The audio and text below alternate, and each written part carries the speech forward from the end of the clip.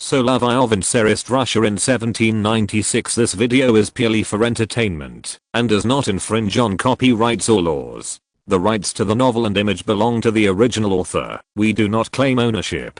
Don't like waiting and want to listen to this fanfic in full now? Subscribe to our Patreon, where you'll find the best fanfics.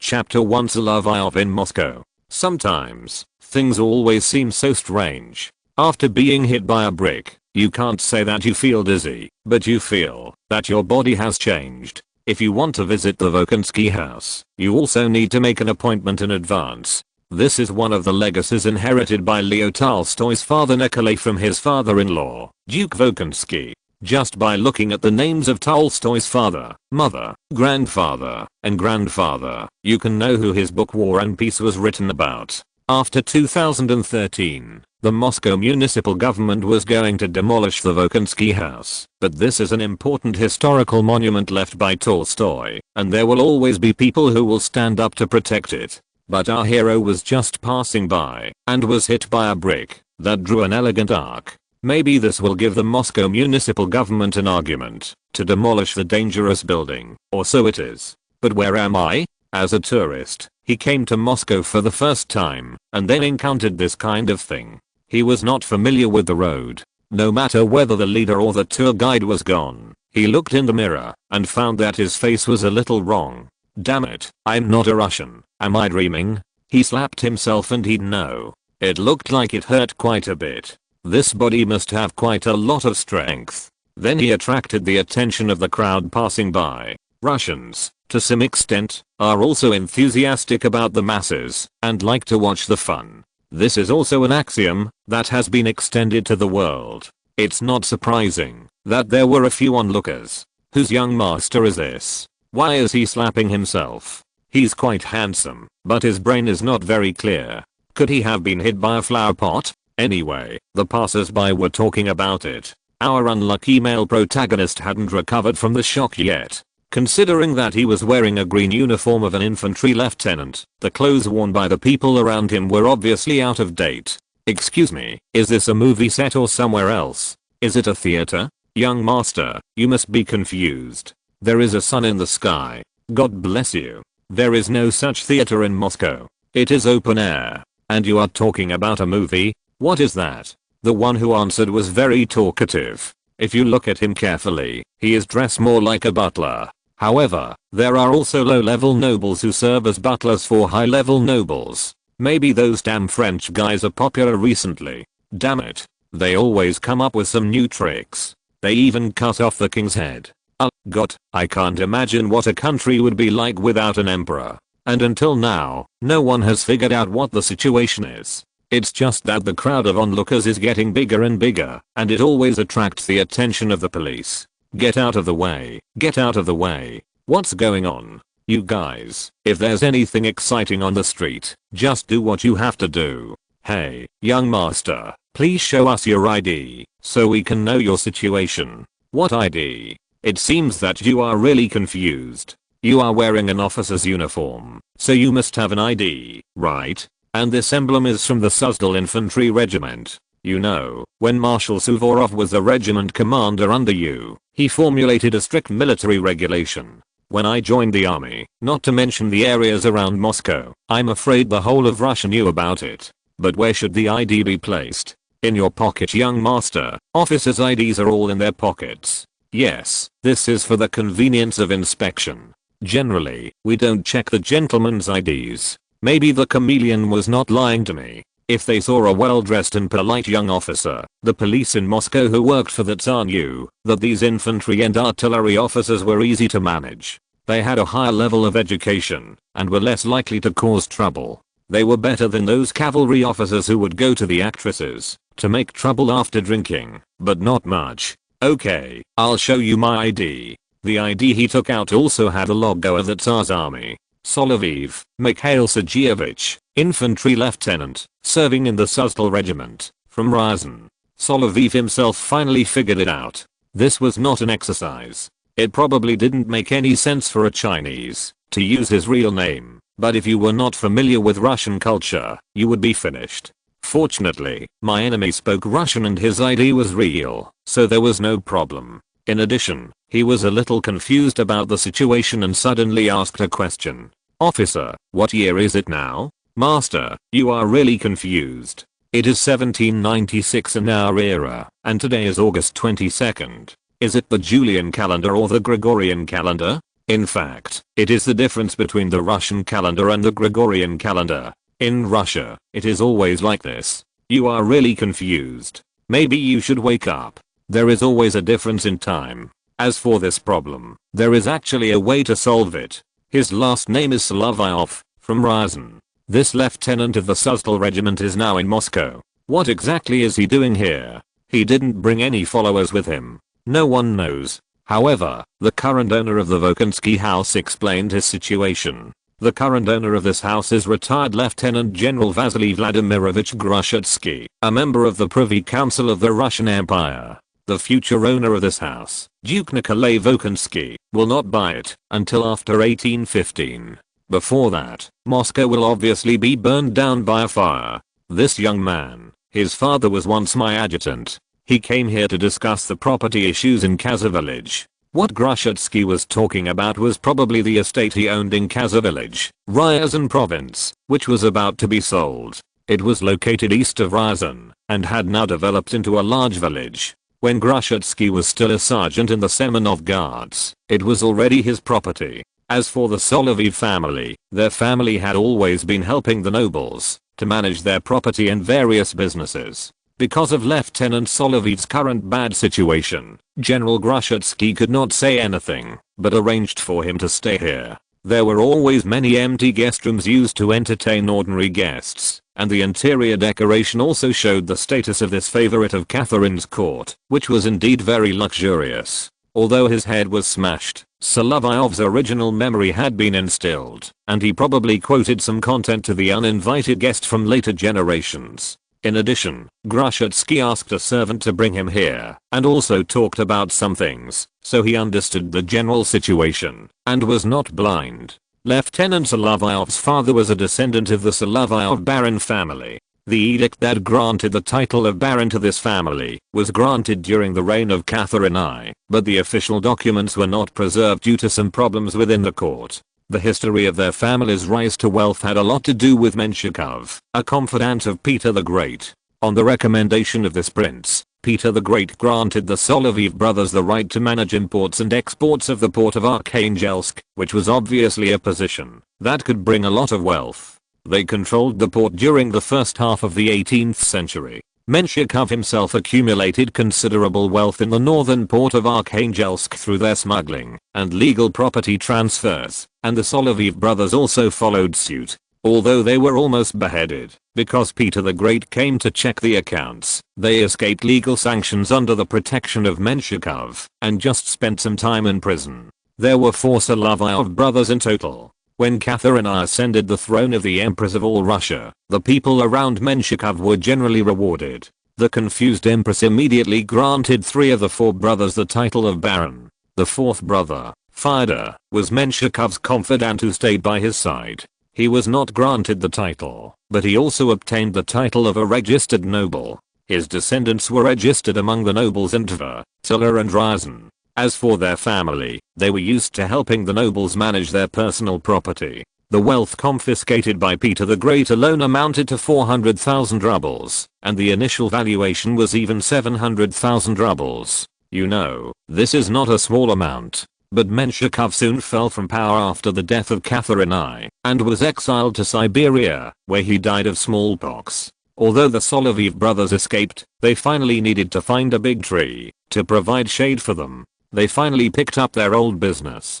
To do this business, they always had to have some credibility. But Mikhail Solovyov was different. He was an officer, and his father Sergei Osipovich was also an officer. His image was very different from the other smugglers and local bureaucrats in the family, but he did not lose the traditional skills. He still helped some generals manage their property, especially after retirement. Now he let his son serve in the infantry regiment, and sometimes he had to handle some private matters. The land issue in Kazar village is just a small matter.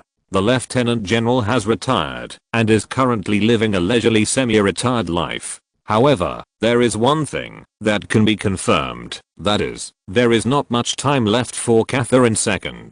Her Majesty is now old and frail. Since she fell ill a few years ago, her health has been getting worse. There have been some rumors on the streets of Moscow recently. The Queen has even been living in the imperial village and rarely participates in any activities. For Moscow, St. Petersburg is too far away, and many news are not convenient to inquire.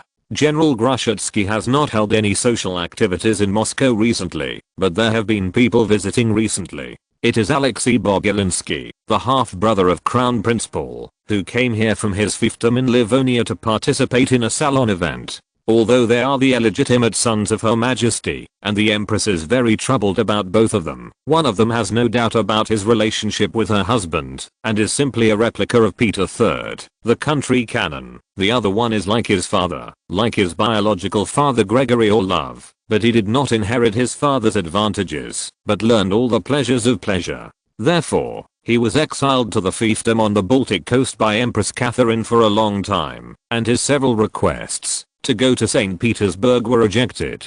The Empress herself placed all her hopes on Paul's two older sons, Grand Duke Alexander and Constantine, and dreamed of occupying Constantinople. But because the Empress did not have much time left, it was clear that all this would come to an end. This was not something Solovyov could pay attention to. He only knew that the Empress was still alive, and perhaps time was running out, but perhaps the old lady was extremely tenacious, and a stroke would not take her away. In short, the course of history could not all be carried out according to the script, which would sometimes seem ridiculous. The banquet for Alexei Bobulinsky was to be held in Grushatsky's mansion. The guests were still some nobles in Moscow and some local nobles in the surrounding areas. They might also have mansions in Moscow. Those who came to Moscow for the winter began to prepare in summer and autumn. By the end of autumn, it was time to light a fire and move in. It was not surprising to come to Moscow for the party. It was the summer of 1796. You know, someone had just beaten the Austrian army in northern Italy. In the same year, the vaccination of cowpox was successful in the hands of British doctors. The world was also changing rapidly. The monarchs of Europe were also worried that after the French Revolution, the revolution would spread to the whole of Europe.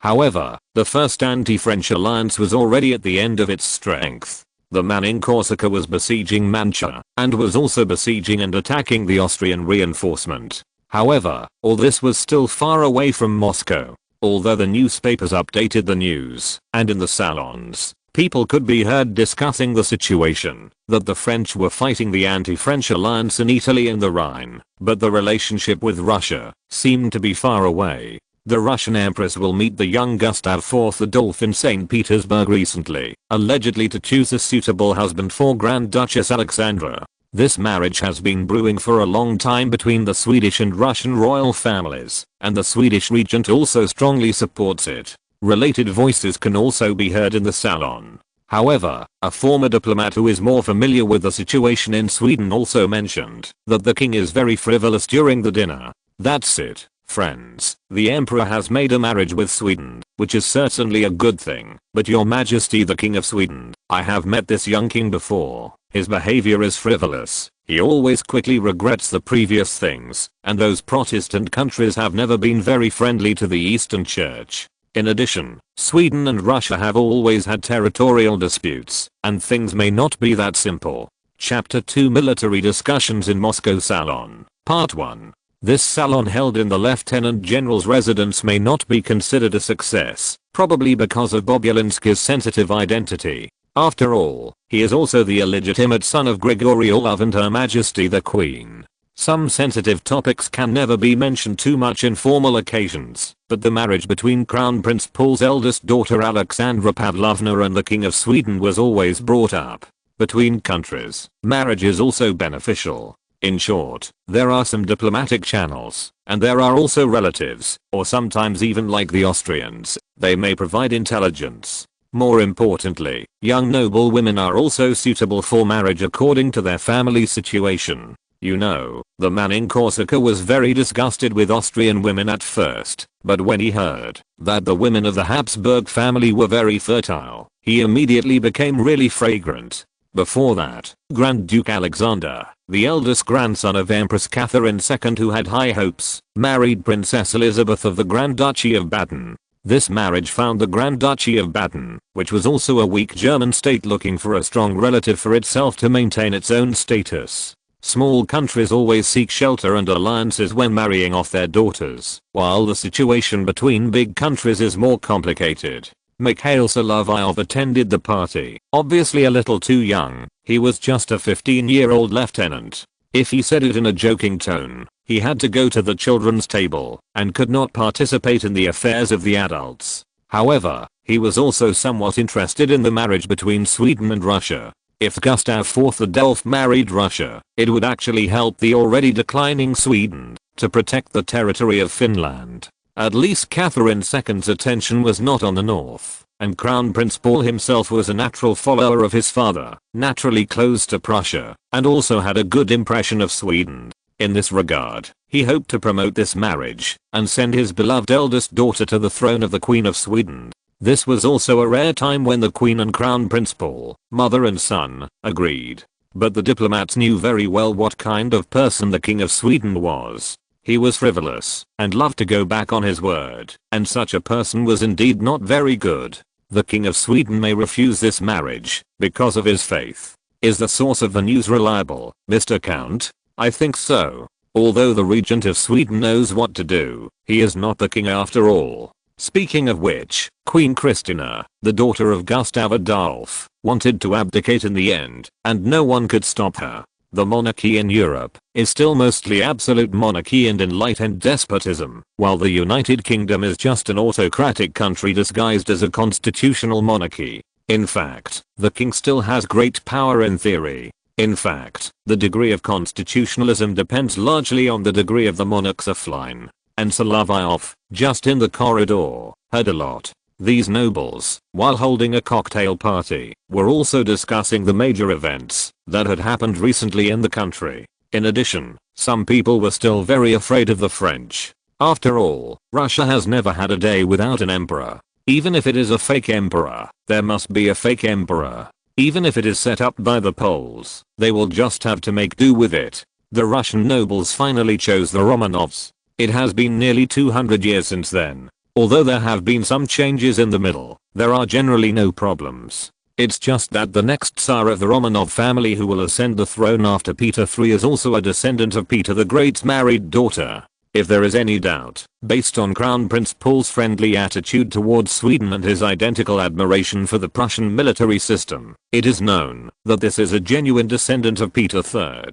Crown Prince Paul is still looking forward to this marriage, which means a de facto alliance with Sweden, and Catherine II has finally decided to join the anti-French alliance army, to teach the French who have confused their monarch a lesson. However, before that, they had to meet with the King of Sweden in Petersburg, to discuss the specific details of the marriage. The marriage with Russia was actually good for Sweden, at least it could guarantee Finland's temporary safety. The main target of opposition from the European monarchies was France, which had already become a republic. For places like Venice and Genoa, it didn't matter whether they were republics or not. After all, it was a tradition. Moreover, Italy, with its fragmented principalities and republics, was no threat to the surrounding countries, even to the Ottoman puppet states in the Balkans. But it was not so simple for France to be like this. After all, the upper class spoke French, and it was an absolute monarchy. If it was gone, it would be gone. How could it continue like this? In Moscow, various nobles were still holding salons, and they were still talking about what was happening in the German states and Italy. Have you heard, Count? The French are still besieging Mantua, and have defeated the Austrian reinforcement. The Austrians are always better than the Swedes when fighting. They can fight a battle and then escape. Since Charles XII, the Swedes have been running away. It can be said that this has been the case since Charles XII.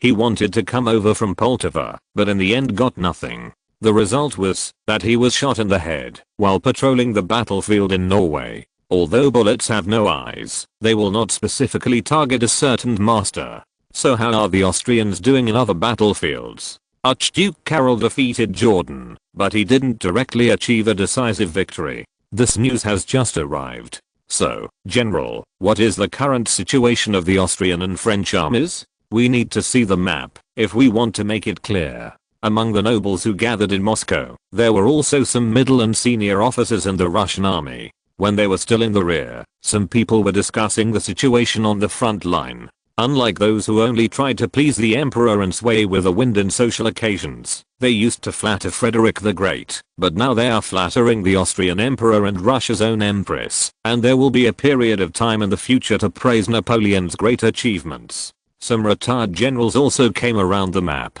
They would not do it themselves. There were also some young men who had just joined the army in the salon, and they could mark the situation on the map. This is the map of the Italian and German battlefields. The Alps divide this place into two halves. So, Marshal, what do you think of this war, especially since you have served as the commander-in-chief? What people are seeing now is the oldest Marshal Kamensky in the salon. He served as the commander-in-chief of the Russian army in 1784, but because of the conflict with Prince Potemkin Tavritsky, he has been in a state of idleness for a long time since then. At this time, someone threw the topic to him, because he is more qualified and has more experience.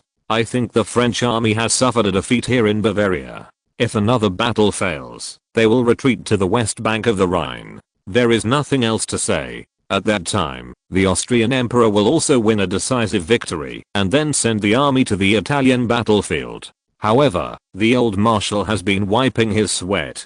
His physical condition obviously cannot support him to say too much. He even looks drowsy, but what he said is not wrong. Moreover, the Austrian army is now fighting with the French army in Würzburg, and Archduke Karol still has a chance to win. But what about Italy? What should Italy do? Let's put some signs on the map. Children, can you help put those blue cavalry and infantry on it? As a low-ranking noble and a second lieutenant officer, Solovyov had no problem being ordered around by the older general. He was very fast. Standing on the left side of the table, he had already arranged the little blue men representing the French army, and their positions on the map were very accurate, while several young officers on the other side were still busy comparing the maps. Second Lieutenant, you are from the Sustal Regiment. Your regiment was once praised by the Emperor under the leadership of Alexander Vasilyevich. It seems that it is not bad now. Whose family are you from? Solovyov, Mikhail Sergeyevich, from Ryazan. My father was once the adjutant of General Grushatsky. The latter one is easy to say, but the Solovyov family got to where they are by smuggling, and the favor of the Tsar's favorites. To clean up this path, they have to join the social circle, or join the army. And when he was watching Kamensky, he felt that the marshal was a bit bored. It might be that a common characteristic of the senior generals of the Tsarist Russian army was flattery, and another characteristic was drowsy boredom, especially some old men. Perhaps he had not seen Suvorov yet. The generals present today always gave people a lifeless feeling, even less energetic than a skinny old man and a fat old man who was always eating. The general who praised him had obvious thick eyebrows, white hair, and a stern look in his eyes. Solovyov always felt that this face was like he had seen it in a portrait, or somewhere, or it was related to something he knew. Prince Volkonsky is asking questions. Lieutenant, why are you in a daze? Sorry, sir, I just think I've seen the Duke somewhere before. Ah, Lieutenant, how did you find out? Your eyebrows are really thick, Your Highness. Child, I think you should have met the army commander-in-chief when you served in the regiment. The patronymic is naturally different, but there is only one letter difference in the surname, so it is easy to confuse, right? Then, the world that Solovyov came to is probably a stitched world, with the original historical figures of Tsarist Russia, and also some characters that only appear in books. This certainly can't be found in a script. Moreover, Prince Volkonsky is very satisfied with the lieutenant who is quick and nimble, and reacts quickly to make the arrangements on the map. Although he is young, he still has some energy, which is always more energetic than these generals on vacation. He walked to the map table, looked at Solovyov, and said, Lieutenant, there are always people who look alike. People say that the commander-in-chief has a twin brother who is an infantry general. But our patronymics are different. This is very clear. There are no twin brothers named Nikolai. Then he turned around and gestured to Marshal Kamensky, indicating that he was about to start his speech. Your Excellency, the Marshal is right. Judging from the deployment of the French army, what they have to do is to seize Mantua, eliminate the threat to their rear, and then continue to advance to the east. The Austrian army is now divided into two battlefields. It depends on who wins first, General Bonaparte of France in Italy or Archduke Karol of Austria on the Rhine. The war will be more advantageous to which side? That's the truth, at least strategically, but Duke Volkonsky only expressed his opinion and then stepped back. Obviously, for social occasions, he didn't like such a lifeless place. Instead, he stepped back and played with the child. His girl was still very young, but her eyes were very beautiful. In the salon, the child had no mother to take care of him, so the family servants had to take care of him. As for his daughter, Solovyov couldn't remember it for a while, but the prototype was still clear. He could only think about it himself. In this regard, evidence would always appear in the future. The generals who spoke next each had their own opinions, and were even worse than the sleepy Marshal Kamensky and the semi-retired Duke Volkonsky. At least in terms of the general direction, the two of them said that it was the privilege of these feudal countries for nobles to become generals. Ordinary officers with low status had little room for advancement. Some people even had a frivolous attitude, as if war was just a card game. Before the next large-scale war, those who said this would be treated to peanuts by an uncle with a pipe in the future. The young officers were in a mess under the instructions of the generals, and then they had to review the situation. Obviously, staff work always requires cleverness and diligence. Of course, some lazy staff officers always have genius ideas, but that is only part of it. These adjutants are needed to quickly help the commander-in-chief and the generals grasp the situation. Solovyov was quick and agile, and he could recover quickly every time, which always attracted the attention of the generals. So after all the gentlemen had expressed their brilliant opinions, someone would always be called to speak. As for what to say, when it's his turn, he can't just speak directly according to Napoleon's actions, right? When asked about the details, even some mediocre generals can always find some flaws, which may be even more socially fatal. It's better to speak according to the current performance. Chapter 3 Military Discussions in Moscow Salon, Part 2. As for Napoleon, he could not express any opinions. Except for some minor accidents when the Italian corps just came up, Napoleon's performance on the battlefield during the entire Italian campaign was impeccable. When Solovyov began to state his opinion, he also thought of a problem. The French are very mobile. Such an army needs an equally mobile army to fight against it in order to win. I think at this time, only Alexander Vasilievich, our marshal, can be compared with him in terms of mobility. However, Solovyov did not pay attention to a problem, that is, speaking like this in front of Suvorov's old rival Marshal Kamensky. It was a bit like stepping on a landmine accurately. If he offended someone more seriously, Kamensky could make him unable to serve in some regiments with just one word, especially his fiefdom was in Oryol, but Solovyov was in Ryazan and Tula. If he served, he would normally be in these regiments near Moscow. But Prince Volkonsky deeply agreed with this. After all, Suvorov was a great fighter. This thin and withered old man was full of energy and had been fighting on the front line for many years. He was also very friendly to the soldiers and could talk to them fluently in Russian. This was a difficult task for some masters. Even Lev Tolstoy learned Russian from his own serfs. Russian nobles often spoke French, and it was not surprising for those Germans to say anything, whether he wanted to talk to horses or people. Kamensky, a cruel serf owner, was completely at the opposite end of the spectrum from Suvorov. However, due to the presence of Prince Volkonsky in the salon, he could not get angry. After the lieutenant finished speaking, he seemed to feel that he had spoofed, and did not say anything more. The salon was more of a place for nobles to communicate and chat. In this regard, the ladies attending the salon also expressed their views in this way. Messieurs, nous sommes ici pour le salon aujourd'hui. Gentlemen, we are here to attend the salon today. Chair Madam, je pense que cette occasion est en effet appropriate pour un dance. Dear Madam, I think it is indeed appropriate to dance on this occasion.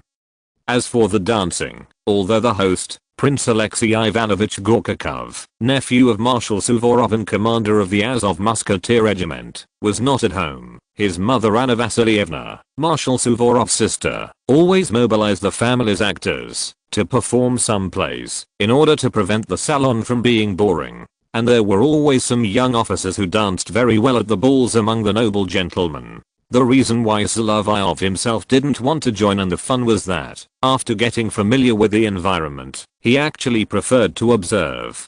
Dancing was actually a very torturous thing for Solovyov himself. There were not many young ladies in this ball, but more were older ladies. For Chinese people, it is easy to think of square dancing, and a group of retired and semi-retired veterans and nobles were like the uncles in the park. No wonder people always say that Russians look like people from northeast China, and sometimes Italians look like people from Guangdong, China. There were not many young officers in this kind of venue. He, a second lieutenant, was here to deliver letters, and it was a bit boring for him to participate in it. But the more terrible thing was that after these elderly noble lords and ladies went to dance, some of their children were left aside. If it were just the servants, it might be a bit boring. Therefore, the few young men present had to come over to help take care of the children, especially the girls. The daughter of Duke Volkonsky was named Maria, and she had a pair of beautiful eyes. The child was cute, but not good looking. She was a very polite child. If Solovyov knew more about the families of these Russian nobles, he should know that Duke Volkonsky was Tolstoy's grandfather, and Maria was his mother. The old Duke and Count Ilya Rostov corresponded to Tolstoy's grandfather and grandfather. Even the components of the names were rarely changed, only the surnames were changed, and the commander-in-chief of the army was a character in the book. Solovyov wanted to say that this was unscientific, but he could only accept it. But little Maria was not a problem. The child was very well behaved, and the other little girls who were brought to this salon might be more troublesome. In the corridor, a girl covered her face with a fan, which was commonly used by aristocratic girls, and commented on the few young officers present. These young men were between 15 and 20 years old, and had just started their military careers in the army. They all came from good families. Solovyov was different, in that both he and the one who was hit by a brick were not very good at French. He was better, at least he could say a few words, but he was a little clumsy, but he was more fluent in German. When he was in the Suzdal regiment, he was teased as a horseman by the commander Colonel Nikolai Ivanovich Abukov, but it was always easier for him to talk to the soldiers. The old soldiers liked to call him Master Misha. At least this lieutenant stood on their side, whether he was unlucky enough to be hit by a brick when he entered the city or not.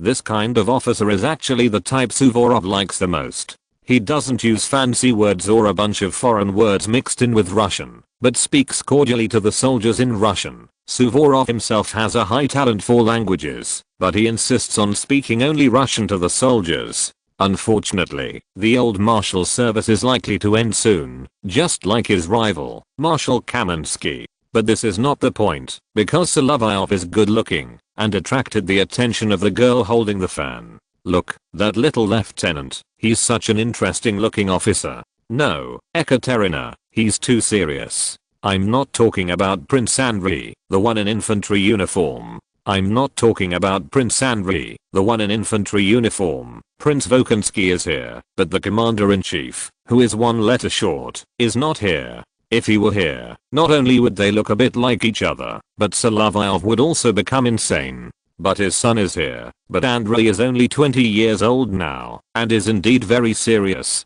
The sisters who came back from Naples wanted to invite Solovyov over, but they didn't know who he was. Ekaterina came up with a solution, and asked her servant to go over.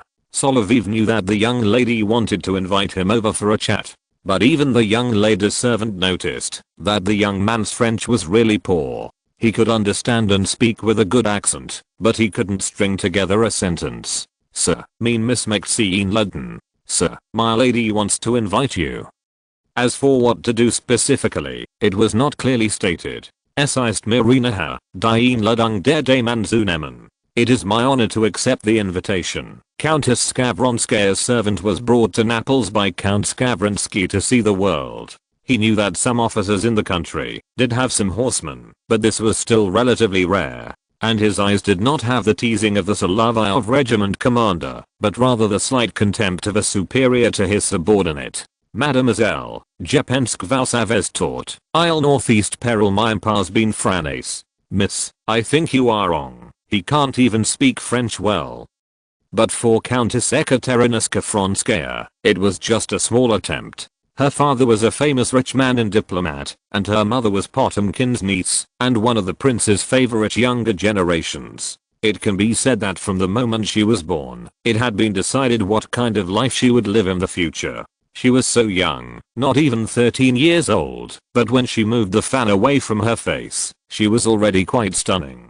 Such a charming little girl would be even more charming when she grows up, especially wearing a silk mouse-lined dress. Her skin was as smooth as the dress, and as for the clothes on her legs, it must be said that it was invented during the Louis XIV period, and it was more proper for girls to wear it.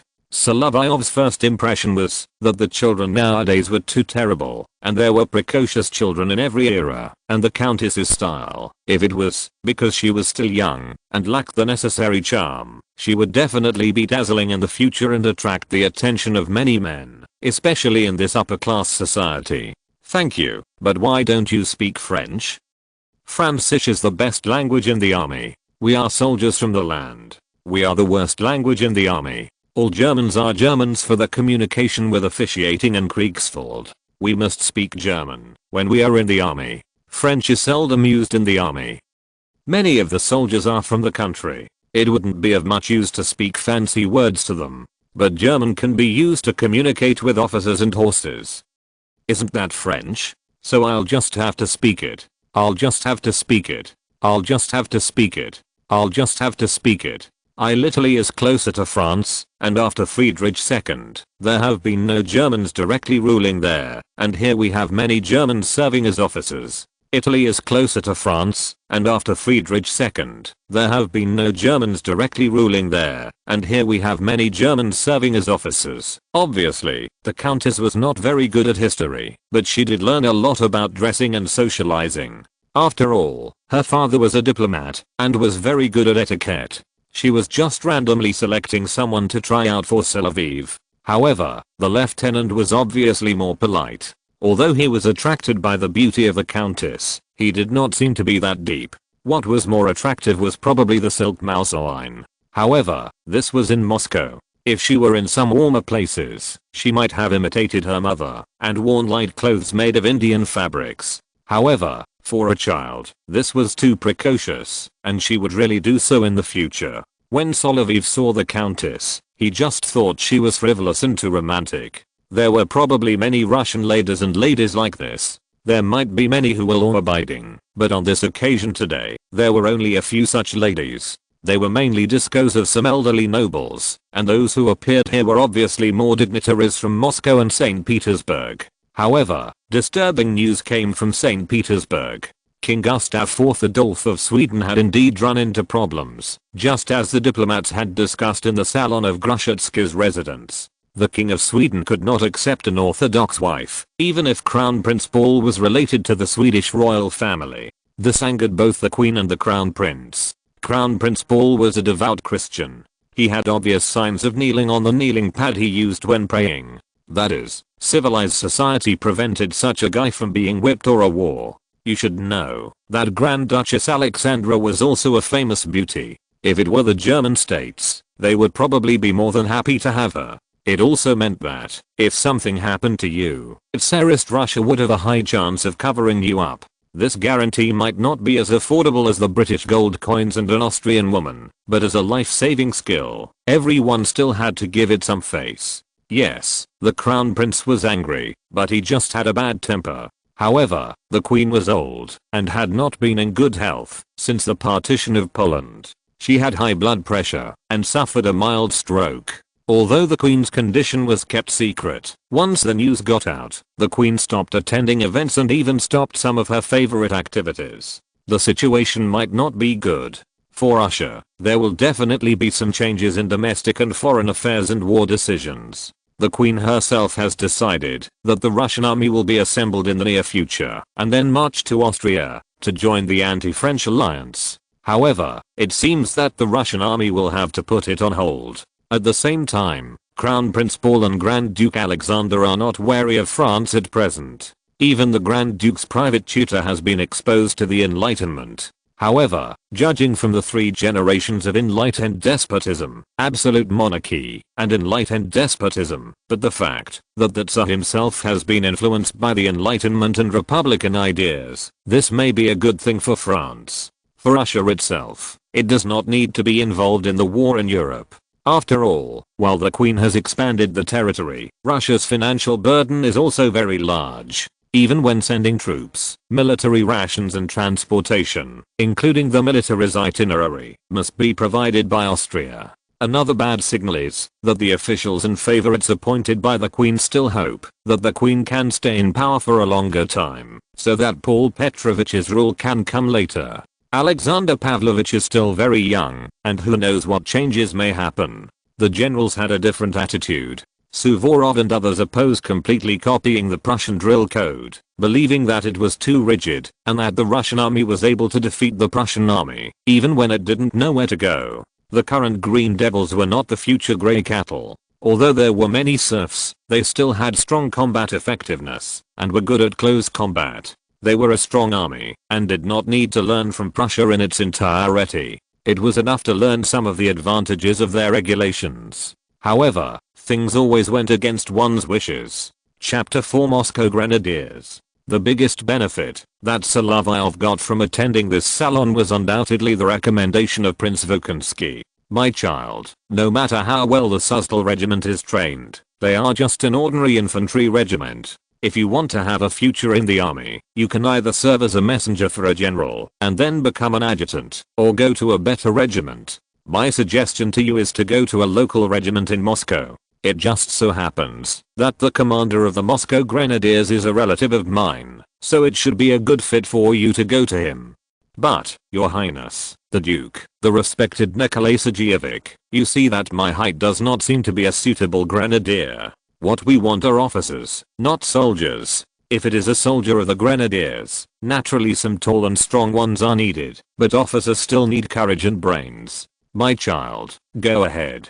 I will write a letter for you and give it to General Dmitry Volkonsky. He will understand it after reading it. Admiral Volkonsky and the Brigadier General were indeed from the same family, but from different families. However, they were confirmed to be a family. If they were relatives, they could probably be taken care of with a letter. If Solovyov was to be conscripted, the worst infantry regiment he could go to would be a place like the Ryazan Musketeers, but there was not much development there. If a young noble officer wanted to move up, the Guards and Grenadiers were obviously good choices. Dmitry Petrovich, the receiving party, had been in the army for a long time. In comparison, his nephew might be more famous in the future. He was in the Semenovsky regiment in Petersburg at the moment. In the future, he would become the adjutant of Grand Duke Constantine and the chief of staff of the Tsar. None of these had happened yet. He also attached great importance to the letter from Duke Nikolai Volkonsky, the infantry general. After all, this was also a senior in the family, who had joined the army. Sit down, Lieutenant. Are you from Ryazan, too? Yes, Your Excellency, Brigadier General. Not bad, a hereditary noble of Ryazan, and my estate is also there. I also have an estate in Sukanovo, Podolsk, which is my wife's family home. It is a large estate. We sometimes live there, but it is not very convenient. What he talked about now was the Sukanovo estate. Now it is a peaceful time, and the Duke mentioned more about how to run the estate, rather than marching and fighting. This is not surprising. After Empress Catherine fell ill, the Russian army's plan to go on the expedition was temporarily shelved. A series of changes in the court and the increasingly favorable foreign situation to France have made Russia, far away in Eastern Europe and Asia, lose a great opportunity to change the situation. At this moment, Napoleon should still be outside the Mantua fortress, fighting the most critical battle on the Italian battlefield. Peace may be poison to some places, especially a country like Russia. If you really want to find fault, you can try to fight the Turks. After all, the Ottoman Empire has always been Russia's experience package, since the time of Peter the Great. In recent years, Kherson was established at the mouth of the Dnieper River in 1778 by General Ivan Abramovich Hannibal, commander-in-chief of the Black Sea Fleet. Speaking of which, General Hannibal's father was a loyal garden secretary of Peter the Great. Under the order of Empress Catherine, he inherited the potato cultivation business left by Peter the Great himself, and widely promoted potato cultivation in Russia. Sir, if you talk about manners, there are some registered villages in Ryazan Oblast under your name. I think the output there always needs to be clarified. You know, the governor sent by the local emperor in Ryazan always comes to clean up the estate. Yes, mishap. How does your family run it? It's no different from other registered nobles, and it's neither good nor bad. It seems that everyone is like this. Duke Dmitry Volkonsky also knew that many manners have not been run very well over the years. Russia is a large country, and there are environmental problems. Even if there is fertile land, there are always many times of poor harvests due to environmental problems. After all, this is still an era when technology is not very advanced. When it comes to farming, it is not much different from the Middle Ages. In addition, there are still a large number of serfs in Russian manners. In addition to working, these serfs also have theaters for noble masters. In fact, many masters use whips to punish their own serfs. Some people who have been influenced by France have abolished this measure and cannot punish serfs at will, and even write it into the contract. It was General Hannibal himself. In the contract he signed with Joachim von Thielen, corporal punishment and arbitrary increase of serf labor were prohibited. The latter did not comply. The final result was that General Hannibal finally recovered the estate of Loyola village through litigation in the local appellate court. It was probably because of his and his brother Alexei Petrovich Petrov's childhood experience in the Ottoman Empire that he was more sympathetic to the plight of serfs when he became a master. In addition, he was influenced by Voltaire and Montesquieu in France, which made him more progressive than other boyars. However, when it comes to General Hannibal, the attitude of Duke Volkonsky is not consistent with that of the Solovyov family. Although Mikhail Solovyov himself appreciates General Hannibal's approach, their benefactor Prince Menshikov is an enemy of General Hannibal. The Duke Volkonsky family is a descendant of the noble Rurik dynasty, so there is no conflict and they are relatively open-minded. They appreciate General Hannibal's approach. This winter, like previous years, will be longer. You should prepare more winter clothes, whether you buy them yourself or have them sent by your home in Ryazan. You don't have to go to the reserve battalion or the company. You are young, energetic, and smart. Just stay here and work for me as my adjutant. My previous adjutant was very brave in battle, but he always had some problems with his brain. I sent him to the reserve battalion, and mishap, you will be my adjutant. Yes, Your Excellency. Lieutenant Mikhail Solovyov became the adjutant of Brigadier General Duke Dmitry Volkonsky. There were a lot of things to do. Sometimes he had to help him deal with some letters and even do accounting work. As a non-artillery officer with a good brain, since he didn't fire cannons, he had to deal with other matters related to numbers. But it was good that way. Prince Volkonsky liked to transfer young officers. They were willing to work hard out of a sense of honor and enthusiasm. Moreover, officers with better backgrounds and excellent performance at work were more likely to be recommended by their superiors, promoted faster, and more likely to take up vacant positions.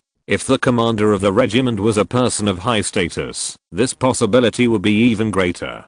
2 days after the death of Catherine II, the reserve soldiers of the Moscow Grenadiers were transferred to St. Petersburg, where they became part of the Pavlovsky Guards Grenadiers. This reduced the opportunity to go directly to St. Petersburg, which was much more lively than the desolate Kaluga. However, Brigadier General Prince Volkonsky also let the soldiers spend the winter in the barracks and nearby villages. He himself went to his wife's estate with his adjutant. After the reserve camp was transferred, the official duties, which were pitifully few in winter, were basically gone. When spring came, he returned to the garrison from the Sukhonovo estate near Podolsk. In winter, it was deserted and boring to go to Sukhonovo Manor. There were only the Duke himself and some of his followers. His wife, Ekaterina Alexeyevna Merganova, was sometimes in Moscow and sometimes went to Petersburg to attend the salon there. She was not here. The Duke and Duchess had no children.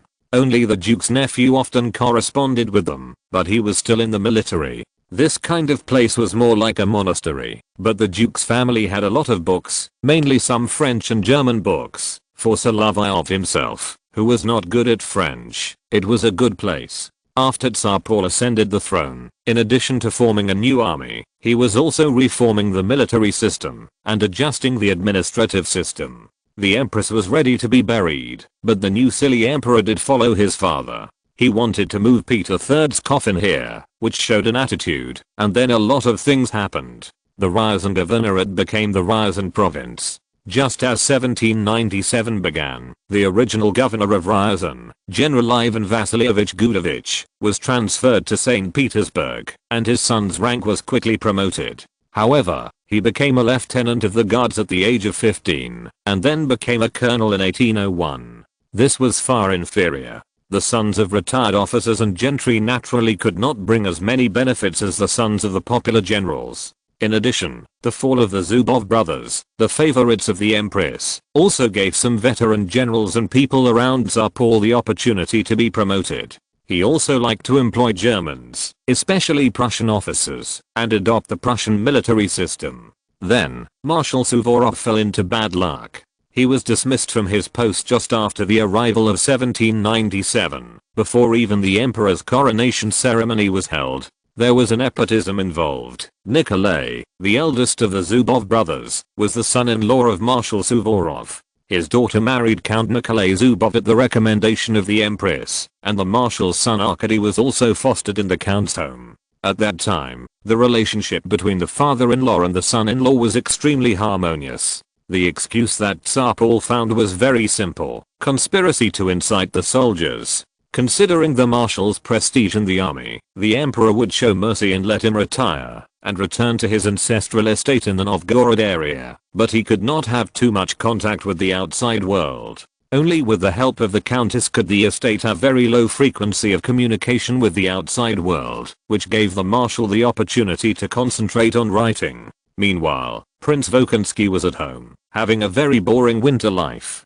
He had nowhere to go for hunting, but he noticed that the young adjutant was often reading, and his collection of books was within his reach. Diligent young man, Prince Volkonsky thought, and he did not interfere too much, but returned to his bedroom. A lot of things happened in the winter of 1796 to 1797, with dramatic changes in northern Italy and changes in the political situation in Russia.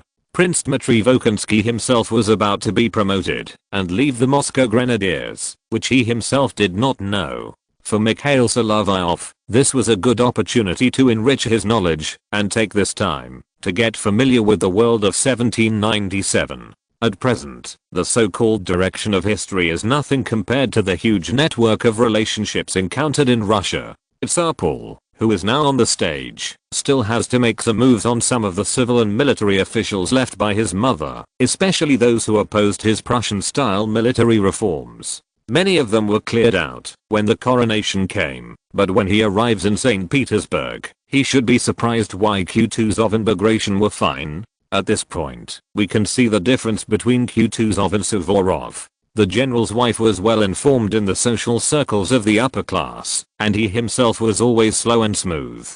After returning to the court in St. Petersburg from the Black Sea front, he did not care about the age difference, and made friends with Count Zubov, a favorite of Catherine II. At the same time, he was also quite trusted during his time as a garrison commander in Finland, and as the principal of the military academy. After the empress died, and Crown Prince Paul became the new Tsar, he quickly followed the trend. Unlike his old superior Suvorov, who mocked the Prussian military reform in public, in his eyes, being able to protect himself at this time was already a victory. The relationship with Count Zubov, the current lieutenant general of the army, might be closer than Suvorov. When the old marshal married his daughter, he had already chosen a son-in-law, but it was the favor of the empress that made his daughter Suvorochka marry the most favored close minister. He himself had some opinions about the count. That is, on one side was the empress's favorite, and on the other side was the empress's powerful fist, so nothing happened. Kutuzov's problem was that he had a close relationship with Count Zubov. This was his personal problem. Of course, now that there was a new emperor, he also transferred his loyalty and court flattery to Tsar Paul.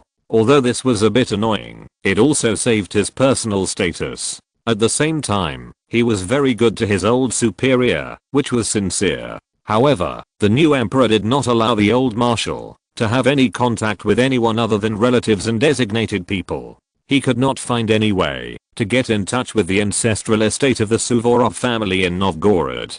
As for Bagration, he was just the commander of a chasseur regiment and a colonel of infantry. Although Suvorov valued him very much, the current events in St. Petersburg had nothing to do with him. In addition, he was a member of the Georgian royal family and a soldier of the emperor. In addition to being a subject, he was also a guest, so naturally he would not be involved. Moreover, Tsar Paul's actions were all directed at those old men. Even Rumyantsev, who died some time ago, his sons encountered some minor troubles. However, they were only minor troubles. After all, the emperor still had to show his kindness. After all, in the eyes of the peasants and some nobles, the Tsar was still their little father, Pavel Petrovich.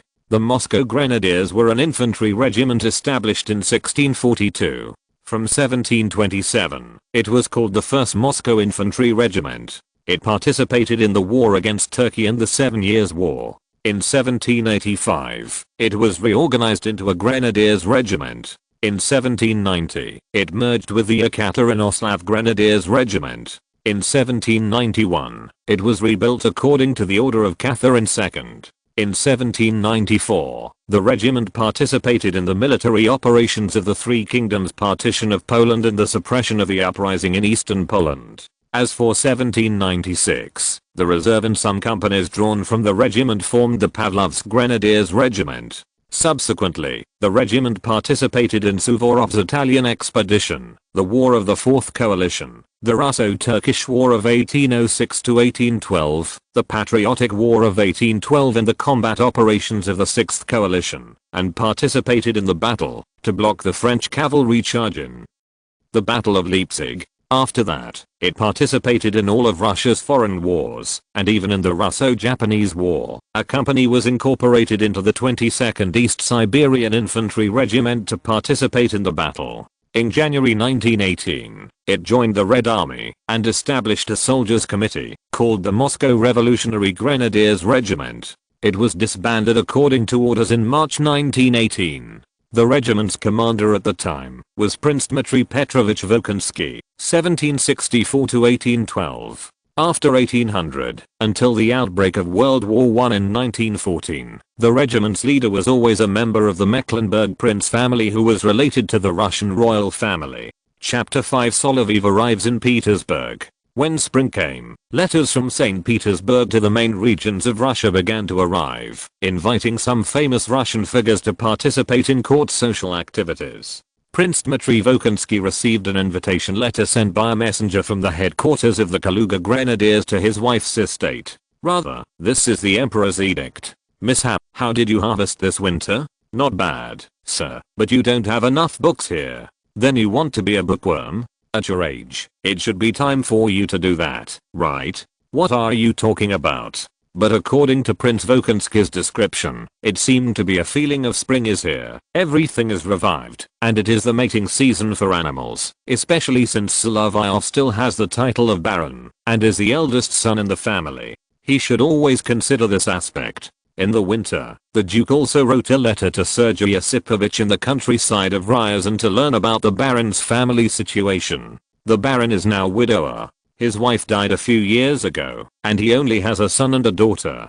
However, he has been arranging to remarry recently. It is said that the woman is a young French woman, but the lady's name was not mentioned in the letter. Your father is really courageous to marry a French woman at this time. Sir, I cannot interfere with what my father does. He is free to do what he wants. Moreover, you know about this matter, sir. He has a good relationship with the people in the Navy Department.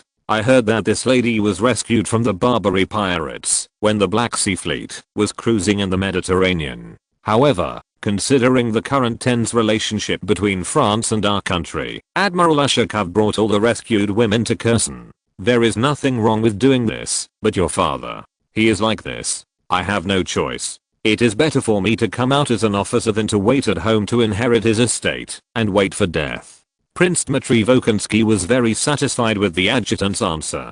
Those dissolute young men who waited for the inheritance of the family property after having a title would eventually spend all their money, no matter how many manors and inheritances they owned. Of course, there were also bad examples. Prince Bagration was a gambler when he was not fighting. Even his master, Marshal Suvorov, could only smile helplessly when he mentioned this. The second lieutenant could be promoted to lieutenant this year, that is, in 1797, and his annual salary would also be increased accordingly, but he only had 2 uniforms. When the Solovyov family was doing smuggling business for Prince Menshikov, Peter the Great had found hundreds of thousands of rubles in corruption and other illegal gains. There were also some rewards that were not found, and there was always a considerable amount. Solovyov was one of the heirs to the family property, and he would not be so shabby anyway. Mishap, you must change into new clothes when you arrive in St. Petersburg. You can wear your duty uniform at General Grushatsky's house, but in St. Petersburg, you have to look more stylish in this grenadier's uniform, even for a short grenadier officer.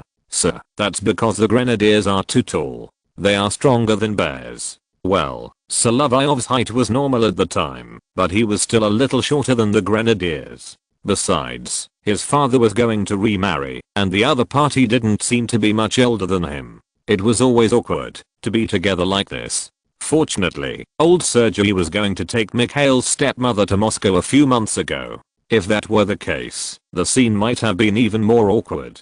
At that time, Solovyov couldn't even speak French well, so he would definitely suffer in his interactions with the upper class. Just like this, mishap, when we get to St. Petersburg, I'll find a tailor for you. You're such a fool. As a superior, it doesn't matter if you spend some money on your adjutant. Don't always be like a squirrel and hide the nuts. Prince Volkonsky was naturally more generous. He didn't have to worry about saving a dowry for his daughter. He had been married to the Duchess for many years, but had no children.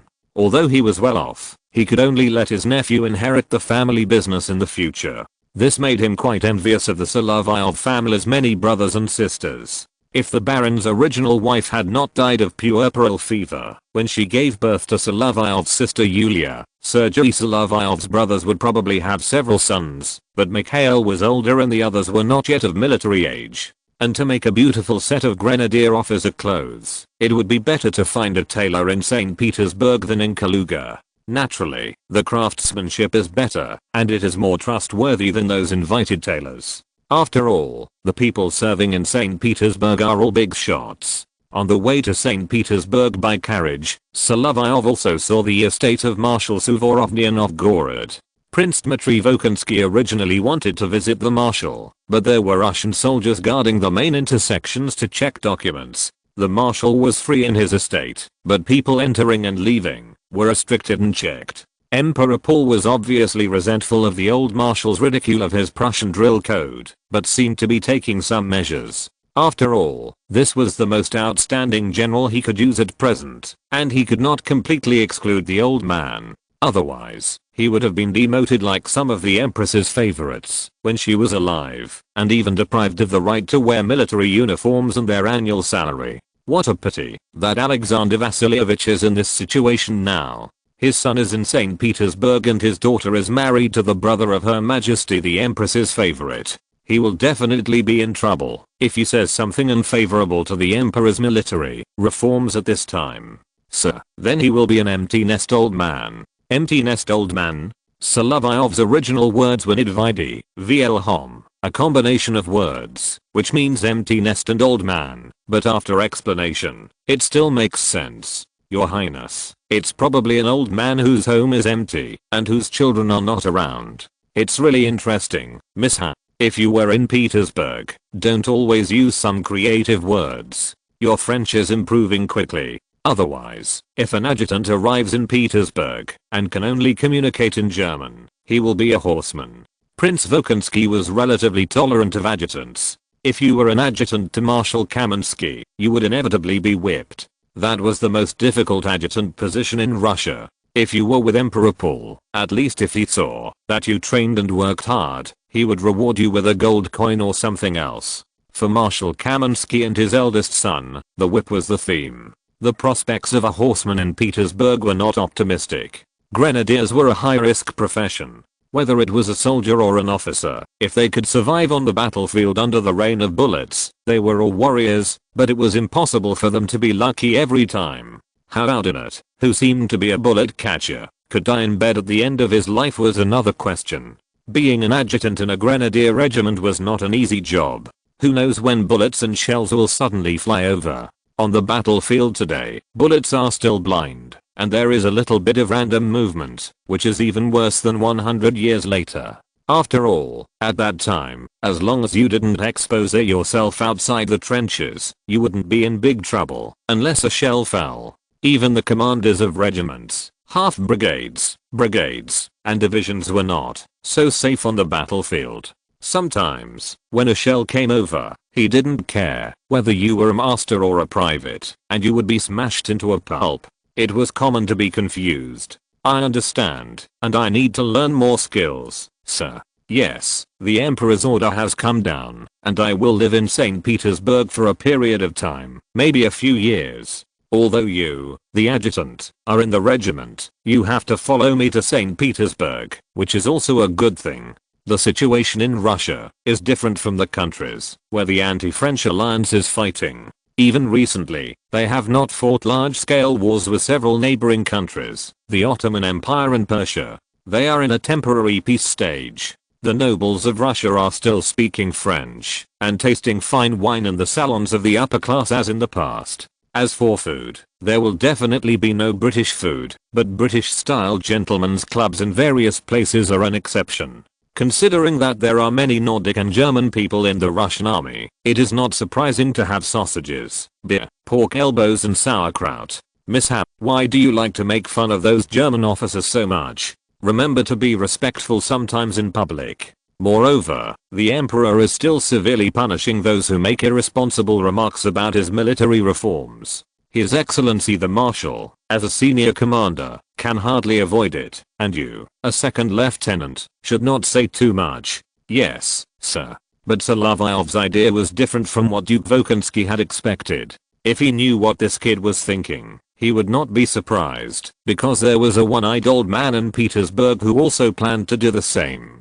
After arriving in Petersburg, Duke Volkonsky went to his residence, which was not far from where his nephew served, and was also close to the imperial village. As for Solovyov, he actually had a residence in Petersburg. The owner whose head was smashed remembered that when Prince Menshikov was still in power, their family had their own mansion in Petersburg, but the scale was not large, and it was a little. It has a long history. At number 4, Laundry Lane, when Peter the Great began to build a new capital here, the first batch of apartments built had these old houses. From the outside, it looks like they have been renovated. The servants in the mansion did not expect that a young master from Liangzen's family would come, but they still managed everything well, because the master made it very clear that he had remarried a French wife, and the family had some savings, so they had to make it look prettier and not lose face in public. After all, the new lady's cousin also married a noble lord in France, so they really couldn't lose face. So, that's it, young master. It costs a lot. What is my father going to do? Solovyov could clearly feel that this was much more than what old Sergei had spent when he sought an adjutant position, or when he was a local governor or member of parliament. Even if he was marrying a countess or even a duke for the first time, he would not have to spend so much. It even included furniture purchased from Britain and Spain, which had never experienced war. If it goes on like this, not to mention the existing family property converted into hundreds of thousands of rubles, there is an annual income of 50,000 rubles in various annual salaries, as well as a considerable amount of property from time to time. It seems that life is not bad. When this master goes to the place with abundant grass and water, he will probably owe a sum of money. If this is still the original Solovyov, he will have to inherit the debt directly, which will be a big trouble. The two dukes would not know about his family's affairs. The assets of the Volkonsky family, which had been passed down from the Rurik era, were relatively rich, and the various branches were closely connected. It was not a problem for them to help pay off a small debt. However, the Solovyov family was a new noble family that Menshikov had brought up when he was in power. When their titles were strictly examined, they were easily lost. As for the emperor, if he was in a bad mood, he would directly demote them or put them in prison, which would be a big trouble. Even so, Admiral Duke Nikolai Volkonsky was still impressed by his grandfather, the master of fraud. The correct term for this should be prosecutor, but in the judicial process, there were not a few people who were prosecuted and fined. If someone wanted to make money from it, it would not be difficult. Moreover, this matter had been going on in Russia since the Golden Horde. However, the old duke still had to be decent in his eating habits, and would not be like some Novorossian tax farmers who squeezed people out of their bones, so the duke's family had a good reputation. In order to thank the old duke for taking care of the Solovyov family, there is even a portrait hanging in Sergei Solovyov's reception room. After seeing it, Solovyov can only say that he was deeply impressed. The faces of this duke's family are really easy to recognize. They all have thick eyebrows. Yes, sir, many people in the Volkonsky family have such thick eyebrows. From the feeling, it is a sense of deja vu of your noble family, and this family is indeed closer to servants and serfs in the manner than other nobles, but it is not like Tolstoy later. This is just a kind of noble lord showing kindness, not studying this topic. Well, since the house has to be furnished with new ones, Uncle Fedor, you're still like this, and have to clean it up. As for me, the master has also ordered that the rooms of the young master and the young lady must be replaced with new ones. Replace them with those cake-like bedding and pillows? Just prepare them for Yulia. I only need a camp bed in my room. Also, here are 100 rubles. I know you can't read, uncle. Go buy me the things on this list. It should be about 95 rubles plus some kopecks in change. You can keep the change for yourself. Your son can't get married without money. Thank you, young master. Even after joining the army, you haven't changed at all. You have a good heart and are accurate in calculating accounts. So my temperament is similar to that unlucky guy who was hit by a brick or maybe a flower pot, right? Chapter 6, Miss Amy Dubuque-Drivery will be a stepmother, Part 1. Mikhail Solovyov read carefully the materials bought by the loyal old servant. At least he was not one of those playboys. Although his family background was good, he did not like the bad guys and losers in the Kurokin family. Although he had a good relationship with Ippolit and knew that this man was just a little cowardly, he had a very bad impression of Ippolit's brother Anatoly. He was buried in various military, geographical, and historical books. There were maps on the table, and he always used a quill pen to draw on them. It would be better if he had a pencil, but the pencils at this time were all in the form of graphite sticks. Uncle Sergei, I remember that you are a good carpenter. Yes, young master. Do you have any instructions? At least the servants in the family were willing to be ordered around by this young master. He rarely made unreasonable demands and did not use a whip on the servants. Before joining the army, he was just a relatively kind child. Now he is even more friendly and has no airs of being a master in the future. I think, for a carpenter, adding a cover to this damn graphite rod should be possible, right? Master, if it's just for you, my craftsmanship is no problem. What if you make more? That's difficult. Not everyone has the craftsmanship like me. You need more carpenters who can do fine work. There is a small problem with pencils. Mikhail has noticed that the strength of graphite rods produced in the UK and those produced in continental Europe is different. There may be a problem with the raw materials. The quality of the British-made ones is better, and he also uses this kind. As for adding a wooden cover to the outside of the graphite rod, although this is very Belikov, people in Italy started doing this more than 200 years ago, and those exported from the UK gradually began to use cedar wood. The French even completed the invention of the modern pencil by Nicolas Jacques Cant in 1795. Mikhail's thinking at this time is obviously a bit outdated. He even uses graphite rods imported from the UK without covers. Russia's own craftsmanship is backward. His stepmother, who is about to marry, is a French woman. Although she is from the West Indies, she has relatives in France, right?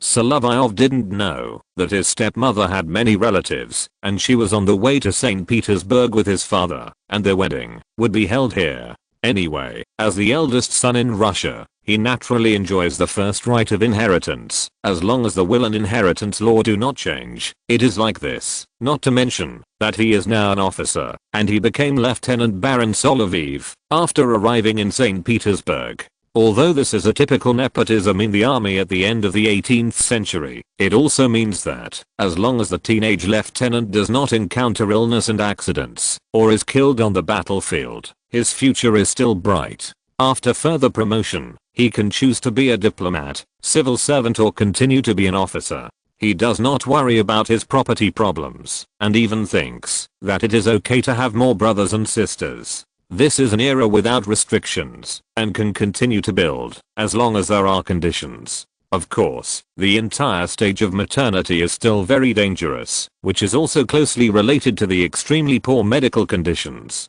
At least after Solovyov came to St. Petersburg, he paid great attention to hygiene in his mansion at number 4 Laundry Lane. The servants agreed with this. After all, everyone likes to be clean, but this practice is somewhat similar to the practice when Kievan Rus accepted Orthodox Christianity. The young master would force them to take a bath, and everyone had to stay clean. They had to take a hot bath and keep the house clean and tidy. Regular cleaning was what the servants had to do on a daily basis, which even attracted the ridicule of the French butler of Count Sólovyov, the owner of number 1 Laundry Lane. "Young master, what should we do with that French guy?" "Don't worry about him, we just need to take care of ourselves, Uncle Sergey. This is Laundry Lane. If it's not clean, it's not worthy of the name of this street." "But, young master, you should wash your hands too, and these gloves, they are all black. Look at them." Speaking of which, this is the biggest disadvantage of the graphite rod, so Baron Mikhail still needs to wash his hands, and his father wrote to say that, after arriving at number 4 Laundry Lane, he would participate in the salon of the upper class in Petersburg on the one hand, and introduce his family to these people on the other. Baron Solovyov's family was not of high status, and not powerful enough, but they were quite familiar with the old man. However, Sergei Solovyov was going to marry a French woman who was only 5 years older than his son. For a young wife, he naturally had to make up for it from many places. Mikhail could feel that the family's annual income was 43,210 rubles, and the expenditure was roughly the same. If there was no more money in the family, it would be ruined soon. Moreover, those French women, even if they were captured by Barbary pirates and suffered, would have to spend money if they really got married. He had to find some ways to make money for the family, and it couldn't just be like this now. In Solovyov's memory, his mother, a Baltic German, also spent money lavishly. In recent years, the old baron's ability to make money was not as good as before. If a French woman who could spend more money than the German women came, his wallet would be in trouble. So, he thought of pencils. Currently, only Britain and Prussia have the ability to mass produce this product, while France has just started the technology tree. However, in terms of thinking, it is clear that he is not only considering the things used for writing and on maps.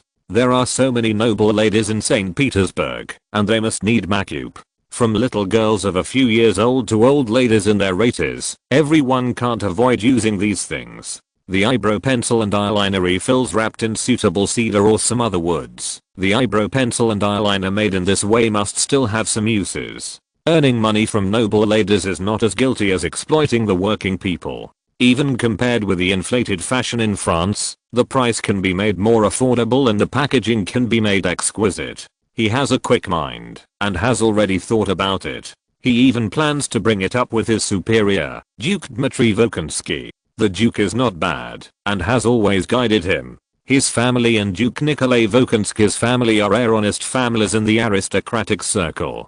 The reason for this can be seen from the salon, to be held at 33 Bolshaya Moskaya Street. Are you sure there's no problem with this? Not only my father, but me as well. OUI, Monsieur, what a pair, the Baron Sergei Solovyov, et Vaus, the Baron Mikhail Solovyov. What this French servant of Prince Saltykov's family said was typical nonsense literature. He obviously knew Russian, but he heard that the eldest son of the Solovyov family was a groom, so he deliberately spoke in French. However, compared with a year ago, because he had been learning in Duke Volkonsky's house, even if this servant really used long and difficult sentences to speak, Mikhail could cope with it. Merci, mon père arrivera à Pétersbourg in quelques jours et je transmettrai l'invitation son Altesse Royale. Thank you. My father will arrive in St. Petersburg in a few days. I will convey the invitation of His Royal Highness. Anyway, when you arrive in Russia, you have to pretend that you can't speak Russian.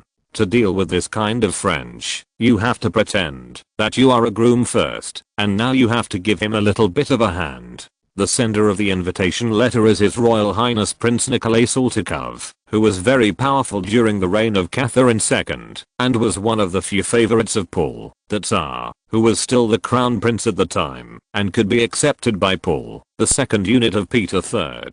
Paul had no opinion on him, which must have been the traditional Russian court drama of pleasing the monarch. As for his other important positions, he was the guardian of Grand Dukes Alexander and Constantine. Such a distinguished courtier had only participated in some battles in the 7 Years' War and the Russo-Turkish War. When he was under Rumyantsev, he was mostly a colonel or a general commanding a brigade. He had been isolated from the army since 1770. However, it was such a person who became the Field Marshal of the Russian Empire in 1796. This was the first Field Marshal promoted to show respect after Tsar Paul ascended the throne. Although he was honorable, his actions would be known in the future. There were so many people invited this time that, if only 33 Bolshaya Moskaya Street itself could not accommodate these guests and their vehicles, but because the invited people were all in St. Petersburg, even from for Laundry Lane and places outside the Admiralty, it was not very far, so sometimes there was no need for a carriage, just some servants and companions. The day after receiving the invitation, Baron Sergei Solovyov came to number 4 Laundry Lane with his fiancée. If such a lady was Mikhail's sister, he might accept her. She looked young, lively and a little cute like a girl. Even the ordeal of being almost sold to the Pasha by Barbary pirates did not reduce her vitality much. But to be a stepmother was a little difficult to accept. Hello, dear madam, welcome to the house of Solovyov. The introduction was made, and the lady did not seem embarrassed. She already knew that her future husband had a son serving in the army and a young daughter. Mikhail could also see that his sister Yulia was still clinging to her stepmother and kept holding Mademoiselle de Rivera's arm. Sergei Osipovich, son Altesse the Prince, now sir envoy on an invitation visit to son Salon dans quelques jours. Sergei Osipovich, His Royal Highness the Prince, has sent us an invitation to attend his salon in a few days. It seemed that the old baron was not surprised at his son's sudden improvement in French. Being an adjutant to Prince Volkonsky, he must have made some progress, or so he thought.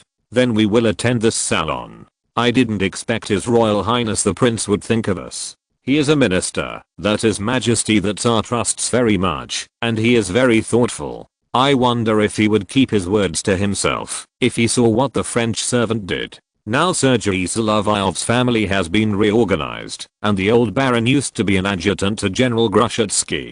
In fact, he has a close relationship with this circle. The content is roughly as follows. Retired officer Major Sergei Solovyov. He used to be an adjutant to Lieutenant General Grushatsky, who is the son-in-law of the Commander-in-Chief Prince Vasily Mikhailovich Dolgorukov-Krymsky, and the eldest daughter of the Commander-in-Chief, Yevdokia Vasilievna, is his wife, the Commander-in-Chief's son. Lieutenant General Prince Vasily Vasilievich was exiled by Tsar Paul not long ago, but he will soon return halfway. This family has a close relationship with Prince Saltykov's family. His wife Yekaterina Fedorovna has an awkward identity. She is the only daughter of Marshal Prince Fyodor Sergeyevich Boryatinsky. In the report sent by the Orlov brothers to Catherine II, this marshal was the one who clashed with the imprisoned Peter III and personally ended Peter III. This identity can only bring harm. That is, Prince Saltykov is also the son-in-law of the Dolgorukov family. Under the influence of his wife, he pleaded for mercy, which saved Vasily Dolgorukov's family from suffering greater punishment. The Lieutenant General's sister, Praskovia Vasilievna, married Count Valentin Platonovich Musin-Pushkin. In 1793, this lady let her son marry the daughter of the Scottish Earl Bruce, who was also her niece. As for what happened afterwards, it was extremely despicable. At least the Moscow noble Count Bezukov saw this situation and immediately submitted a memorial to Emperor Paul. hoping that his blood-related son would inherit his position in the future, but it still needed to be kept secret. Seeing that Count Bezukov was still in good health, Tsar Paul did not rush to approve it, but he also verbally agreed to make his son Pierre, who was studying abroad, the heir, 40,000 serfs and a large number of manors, as well as various properties.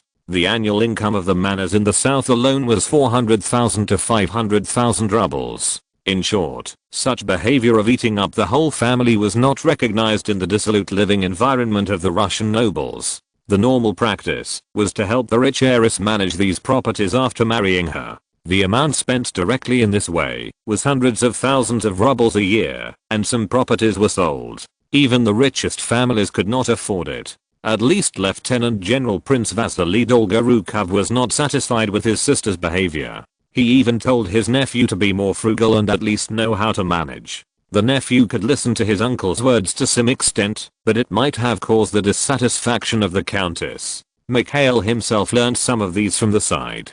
Prince Volkonsky also criticized this kind of thing. His father Sergei came and emphasized it again. This only mentioned some families related to his family, and the situation of other people was not explained. It seems that St. Petersburg and Moscow are not good places for good men and women to live, but returning to his hometown Ryazan is not likely. No one will give up halfway. What's more, he is now thinking about how to find a place to make money, and how to get a promotion in the future.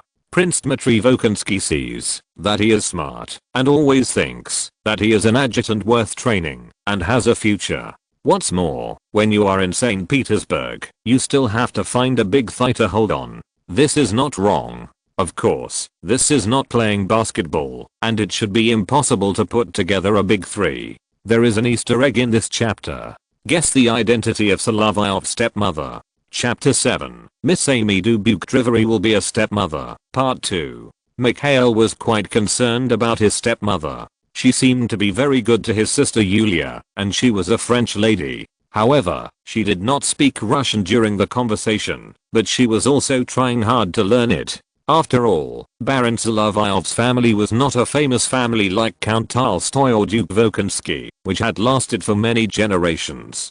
Their family was only the third generation to Mikhail's generation. Moreover, the fourth of the four brothers, Fedor, was Prince Menshikov's trusted steward, but he did not get the title. In the eyes of the old nobles, he always felt like an avaricious and a flatterer. Prince Saltykov, whose family was still a count at that time, but was later promoted by Alexander I, in order to distinguish the other branches of their family, this statement was made, was able to send an invitation. He remembered that there was such a family, which might also be related to the family of Lieutenant General Grushatsky. The Lieutenant General introduced his own adjutant who retired early to social occasions, but they were more often in the countryside of Ryazan. After all, being a manager for more senior masters was their traditional skill.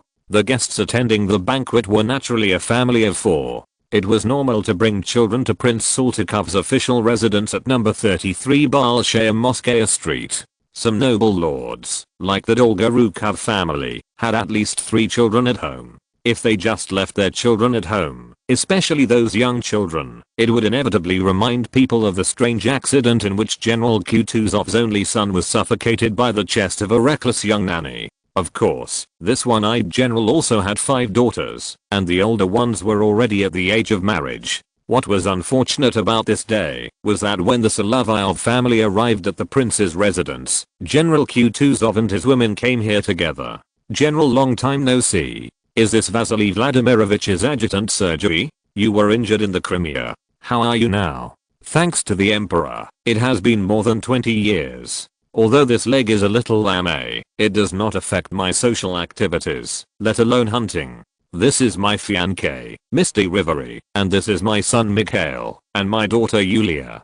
Kutuzov actually knew what this introduction was about. After all, the Lieutenant General's adjutant Baron Sergei's wife had died once. This was a trivial matter for a person like him who served as the governor and the principal of the military academy, but he could also remember it. Some soldiers said that he could even see the foot bindings hidden in the boots of the big-headed soldiers, so he could naturally notice Mikhail's regimental emblem and officer's logo. Well, young man, please introduce yourself. Yes, General, I'm the adjutant of His Excellency Duke Dmitry Volkonsky, the commander of the Moscow Grenadiers. I used to be in the Suzdal regiment and came to Petersburg with His Excellency the Duke. Well, Kit, this introduction is very brief, but when you are an adjutant, you have to pay attention to many things. If your superior is a hard-working person, you have to assist him in doing his job. If he is like me, well, you may have to work harder and help me think of many things. Speaking of it, if Kutuzov is second to none in Russia in his ability to pretend to be confused, no one should be able to claim to be the first. He also has a lot of problems such as gluttony and sleepiness, but these are minor problems. His remaining eye is not blind. Yes, General. Well, that's right, Sergei, your son is very energetic, and there is a kind of cleverness in his eyes. He can say what he should say, but don't say too much about some things. This is what an adjutant should do. However, he is just an adjutant to a regimental commander and a brigade commander. As for Volkonsky, if it weren't for his injuries, he would still have a bright future. That's it. While you are young, you have to work hard. A 17 or 18-year-old child like this will still have a bright future. Yes, General. After Baron Sergei replied, Kutuzov's carriage continued to move forward. After all, they had to find a suitable place to get off on the street. The Solovyov family, who could reach the residence on foot from the laundry lane, went directly into the prince's residence. The various people who have arrived also show the bizarre side of the late 18th century. All the nobles and ladies are wearing gorgeous and exaggerated clothes. The Rococo trend of Madame Pompadour at that time has not completely passed. The interior decoration also shows the characteristics of the times, which is flashy and complicated, and may also be in line with the taste of the owner of this official residence. Even if it is the Rococo style, it is too vulgar to dress like this. Mikhail is also looking for a place where people can sit quietly. There is a briefcase under his arm. It is not filled with maps or documents. It is something he and his old servant and carpenter Sergei have launched in cooperation. That is, handmade pencils and Makeup pencils, each of which is packed in a paper box. In fact, a craftsman like old Sergei should have been restored to freedom long ago, even if there was no order to liberate the serfs. Maybe going out to start a business and become a carpenter has a better future. And today, Mikhail brought these things. In fact, he meant to sell them to these ladies. The first to enter were the owner of the salon, Nikolai Ivanovich, the prince, and his wife Natalia Vladimirovna. What attracted Mikhail was the lady's sharp expression and her round eyes that were always staring at others. Although she was old, her witch appearance gave people an uncomfortable feeling, even a little. At least this lady was famous for her sarcastic remarks in social occasions. With her current appearance, it is hard to imagine that she was a famous beauty in St. Petersburg when she was young. As for Mademoiselle de Rivery, she spoke directly to the Solovyov family. After all, she was French and was not the one to entertain the salon. It was only because of her typical French dress that she suffered the lady's harsh words. Baron, est-ce votre fiancé? Baron, this is your fiancé, right? OUI, Madame le Prince. Yes, the princess's wife.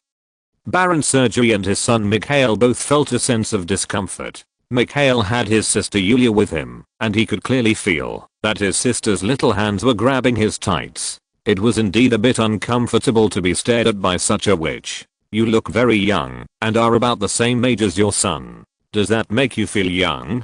This made Sergei feel a little embarrassed. Although Miss de Rivery did not retort out of respect for her master, her eyes also revealed a desire to eat people. This girl is a French girl from Guadeloupe and Martinique in the West Indies. Unlike the noble ladies in the local area, who can't carry anything, she is more or less wild. The old baron should have proposed to her on the premise of mutual affection because of this, and because he saw that she was pitiful being brought to Russia alone, and some factors that we all know. Mikhail couldn't control what his father did, no matter whether it was the original or the current one, it was the same. Madam the Prince, you who are captives of the most beautiful world, are the descendants of Gilgamesh, for you are the serpents of the most beautiful world. You are the fairest of the Zoo of Constantinople. You are the youngest of the fairest of the Zoo of Constantinople. I wish you all the best, but I will never be sad. Madam Prince, I suppose everyone is a young captive. However, as described in the Epic of Gilgamesh, only snakes can live forever. Humans cannot do that. Even Zoe of Constantinople, who looked young all her life, would eventually die.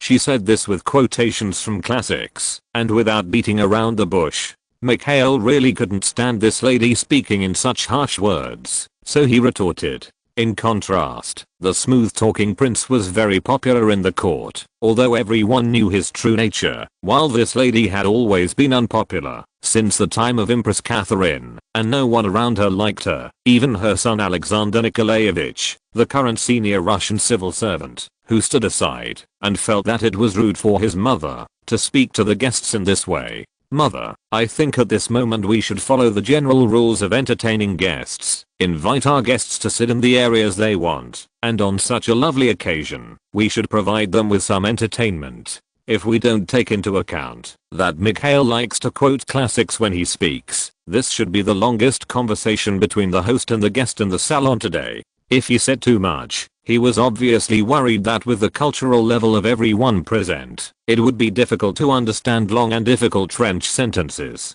Mikhail sensed that the host who came to smooth things over had a face that easily reminded people of a permanent secretary, the famous Sir Humphrey Appleby. They looked a bit similar in outline, but in 1797, he was only 24 years old and even still single, yet he had the opportunity to become a member of Tsar Paul's Privy Council. Of course, he himself was very polite, elegant and easygoing. His mother's extreme foul mouth could be said to have resolved the embarrassment. His Highness also found that the little baron in front of him seemed to be eloquent and not easy to mess with, so he thought of the surprise of the servant who went to number 4 Laundry Lane a few days ago. That groom boy speaks French well. As for Mademoiselle de Rivery, she should also be clear that some of the small problems she had originally worried about, such as the terrible situation that the baron's son would not accept her, should not exist. This stepson, who was only 5 years younger than her, came out directly to the rescue.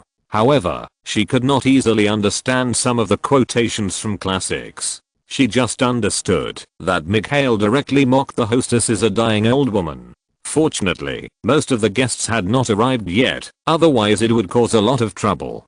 Prince Saltykov smiled helplessly at his wife's behavior. He hadn't said a word until now, but he knew that the old baron was the former adjutant of Lieutenant General Grushatsky. Although he was just a local squire of low status, he was also related to their family. After all, his wife, who was venomous and annoying, was also from the Dolgorukov family, and the meaning of their family itself might have a little extended meaning of mean and venomous. Of course, in order to avoid embarrassment, he looked at the little baron and found that he was still a neatly dressed grenadier lieutenant. Although his height did not meet the requirements of the grenadiers, he should be the adjutant of the nobleman. When the commander-in-chief of the army and his son Andrei entered the venue, and then Duke Dmitry Volkonsky and his nephew Peter entered the venue, they saw Mikhail saluting Dmitry and carrying his bag, and they should know that the general who was ordered by Emperor Paul to serve in St. Petersburg was his adjutant. Although this duke could not be said to be very popular, he was one of the nobles who would be promoted in the future.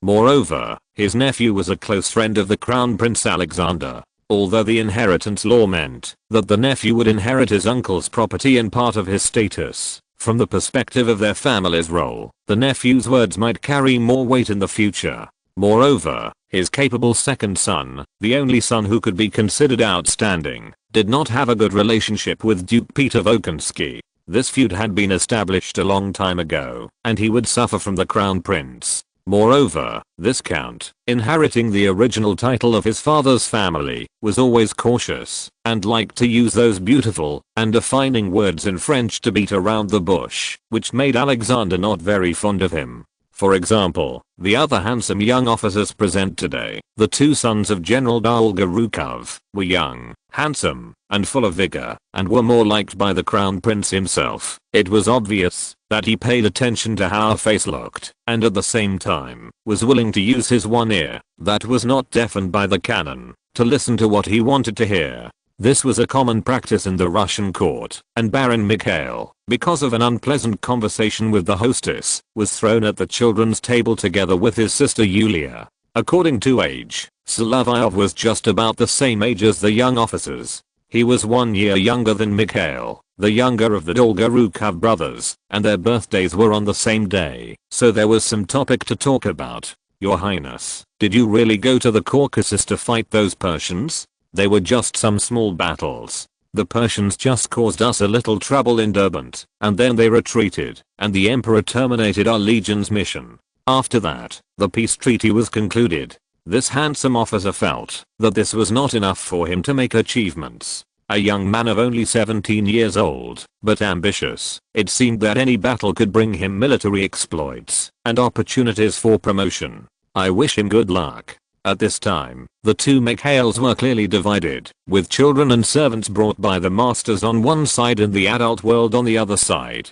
just like the two young officers of 16 or 17 were sentinels on the dividing line of this salon. They talked happily, and the young cavalry officer also noticed the briefcase of the grenadiers lieutenant. Votre commandant est également là. Avez-vous des affaires officielles aujourd'hui? Your superior is also here. Is there any official business today? None. Il can't these crayons de couleur, these crayons sourcils et these eyeliners. No, there are pencils, crayons, eyebrow pencils and eyeliners in it. Then he opened the briefcase, and it was indeed filled with these things, and he pointed to Miss de Rivery. Look, that lady, Mademoiselle de Rivery, who was once a beautiful woman, has used this eyeliner to make her look beautiful, right? Look, that lady, Mademoiselle de Rivery, my father is going to marry her. She used this eyeliner for her makeup today. Don't you think she is beautiful? Mikhail Dolgorukov was also surprised that this woman seemed to have no pressure at all when she said this. You know, marrying a second wife would bring with it some issues of property division, but Mikhail didn't seem to be worried at all, and even treated his stepmother as a display stand. Of course, the lady looked good. She had learned social etiquette and some household common sense in the school in Nantes, and had suffered from the Barbary pirates and orgies. But she didn't look very old, more like a child, and seemed to be about the same age as the officers. She was already 21 years old, but her smile was still a little cute.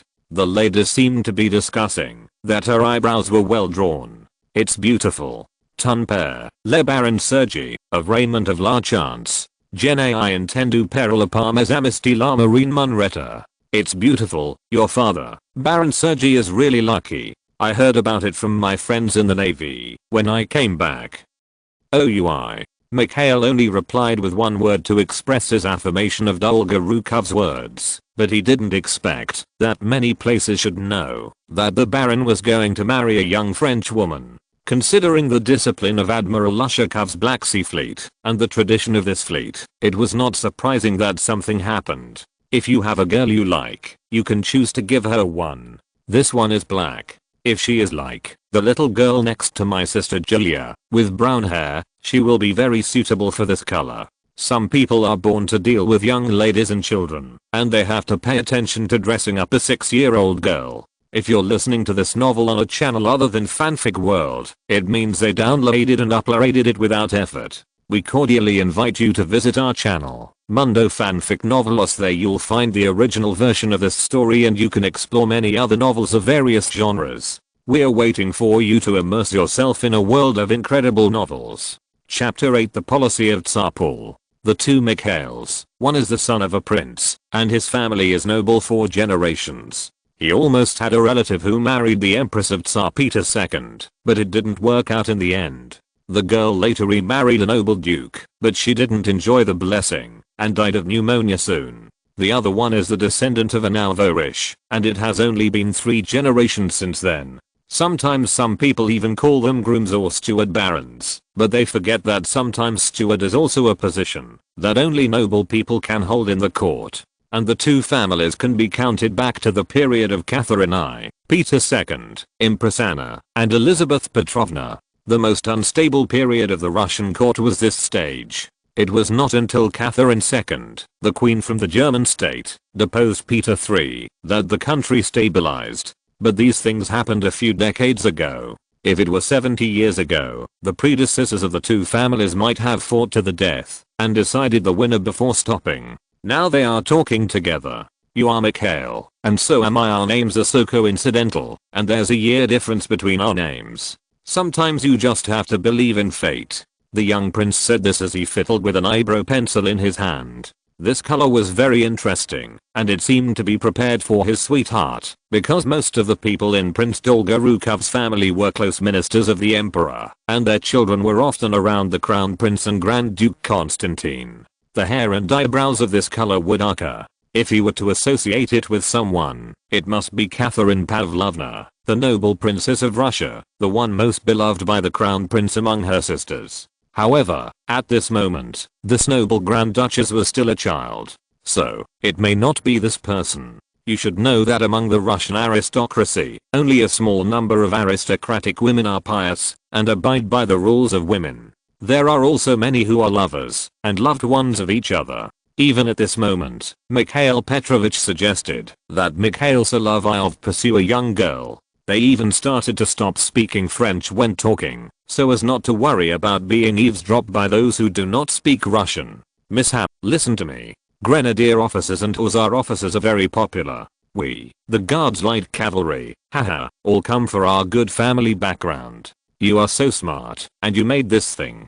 I'm sure you will be able to please girls in the future. What kind do you like? Why do you ask me this question? Your Highness, you know, if we talk about family background, it's okay in the countryside of Ryazan, but no one mentioned us when we arrived in Moscow. Only my father's old superior and his relatives still remember us.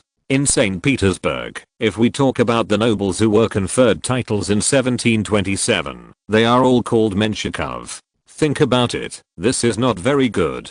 Some people say that we are grooms and smugglers. Who cares about that? Mishap, they are just making excuses. This thing is good. I will bring some to the palace when the time comes. I guarantee that I can open up sales for you. The emperor is now implementing the New Deal, and he has a lot of things to do. Speaking of Tsar Paul, if we follow the stereotype, he is Peter III's unit 2, and his actions are definitely those of Peter III's biological child. They are very similar in interests, hobbies, and behaviors. And because of his persecution of Suvorov and Peter III's unit 2, more because he was against his mother Yulia, he has a very bad reputation in later generations. However, this Tsar, the emperor of all Russia, did more progressive things after he ascended the throne than his mother's enlightened despotism.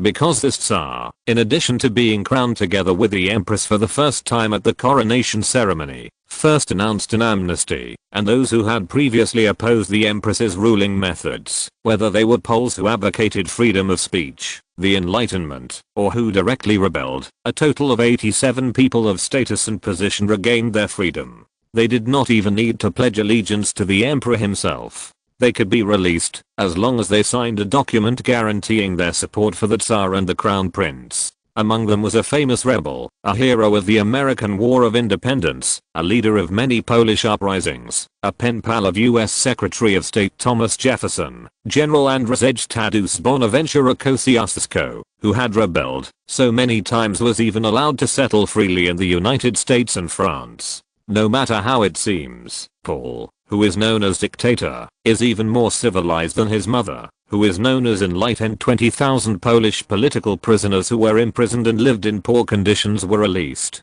Although they were exiled to Western Siberia, they were given a place to make a living. This does not seem bad, and it will not cause trouble for the Russian emperor. In addition, the emperor seemed to be a little outrageous in the judicial issues. He did not like the death penalty, and during his reign, he added the following words to the death penalty sentence: "Thank God, there is no death penalty in Russia. I did not introduce it."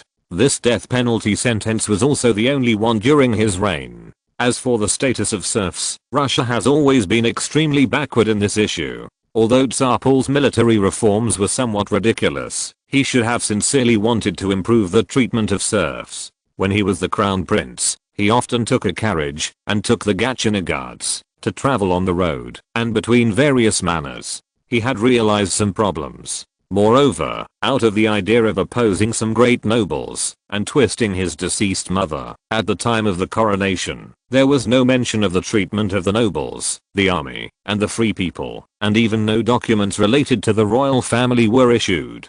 Tsar Paul issued the 3-day corvée declaration. For the first time since the emergence of Russian serfdom, this bill legally restricted the use of peasant labor to support the court, the state, and landowners to rest 3 days a week, and prohibit forced peasants from working on Sundays. The declaration has religious and social significance because it prohibits self-employed farmers from working on Sundays, a day for them to relax and go to church, and promotes the development of independent peasant farms. The declaration clearly stipulates that the remaining 3 working days are for peasants to work for their own benefit. Although some people always say that he is a mentally ill emperor, just like his father Peter III, but from the actions of an autocratic monarch, at least he still has the idea of improving the living conditions of serfs in his heart. This proves that he is not bad at heart. His mother's approach is just to win over the ruling class, and he himself is more or less thinking about the issue of serfs, and he puts the edict first.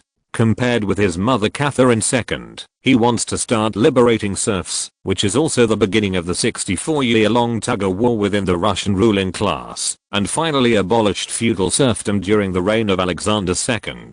What the Tsar wanted to do was gradually reflected in his policies. Some enlightened nobles and large landowners still supported this issue, but such people are always a minority. There were too few people who treated serfs as human beings like Count Tolstoy did. The Duke of Volkonsky only thought of improving the treatment of the serfs they saw around them. Most of them used whips to solve the problem, like Marshal Kamensky and his eldest son. Even the theater of serfs who were no longer employed had to use whips to solve the problem. In the eyes of some people, serfs should be tied to the land, and it doesn't matter if they are beaten to death. This makes it seem like it is not in Europe, but in the old Dixie in the southern United States. However, even in the old Dixie, there is still some concern about the living environment of black slaves. This is personal property. The serfs are clearly under the feudal serfdom, but the situation is extremely bad, which led to Tsar Paul's edict to be written more clearly, to prevent the people below from not understanding.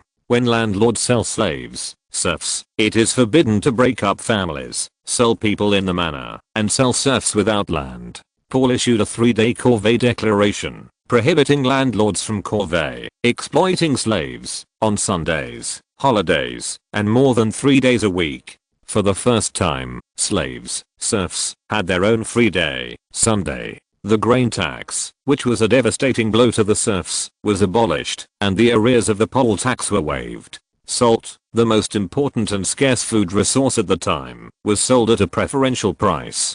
They began to sell bread from the state, reserved to reduce the high price, a measure that led to a significant drop in the price of bread.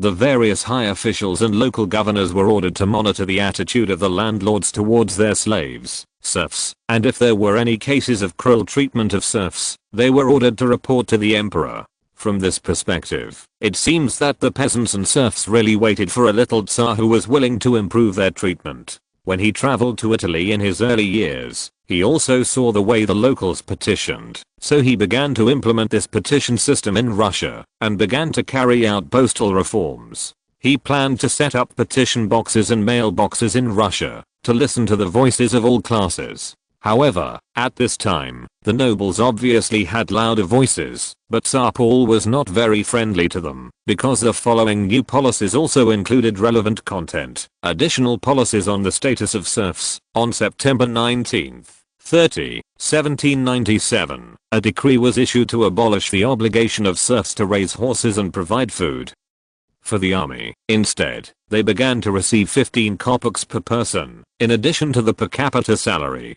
The decree of October 21, November 1, 1797 confirmed the right of state-owned, national, farmers to register as merchants and Philistines. At the same time, Tsar Paul was also cutting down palace expenses, cutting the expenses of the Russian royal family to 1/10 at once. At the same time, he melted down the gold and silver furniture in the palace, and turned them into gold and silver coins, to put on the market to stabilize inflation. These currencies were very heavy and obviously exceeded the currencies of other countries, and they received a good response in the market. Finally, nearly 5 million banknotes that could not support circulation were publicly burned in the Winter Palace Square, which was his main policy to reduce inflation. As for his terrible mother, she was able to kill his father, which was also closely related to the Russian inheritance law. What he did next was to deprive women of the right to inherit the throne, and also formulated regency rules.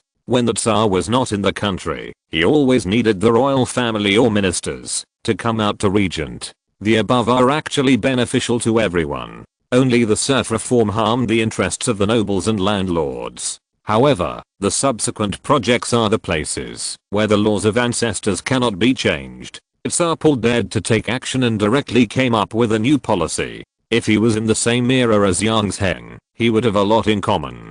How can you see that the two did the same thing, although there are many differences due to differences in national conditions? What the nobles feared more was the following policies. Paul I ordered the trial of nobles who evaded civil and military service, and the emperor strictly restricted the transition from the military to the civil service. On January 2nd, 1797, Paul abolished the clause in the charter prohibiting the use of corporal punishment against the noble class. Corporal punishment was imposed on murder, robbery, drunkenness, debauchery, and violations of official regulations. On April 24th, May 5th, 1797, Paul I deprived the nobles of the right to file collective complaints to the monarch, the senate and local governors. On May 4th, 1797, the emperor issued a decree prohibiting the nobility from petitioning collectively. Paul thus limited the nobility's ability to represent and file complaints. This was possible only with the permission of the high officials. On November 15, 1797, the emperor issued a decree prohibiting the nobility who had been dismissed for misconduct from participating in elections. The number of voters decreased, and the high officials were given the right to interfere in elections. By the decree of December 18, 1797, the nobility were obliged to pay taxes to maintain the local government in the provinces. In 1799, the amount of taxes was increased. In 1798, Paul I prohibited the nobility from resigning if they had served as officers for less than 1 year. In 1799, the nobility began to pay a tax of 20 rubles from their hearts. Also in 1799, the provincial noble councils were abolished. On August 23, September 4, 1800, the right of the noble society to elect judicial jurors was abolished. It's no wonder. Where have you seen such a Russian Tsar? He gave benefits to the serfs, but began to criticize the masters. This Tsar, who might be mentally ill, was like a German Kaiser with a disabled hand, but that one wanted to increase the wages of workers in front of the capitalists. As for other aspects, this Russian emperor wanted to do a lot of things, but his enlightened series of policies affected the interests of many people, forcing him to use the most extreme autocratic means to solve the problem. After all, he was the emperor of all Russia.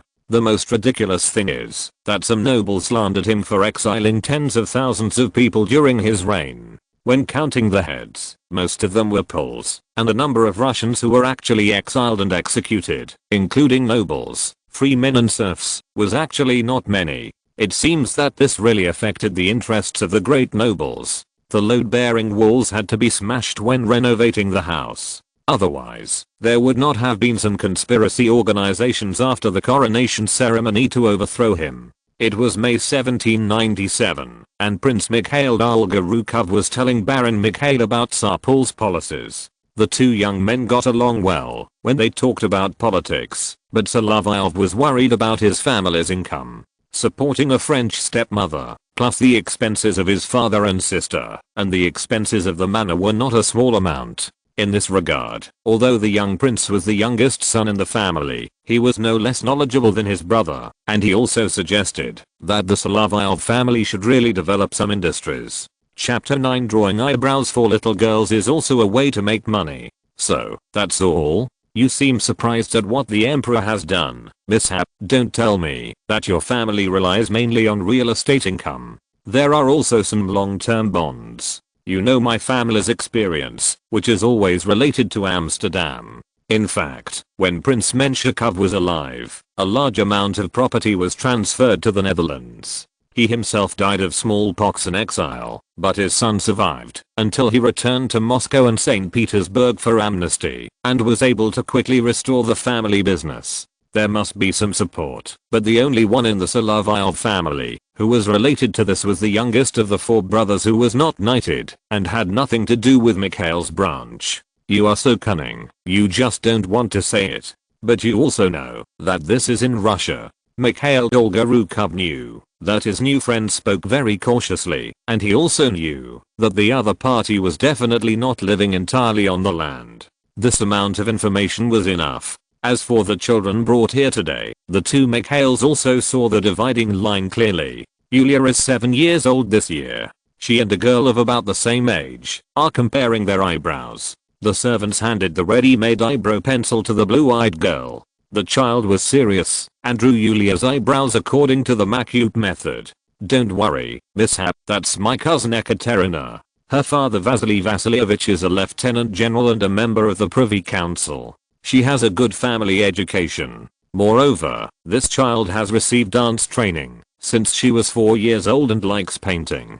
So Makut is a piece of cake? This child's hands are really steady. My sister Yulia can't do it. She will draw my face like a cat. A cat?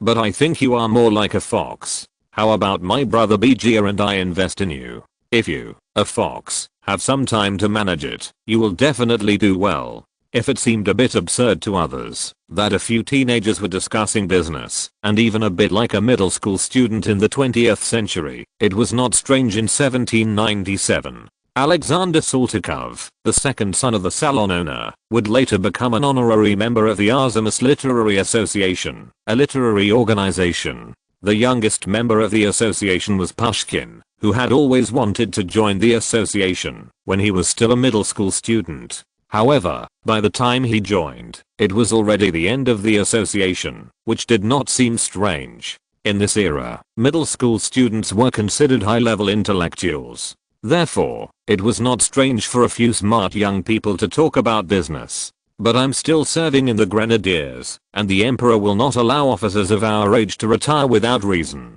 Even if there is a legitimate reason, he has to wait a year. Besides, I should not go back to my old job.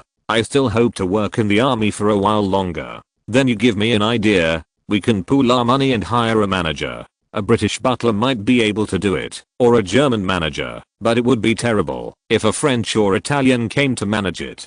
The Poles sometimes. He was about to tell a joke, but then he remembered that the Saltykovs had relatives in Poland, so he couldn't say it and gave up. At this time, Yulia came over holding the hand of Princess Ekaterina Dolgorukova. What's up, Yurochka, my little cat? Are you here to see me with your new friend? Brother, what do you think? Cat drew it for me. Bonjour, M. Baron, Gemapel Ekaterina Dolgorukova. Hello, Mr. Baron, I'm Ekaterina Dolgorukova. Yulia couldn't even speak French properly, and the little girl could already introduce herself. I didn't know how to say it. Sometimes there was a big gap between children. As for this girl, her father was a prince, a retired lieutenant general, and a member of the Privy Council. But according to Mikhail, although her family looked very noble and inherited two large estates in Moscow with tens of thousands of serfs, they were facing debt disputes and a lot of household chores, which had already given the 45-year-old Vasily Vasilyevich a headache. Watching the fire boiling oil, but taking a wrong step, you could be caught in the vortex. Bonjour, princess. Hello, princess. The little girl's steps are very beautiful, like a little deer. She is much more quiet than his crazy Hussar sister. Obviously, she has received dance training. It can be imagined that the prince is an old curly king. His children have received strict education. All three children have hired special French teachers. This financial strength seems good, but many outsiders know that their family has a debt of 200,000 rubles. Although the operation of the manor is relatively stable, the general's sister has always wanted to compete with him for the family property.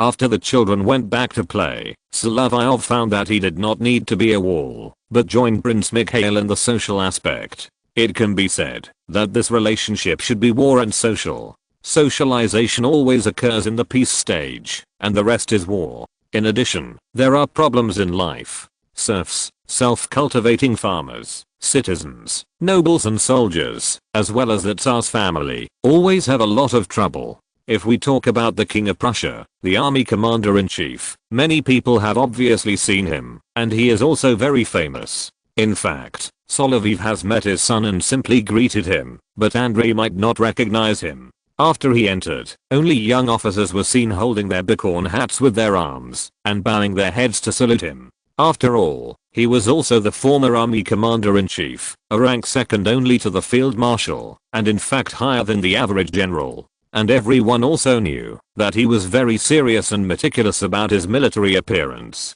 According to this nickname and his temperament, he should be reused by Emperor Paul, but he himself was a good friend of Marshal Suvorov, not a large-scale imitation show in front of the emperor to play the role of King Frederick the Great. I think things will be more serious when His Excellency the Marshal arrives. Also, sometimes you can't speak French.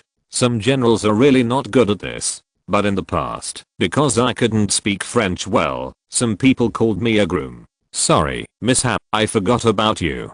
Prince Mikhail apologized for offending his friend unintentionally, and when His Excellency the Marshal walked over to greet Prince Saltykov, the meeting seemed to have returned to normal. At this time, perhaps you should go and talk to the ladies. There are many ladies in the salon. Although the sharp-tongued hostess always brings some ridiculous things, there are still many young girls there. Young and married officers have always been more popular with the girls. For example, as Mikhail Dolgorukov said himself, many officers of their guards hussars have good family backgrounds. That's it. Solovyov was going to find Misty Rivery, but he also found that she was chatting happily with a young lady, but it was the daughter of the diplomat in Naples, who he met in Moscow last year, Countess Ekaterina Skavronskaya, the niece of Marshal Prince Potemkin. Although a 14-year-old girl is more likely to be at the children's table, it is different in Moscow and St. Petersburg. She is old enough to come here, and she is more charming than last year. This girl was born to attract men, especially when she leaned on the sofa like this, with her two slender legs on the footstool. Just like when they first met her, men would be attracted to her. If she wore the clothes designed by the French Falladers in a few years, it would be spectacular. With such healthy and fair skin, I believe she will be the darling of the social circle. Men will stare at her. Ah, c'est toi, pourquoi tu portes l'uniforme de grenadier? Jemi Savinsk to S. Fantasin. Ah, it's you. How come you are wearing a grenadier uniform? I remember you were an infantryman. Obviously, the Countess recognized people by their faces. She might have forgotten that Solovyov still looked like a groom when he spoke last year. Maybe she just spoke like this on purpose. It should be difficult for the other party to improve his French in a year. Maybe he still looked like a groom to make himself look superior. Comtesse, je suis passé du régiment d'infanterie. I went to the Moscow Grenadiers and now I'm the adjutant of General Volkonsky. Countess, I went from the infantry regiment to the Moscow Grenadiers and now I'm the adjutant of General Volkonsky. Judging from the surprised expression of the Countess, she must have remembered who the other party was when she was fishing for men. Solovyov didn't know what she was thinking. She might be surprised that he could speak a long string of sentences now, instead of speaking directly in German to avoid embarrassment. This little girl is very cunning. This is what Solovyov thought, but her expression can always pretend to be innocent. Fortunately, although she likes men, she is not a bad person. Whoever marries her may be happy if he is handsome enough, but if a brave warrior who is good at fighting but not good at speaking marries her, he will have to beware of his unfortunate married life. As for the Countess, she then took the hand of Mademoiselle de Rivery, Baron Mikhail's soon-to-be stepmother. The two had been talking happily before. After all, it was easy to find French people in St. Petersburg, but it was hard to find well-educated French ladies in their early 20s. The family of Prince Condé had already formed a legion in order to restore the monarchy, and rarely brought female relatives to such occasions. When the Duke of Jim, or the correct term should be the Duke of Enghien, was young, he was not married yet. No French ladies of this age appeared in the salon, especially those who came to be tutors and mistresses. It was really rare for them to marry into a noble family. December 14th, 1849, when you were a young barbarian, you were a great sailor, and now you are in Russia. You have a chance to marry a Russian naval commander. But now you have come to Russia, Mikhail will be your successor? So you escaped from the Barbary pirates, thanks to the Russian admiral, and came to Russia. It is a luck to meet you, and if you marry me, what will Mikhail be to you? Although this girl is not a bad girl, she is very harsh in her words. She always finds ways to play a trick on the young man, who obviously has no feelings for her. After all, he is really going to have a stepmother. Comtesse, on this pleasant occasion, you should pay more attention to the makeup of the ladies. For example, using this eyeliner will make you look more attractive. Ms. Countess, on this pleasant occasion, you should pay more attention to the makeup of the ladies. For example, using this eyeliner will make you look more attractive. However, Mademoiselle de Riviera knew how to judge the occasion. She felt that it was too rude to her fiancé son, so she interrupted the topic and started to make up. Then, Countess Skafronskaya, who was devoted to improving her personal charm, was more interested in makeup now, who knew whether she wanted to use it to attract men or to be an excellent bride, or both. After all, she was a 14-year-old girl who liked to dress herself up. She instantly turned into a docile cat, lying on the sofa, letting Miss de Riviera help her draw eyeliner. This actually made Solovyov secretly happy. Although this girl was full of thorns, she immediately became like this when it came to things related to enhancing her charm. After all, she was still a child, and she smiled and put her face close to Miss de Riviera's hand.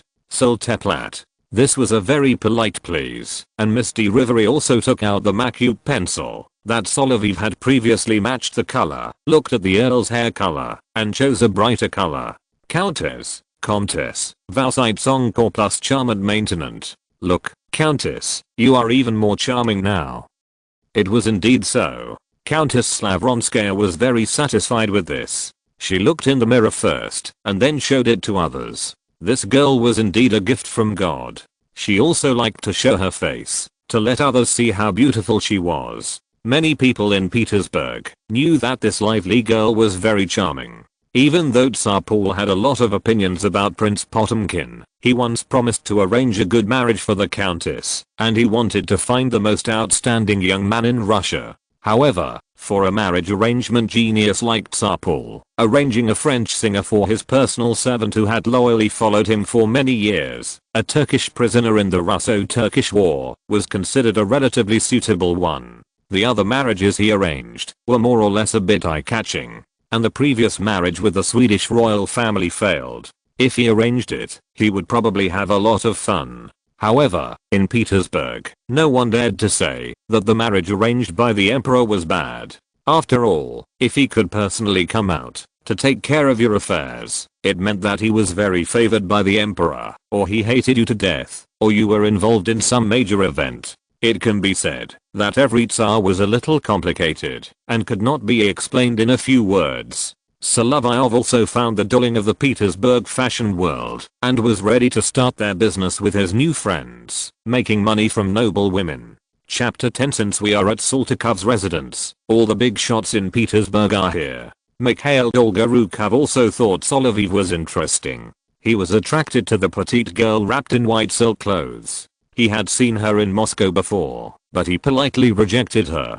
If Countess Skafronskaya flirted with him, the prince was sure that he would not be able to control himself. After all, such a charming little fairy was almost at the age of engagement for nobles, and she was also the emperor's personal choice to arrange a good marriage. Who would be so lucky to be declared the most outstanding young man by the emperor? It was just that the range of the young man mentioned by Tsar Paul was that the young Prince Mikhail might have lowered the age range, but ignored the context of the Tsar's words. Solovyov didn't know who would be so lucky to marry such a troublesome little fairy who was so charming that she was almost ingrained in her bones. At least when Miss de Riviera left her, she came to him and said so. It is a great pleasure to be with the Countess, but in Russia your surname is as hard to remember as your full name. If she grows up and chooses a suitable groom, that man will be very happy. Yes, everyone said so. This cheerful and charming angel. The two Mikhails greeted the commander-in-chief Bolkonsky when he passed by.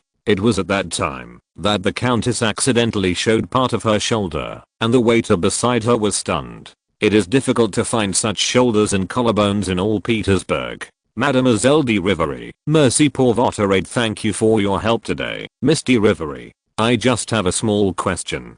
What should I call you after you marry my father? It's up to you, Mikhail. Apart from this relationship, we will be good friends and partners. The ball was kicked back, and there were probably only a few possible situations. 1. I call you mother, and you call me brother. 2. I call you sister and you call me son. Or it could be that they really recognized each other as mother and son or sister and brother.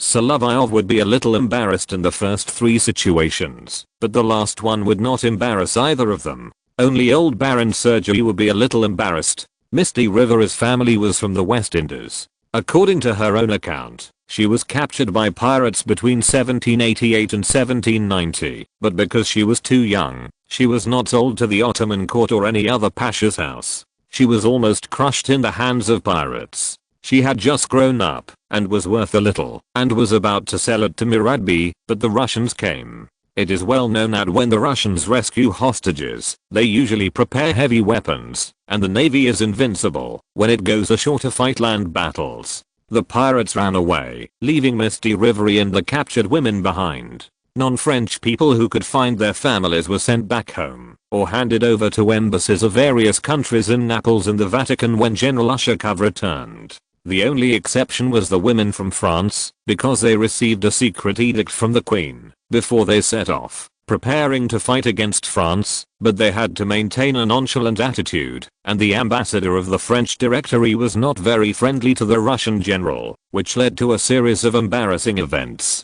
Her story, because she was held captive by pirates for several years, attracted the attention of the noble ladies in the salon. These young girls who were waiting to be married expressed great sympathy for their sister's bizarre experience, and also wished her a happy marriage in the future. After all, it was not easy for a girl who had been captured by pirates to find a suitable husband, even if the other party was older. But it was not entirely true. The wealthy Diamond Duke Prince Alexander Kurokin had been unable to find a suitable girl to marry because of his personal hesitation and various reasons. However, he himself could be ranked in the top 3 among the playboys in Petersburg. It was said that he had dozens of illegitimate children outside, but he could not make up his mind to get married. It was said that he had close contacts with the Orlov family recently, and he and several important representatives of their family could be seen appearing in the social scene. Alexei Kurokin is a brother of Alexander Kurokin.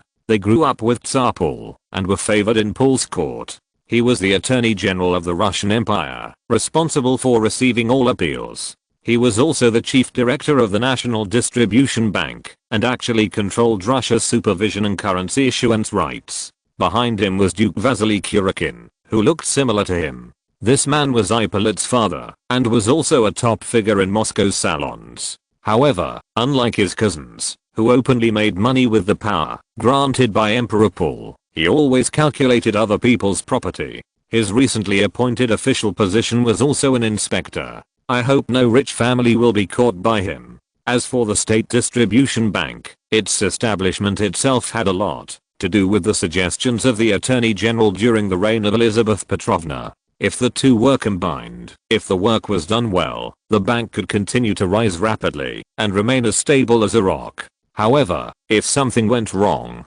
given Tsar Paul's narrow-mindedness and impatient temper, that would be trouble. However, he would not lose his life or be exiled to Siberia. After all, although the emperor was narrow-minded, he was unwilling to kill, and he was also an abolitionist in the late 18th century. Even for those who murdered his father and the favorites who embarrassed him at the end of his mother's reign, he did not kill them all. He even sent them back home, and no longer employed them, which showed the emperor's kindness after he ascended the throne. Mishap, do you know what the state-allocated bank means? Why are you asking me this question? Mishap, we have to do business together. You know that all the ladies in St. Petersburg, Moscow, and even all over Russia are looking at you. They will approve of your little gadgets. Speaking of which, although Prince Dolgorukov is only 17 years old, he is quite good at fooling with words, and he is also good at giving spiritual chicken soup. However, he obviously doesn't know that much about economic affairs. After all, soldiers don't have so much energy to take care of this, especially since he is a guard's hussar, and as an adjutant, he thinks it is natural to know how to count, especially since Solovyov has talked about the approximate investment required. Even the baron's own family can grit their teeth and take out 20,000 rubles a year through real estate, loans, and bond income. However, the scale is too small. They can only buy a cheap piece of land near Pskov to open a factory, and the output can only cope with St. Petersburg alone. These boastful young men, who have higher titles, have more unrealistic ideas. The two Dolgorukovs, Peter and Mikhail, think that they should take out at least 40,000 rubles, which is the annual income of the Solovyov family. His family's annual income last year was 43,210 rubles. You should know that the several manors of Marshal Suvorov's family are roughly at this level, but the efficiency is definitely not as good as that of Solovyov's family, and many of them are ineffective labor. Solovyov could only reluctantly agree, and what he was more concerned about was that more and more nobles came to the scene today. Originally, when the Empress was alive, she rewarded the Saltykov family with a huge mansion in front of the palace embankment to entertain respectable people from all over St. Petersburg, but it is now being renovated. Because the princess's wife is always a mean lady, she points fingers in every aspect, so the progress is not fast, which delays the construction period, so it can only be here. This is the reward given to the Saltykov family by Tsarpol. Among the people he saw, there were nobles in St. Petersburg who never had to go out, a group of generals headed by Kutuzov, some young nobles, Tsarpol's close ministers represented by Kurykin, and a few favorites. It can be seen that Paul had carried out drastic reforms in the court after the death of Catherine II. His own people were replaced in many places, but as for what the effect will be in the future, there are only two words, hard to say. But I also roughly know the role of the State Allocation Bank. It is to purchase copper for export abroad and to issue banknotes and mint gold and silver coins. However, the emperor has also recently destroyed some unredeemed banknotes in the Winter Palace Square. In fact, the problem is that our country has a vast territory, a large population, and very backward production. This leads to poor circulation of goods and poor currency liquidity. Our territory is larger than this. Some of the things that Britain, France, and Austria can do are difficult for us to do. We also have to consider how many countries are involved in the shortest distance from France to our country by land, and how many tariffs are there. How much taxes will the governors in our country collect? Mikhail Dolgorukov was a little confused after hearing this, but he also understood why Russian exports were always shipped by sea. With these states in the middle, the tariffs they collected were enough for exporters to bear. This will be beneficial to Britain, Mishap. Yes, it is beneficial to Britain. You should also notice that many of our nobles still rely on trade with the British for their livelihood. As for the Netherlands, it is close to the land. If anyone wants to take it over, the trade center will no longer exist. A trade center needs a safe periphery and strong military protection. That sounds like it. Dolgorukov also saw his second brother Peter, who was serving as the commander of the garrison in Moscow. He was only 20 years old, but was valued by Tsarpol, and had just become a colonel. He himself happened to be a captain of the Moscow Grenadiers when he joined the Russian army in 1792. So, my brother is Mishap, and you are also Mishap. You two are named on the same day, but 1 year apart. It's interesting. On this occasion, the two of us brothers, and you, sit down here. You brought these things, which are very attractive to girls, and my brother insisted that we should work together to set up a factory to produce them. As for what those are, Prince Peter was obviously more concerned about pencils and crayons. The colored ones also had military uses, and were very convenient to use. He could mark on the map. After all, he was also an officer, but he was young and inexperienced, and was easily deceived when he was excited. It's a pencil with a production process similar to that of the French, but this batch of materials still uses graphite rods imported from England. My home is at number 4 Washing Lane, and there is no place to make pencils according to French or Prussian technology. Prussian pencil technology is not good, but don't let the emperor hear it. Prince Peter spoke a little playfully. He had just been received by Tsarpol 2 days ago and promoted to a higher military rank. Everyone knew that the emperor did not like others to talk about Prussia's shortcomings. Moreover, he himself wore a black Prussian military uniform on a daily basis, and even let his two sons, Crown Prince Alexander and Grand Duke Constantine, wear it. If they met the King of Prussia, it would be a strange picture, and it would even be painted by painters. That is true. I believe the emperor will notice it, and if the products we produce with Russian technology are better than those produced in France and Prussia, I believe His Majesty will be very happy. And we have an original design, making the wooden cover of the pencil into a hexagon, which is convenient for storage. How did you come up with this idea? It's a good idea. They are really pampered children. No matter how brave they are, how well they perform on the battlefield, or how dazzling they are in social occasions, they have never participated in much labor. In this regard, Paul, the Tsar, is much better than them. Although he did things according to the Prussian system in Gatchina, he went out to imitate Frederick the Great's inspections a lot. At least he knew a lot about the conditions of crops and the breeding of livestock. Perhaps he also knew what a beehive looks like. It's bees. If you have ever paid attention to beehives, they are hexagonal, and bee larvae are raised in them. So maybe we can use bees to make a trademark for your business idea, Baron Solovyov.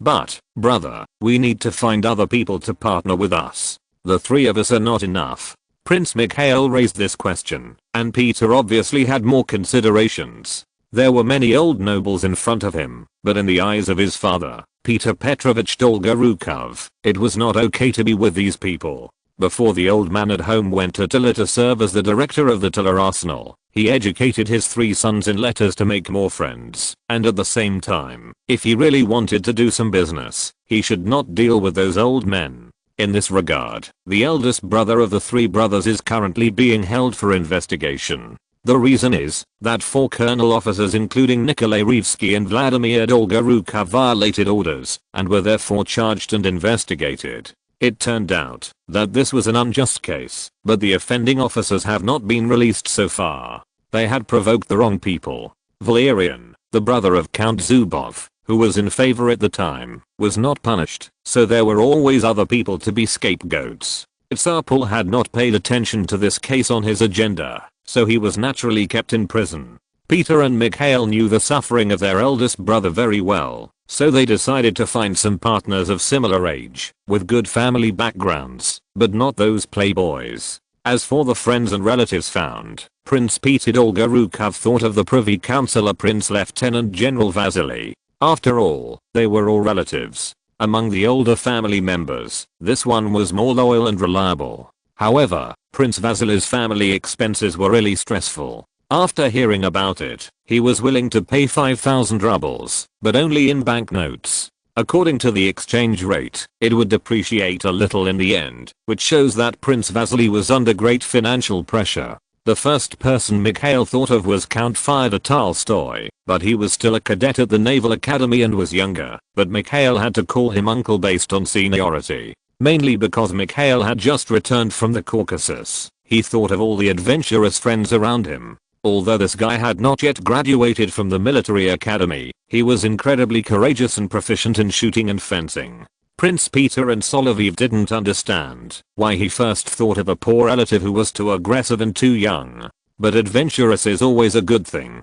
Don't cause trouble for the military academy students first. He may be useful in the future. Now we are looking for partners, not bodyguards. Mishap, do you understand? Peter just smiled at his brother's brain, but it was not wrong. There should always be more partners on the list, and he was already a colonel, so he naturally had more experience than his brother. He even felt that Solovyov, who was an adjutant to the general, could also list some reliable people, but he didn't expect that this guy really wrote a long list with a feather pen. Are you listing the local nobles in Ryazan province? No, you see, there are notes at the end. For example, Count Ilya Rostov. Although his family is only a local noble, they have always been very generous to various causes, like this one. Is there any problem if I include my father's old boss? The people we are looking for may not all agree. How many people did you list? Same as you.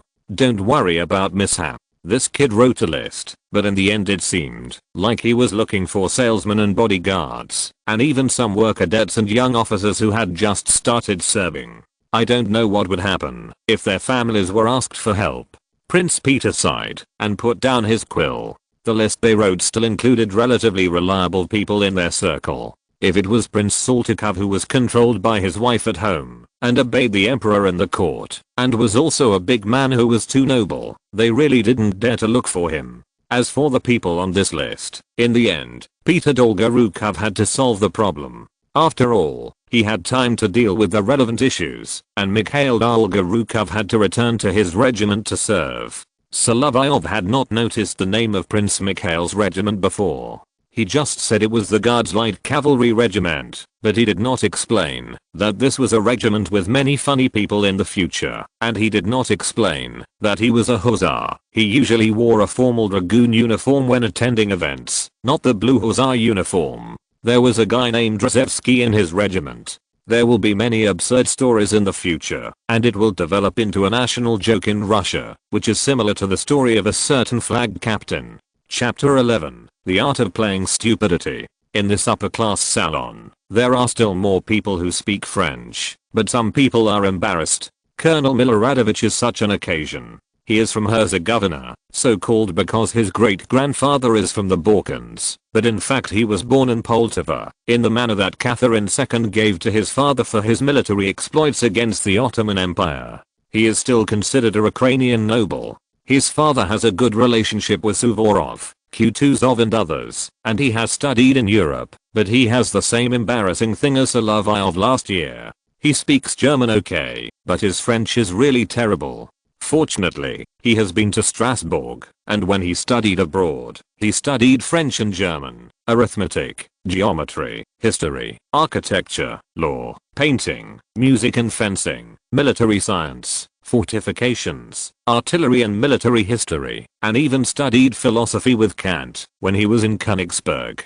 It was just that what he had learned during his study abroad was not clear now. Moreover, Colonel Miloradovich had always been known for his bravery. He performed well in the Russo-Swedish War from 1788 to 1790, when he was only a lieutenant. Before they met, Solovyov's impression of him was probably the March of General Miloradovich by Lieutenant General Kalilov. As for Russian history, foreigners knew more about the wars. As for revolutions, they always mentioned the February Revolution and the October Revolution. As for the Decembrists, they only had a concept. He was handsome and had a good family background. Although he was a descendant of the nobles brought up by Peter the Great, he was very elegant. When he returned to China, he ordered 365 tuxedos and was envied by those playboys in social occasions. He was really popular with women in his life. From young girls who were just beginning to fall in love, wealthy women with a fortune to some middle-aged ladies, he was always a friend of women.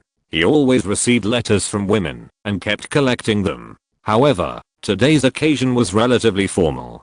The ladies in the salon were separated according to age, group, region, and familiarity. Most of the men were talking about serious matters. Even the young people were interesting. These boys who still had milk smell were actually discussing how to do business and made plans seriously. He had seen the two Dolgorukov boys, but he had never seen the one with brown hair and green eyes. His uniform was that of the Moscow Grenadiers Regiment. He should be in Dmitry Vokinsky's team. He didn't care, but walked straight over and talked with several commanders of similar age.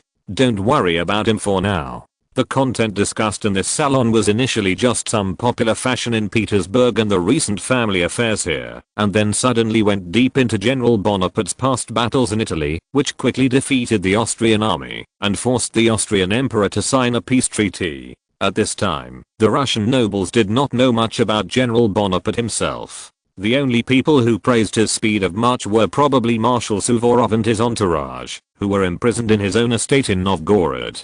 Emperor Paul was still emphasizing discipline, and the ladies probably only knew that he was a general from Corsica. Kors, Oest set Android. Where is this place, Corsica? Someone also came to ask Miss de Riveri. Russian ladies usually did not need to know geography. Perhaps there were some nice clothes in Paris, which was what they were more concerned about. I was born in the West Indies, in Corsica, which is also an island, but I'm not a soldier. Perhaps my cousin knows, for she married a French officer when I was a child. My brother-in-law may know, but I can't remember his name. My hometown is in the West Indies, Corsica, which is also an island, but I'm not a soldier. Perhaps my cousin knows, for she married a French officer when I was a child. My brother-in-law may know, but I can't remember his name. Solovyov didn't know if she was just pretending to be confused. The clues about his stepmother were that she was born in the West Indies. His cousin was also in the West Indies and married a French officer, but no one knew who this person was. It was not uncommon for islanders, plantation owners and local nobles to marry each other, which was sometimes seen as a means of protection.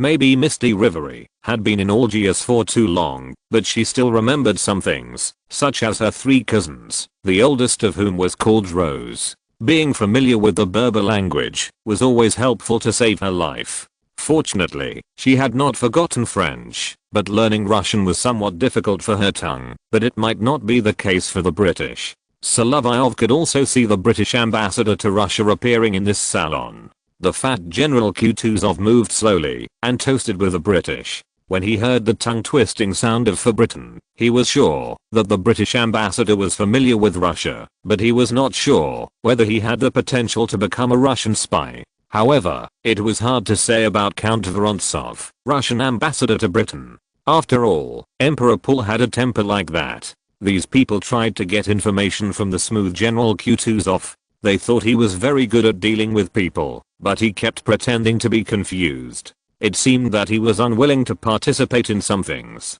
Among the generals trained by Suvorov, they rarely had anything to do with the conspiracy group. Even the marshal himself was just a complainer. Of course, he really opposed Tsar Paul's set. After all, since he was a regimental commander, the Prussians had always been defeated. Even the Russian generals at that time could always break up an army during the march, and many times they could not effectively mobilize the troops to their positions. However, the Prussian army, which was very fast, was often defeated by them. Moreover, Frederick the Great praised Russian soldiers. Everyone remembered it clearly when it came to Guderian.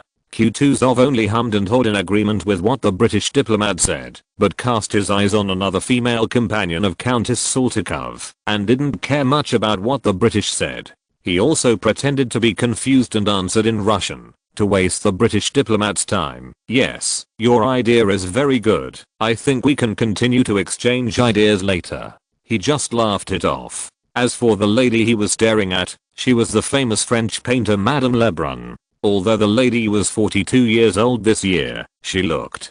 Solovyov didn't understand how Kutuzov used one eye in that fat body to make the same expression and demeanor as Captain Jaya.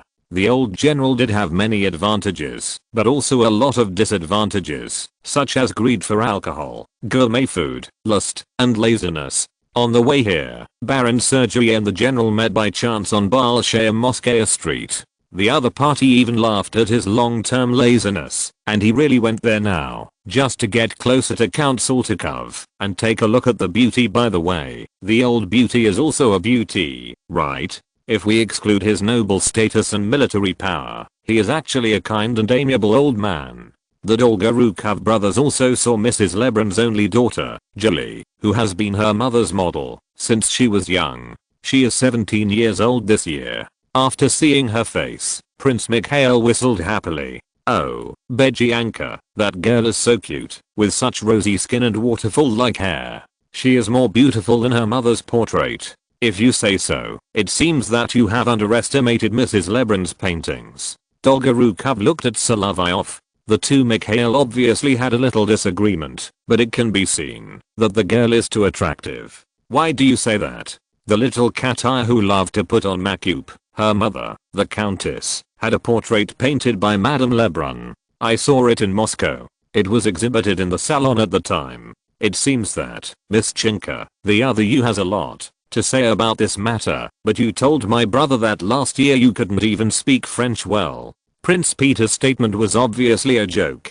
and his expression was friendly and kind. He was a good person, but he was not very good at observing people's words and expressions. If he met an old hand, he might suffer a loss. You never know what will happen. If you speak French with a Russian accent, the French will probably laugh at you, even if these lords have lost their homes. If this was a book actually written in Russian, it might be translated into Pidgin French. Now that you've got this, we have to talk about what happened in France. What do you think of the revolution? Obviously, Prince Mikhail is still a passionate person, but the official Russian attitude towards the Great Revolution has always been negative. But the tutor that Catherine II hired for her grandson is a Republican. Both the Crown Prince and the current Emperor have not completely denied the revolution. Of course, as representatives of feudal monarchy, and the most backward feudal monarchy, their official attitude is firm opposition. Revolution certainly has a huge impact on the world, but sometimes the people sent to the guillotine are not only those who are considered counter-revolutionaries by the Republican government of the French Revolution,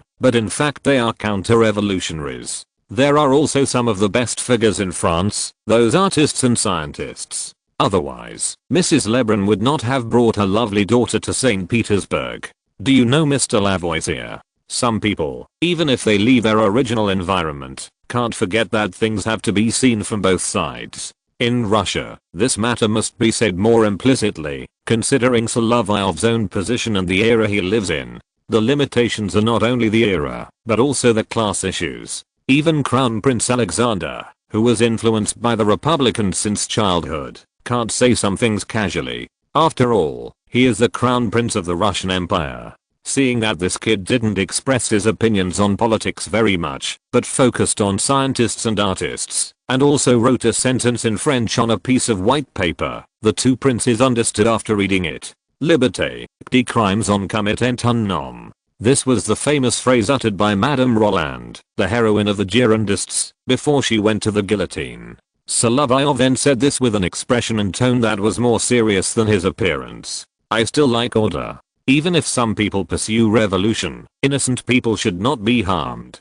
Take France as an example. If there is a real problem, the Jacobins, Girondins, and Royalists can learn from the ancient Gauls and solve the problem with sword duels. It's not that duels are not allowed. There are too many times when innocent people are hurt. I think sometimes Queen Mary's biggest crime is that she is an Austrian woman, and the role she played in Louis XVI's escape. In addition, she is the queen. She should have a proper trial, to publicize it to France, and post the trial results on the squares of every city in France, instead of the Jacobins doing that. In the end, Robespierre also paid the corresponding price. Sometimes, executing others seems to be a way to solve problems. Killing people, the head falls into the basket and that's it, and what's left is a body without a soul. Bravo, mishap. It seems that you have been thinking about life a lot. After living in Duke Volkonsky's house for a winter, Peter had just finished speaking, and then Prince Mikhail came next. So, what do you think should be done?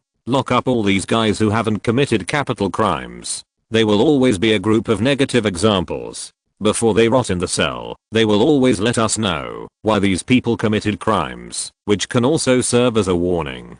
That's all? Is that really all? Les opinions exprimées par les enfants ici ressemblent un peu à celles du roi philosophe. The opinions expressed by the children here do have some philosophical meaning. This is a real Parisian who speaks French, and he still powders himself like that. Although this kind of dress has become less common in the Russian court at the end of the 18th century, because of Tsar Paul, those who speak like this are obviously real French. Or, in other words, a noble lord of the authentic old Parisian bedsheet flag. Eugene François Leandre Bethune. Fortunately he pronounced his own name, and he was also the holder of a long list of titles such as Marquis de Herdinho. If he pronounced his full name, there might be some spelling errors, and Bethune would be changed to Bethune, which is only one letter different.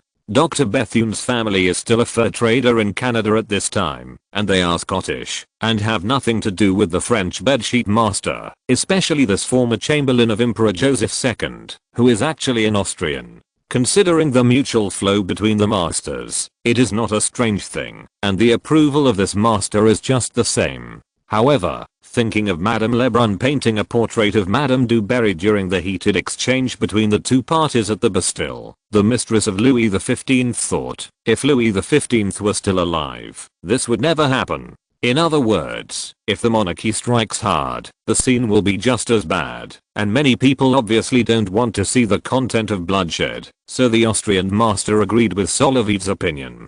But it is impossible to reconcile now. When it develops to the top, the bloodiest state will definitely appear. Russia will encounter it more than 100 years later. In fact, it is also a problem that Russia will face starting from Paul. This problem is too complicated. Solovyov knows why Kutuzov always pretends to be confused. This is a practice full of life experience. However, these people do not intend to have a heated debate. They just agree with this statement, and the salon is coming to an end.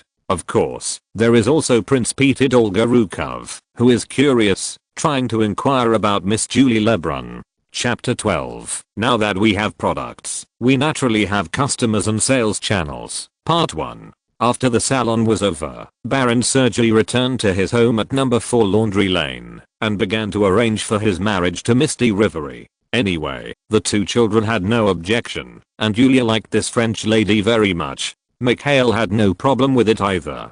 After all, it was an old baron who wanted to marry again. In Europe, it was not surprising for the nobles to marry a girl who had just reached adulthood, or even younger. If the nobles in Petersburg knew how old General Bonaparte's mother was when she started having children, they would know that the French nobles were even more beastly than them. And Mikhail naturally didn't have to take care of the preparations for the wedding. He now had a more important task, which was that the Dolgorukov brothers took their little gadgets to the palace to recommend them to the ladies. What he had to solve was the production problem. At least he had attracted a lot of investment from the two brothers. Their father was in charge of the tiller arsenal and was a minister trusted by Emperor Paul. Even if he only took out some money from his family, he could still get this done. Moreover, Prince Peter persuaded some other people to invest, but he didn't expect that Madame Lebrun was very interested in their cosmetics business. Mishap, what do you think? This respectable lady wants to join our business activities.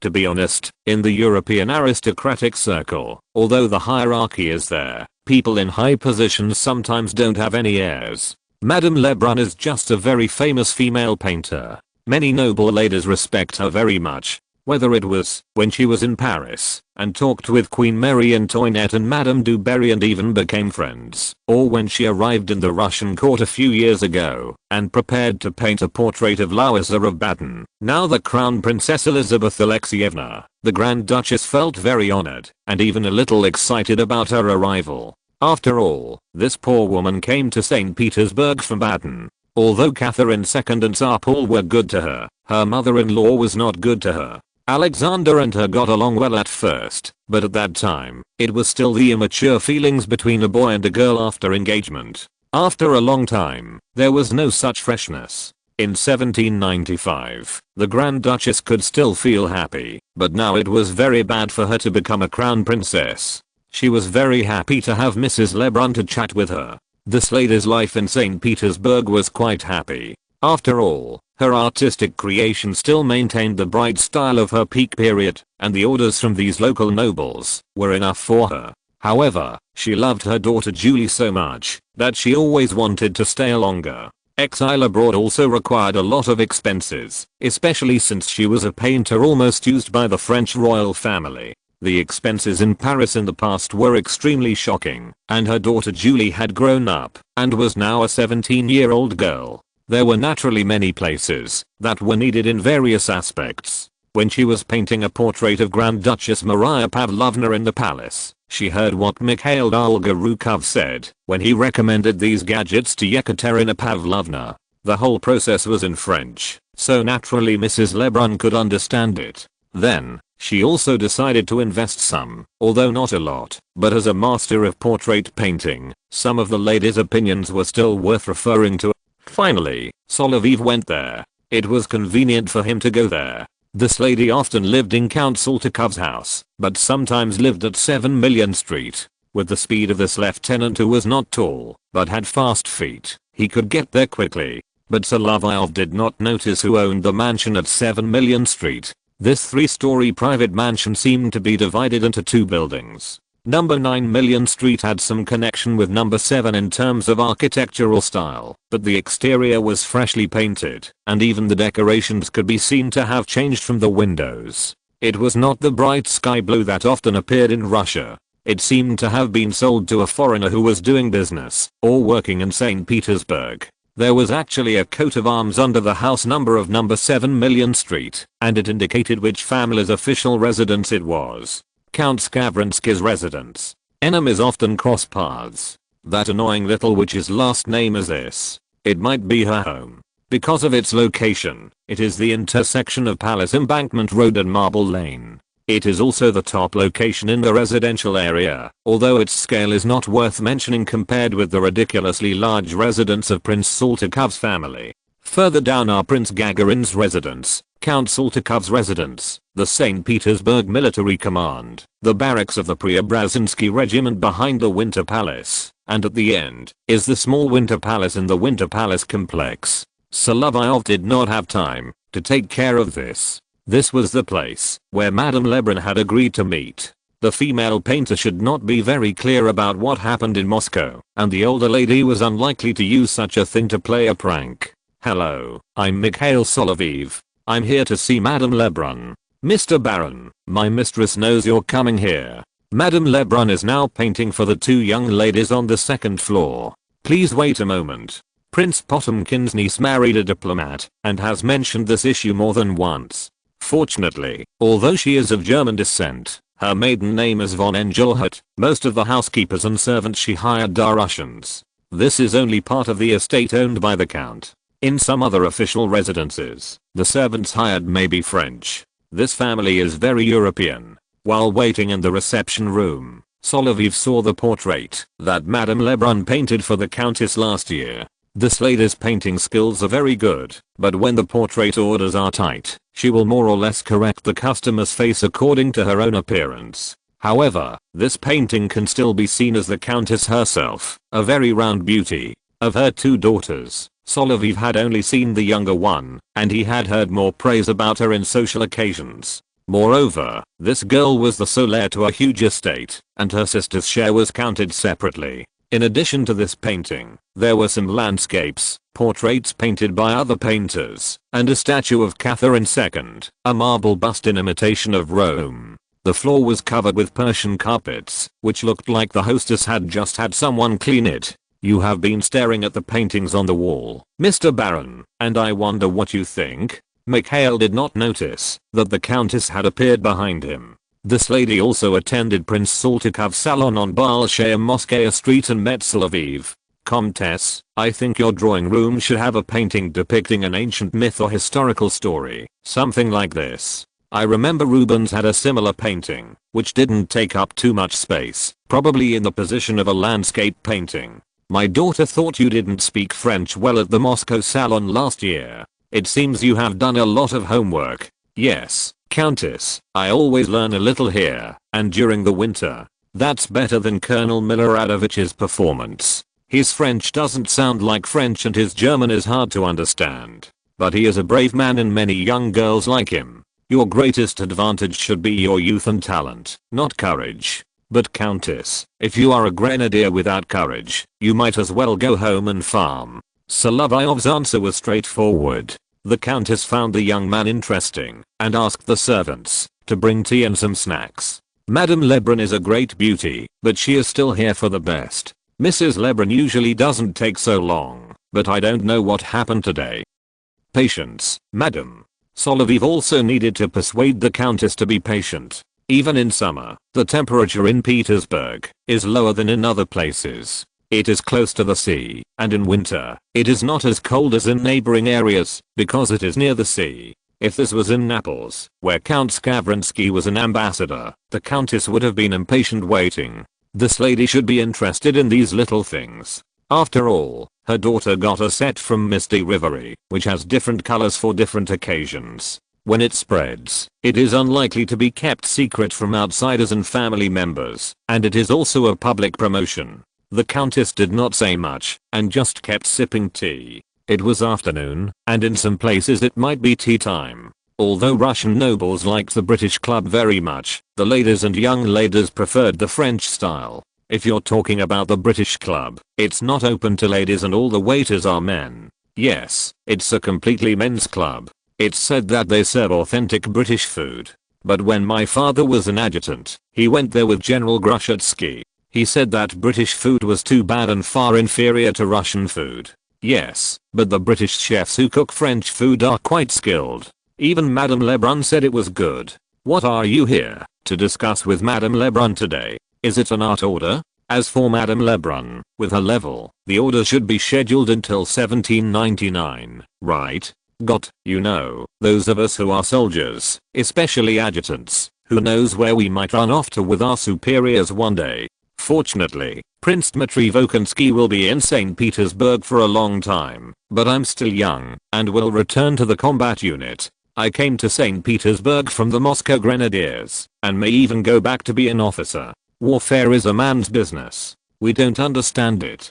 Besides, my late husband was a diplomat. He liked music and art more. Music and art are so good. They are much more interesting than war. The Countess spoke in a playful way. It can be seen that she didn't like soldiers very much. However, if her daughter was to be married by the emperor, it might be a young officer or even a general. This would not be in accordance with her wishes. Considering Prince Potemkin, it is unknown whether the prince would express any opinions in his coffin. Indeed, art is beautiful. I once thought of becoming an engineer. However, if I become an engineer general in the future, I would either work in an arsenal or build a fortress. It has nothing to do with architectural art. Then what do you think of Prince Saltykov's residence? Are you talking about the one at number 3 Million Street? Yes, that's it. From the Countess's teasing tone, he couldn't draw any conclusions. He just regarded it as a kind of teasing from an elder to a younger person. In the eyes of the Countess, he was just a child, a 16-year-old lieutenant, and his face looked even younger, almost the same age as her daughter. Next to the big house at 3 Million Street is the Betskoy residence, which is a representative of the Russian Enlightenment and the residence of the Empress's former personal secretary. Now it is inhabited by her daughter Anastasia Sokolova and her son-in-law, Admiral Jose de Ribas. From the outside, it is hard to tell which one is higher, but there is a hanging garden inside. According to the records of John Bernoulli III, an honorary member of the St. Petersburg Academy of Sciences, there is a hanging garden inside. In fact, it is more unique than Saltykov's mansion. In terms of concept, the furnishings at 1 Million Street are better than those at 3 Million Street. Solovyov probably answered the Countess based on this, and the Countess laughed. After she heard the evaluation, that the taste of the designer of 3 Million Street was rich and a little vulgar, she laughed even more. It's the first time I've heard of this, but that prince's taste is really bad in some places. He can't even decide on an oyster at the table. It's not strange that the prince is controlled by his strange and mean wife at home. There have always been many strange things happening in St. Petersburg. About an hour later, Mrs. Lebrun finally finished her creation. Today's time was a bit long. Maybe the two countesses and Miss Julie Lebrun chatted too long, which became a topic of discussion. Countess Ekaterina Skavronskaya was not surprised that Solovyov was sitting in her reception room.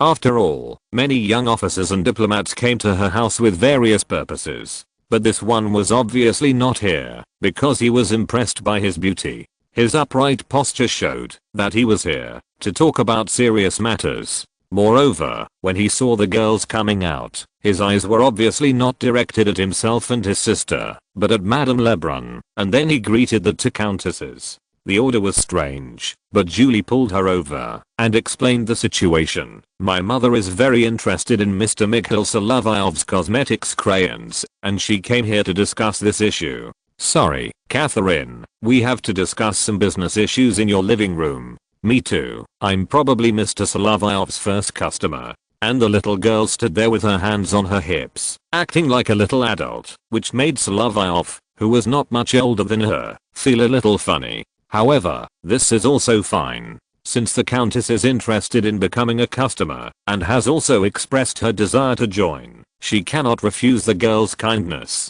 Even if she fails to hook up with a man, she cannot refuse to have a business cooperation with her. Chapter 13. Now that we have products, we naturally have customers and sales channels. Part 2. Countess Ekaterina Skavronskaya is very cute as a little girl, but her outlook on life, maybe because she was born in a diplomat family and is the designated heir to a huge fortune. She has no worries about food and clothing in her life, so her willfulness and recklessness sometimes make people headache, but it is also within a certain limit. This little girl is very smart. If she has bad intentions, anyone who meets her will have some troubles. Standing next to her is Julie, the only daughter of Mrs. Lebrun. Her sister Maria is already sitting on the sofa. The height of the two sisters makes Julie look like a giant. It may be that Mrs. Lebrun and her daughter are taller because of their stature, and it is even more obvious in the painting. The difference is that the lady herself is thinner, and Julie is much rounder than her mother from the face to the body because of her young age. It is no wonder that as a mother, from the perspective of maternal love, or from the perspective of painting, Julie is the model for many of her mother's self-portraits and paintings, and she has been learning painting skills. Solovyov was originally going to discuss this issue with Madame Lebrun alone, but now it was very lively. The Countess and the two Countesses were also here, and this became a topic for afternoon tea. Moreover, they had to talk in French. Madame Lebrun and Julie were not completely unfamiliar with Russian, but most of the people they met in Petersburg spoke French.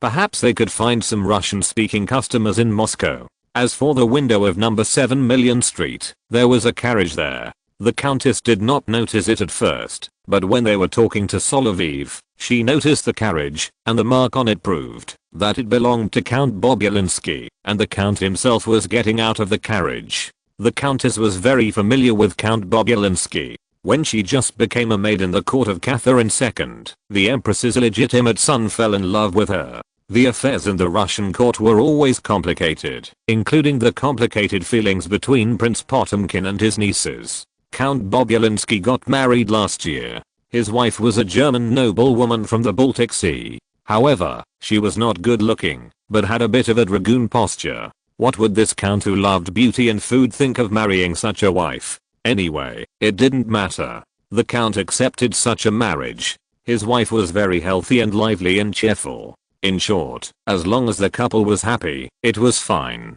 Madame, la Comtesse Bobulinski sont en visite. Madam, Count Bobulinski and the Countess are visiting.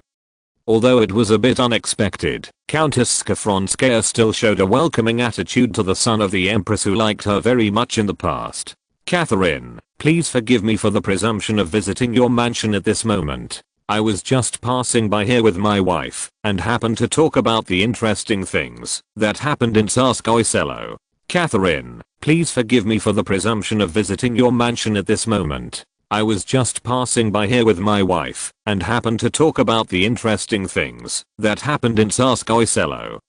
Speaking of which, Count Bobulinski was just considering her looks at the time. Later, he would serve in the Legion and travel to France. He only returned to Russia in 1788. Speaking of interesting things, they should be some things that happened when these two were younger. Yes, it's great when you are young, but look at my daughters. They are almost grown up, and I will have to find husbands for them then. Having said this, Count Bobulinski slapped his forehead and laughed awkwardly. He was frank, and said it directly. That depends on how your majesty chooses. If it is a decision made by his majesty himself, although the intention is good, there will always be some deviations in the choice. He is his biological brother. Having said that, one can imagine how destructive that Tsar Paul's arranged marriage is. However, he was not worried about spies. After all, the Tsar had only one biological brother, and he was the closest relative to him after his mother passed away. Although he was the child born to his mother and his father's mortal enemy or love, he was still doted on.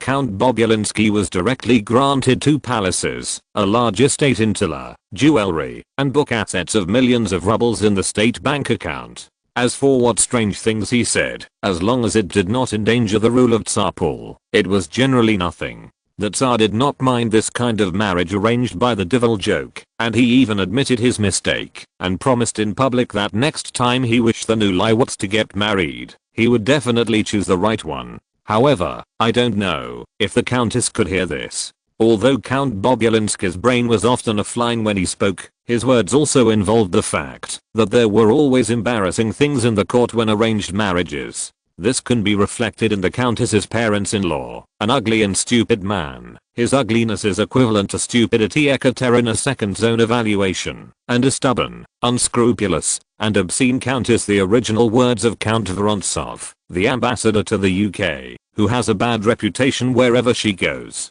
It was embarrassing anyway, and the countess's attention was attracted by other things. Her brain was flexible, but she didn't use it diligently. After Count Bobulinski sat down, she also introduced the people here today.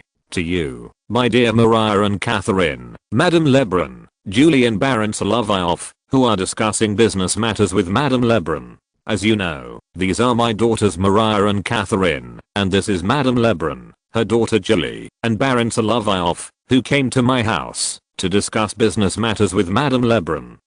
When Solovyov was introduced, he saluted the Count again. Although this Count had little connection with the military, his brother the Tsar awarded him the rank of Major General, which was said to give his younger brother an extra annual salary to support his astronomical observation activities at his official residence on the Moika River embankment and Galanaya Street. He was a Count with a heart for the universe. Alex, you are such a forgetful person. I saw the Macute pencils I saw a few days ago. It was Countess Bobulinski who reminded her forgetful husband, and the Count remembered that, although he had not attended the salon of Prince Saltykov's family before, he had seen the prince's daughter-in-law holding a sharpened eyebrow pencil when he visited the official residence on Bolshaya Moskaya Street a few days later. It may not look like anything, but according to Solovyov's description, this little thing is probably harmless pencils and various Macute pencils produced in the country, which can replace foreign products, and from the cost point of view, it is not high, and the hexagonal shape is also convenient for placement and storage.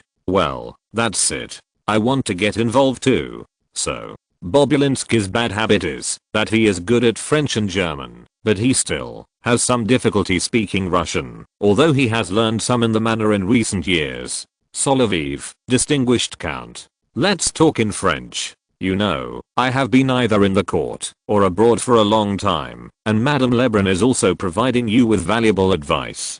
Indeed, listening to the pidgin Russian of the Count is more uncomfortable than Miloradovich's plastic French, especially the tongue problem, but he can still speak sentences that are not fluent but understandable. Some nobles don't even have this level. As for many nobles, if you observe carefully, you can find that they are bright on the outside, but clumsy on the inside, and sometimes even stupid. It is no wonder that the French Revolution broke out at the peak of autocratic rule. Other autocratic countries should really take it as a warning.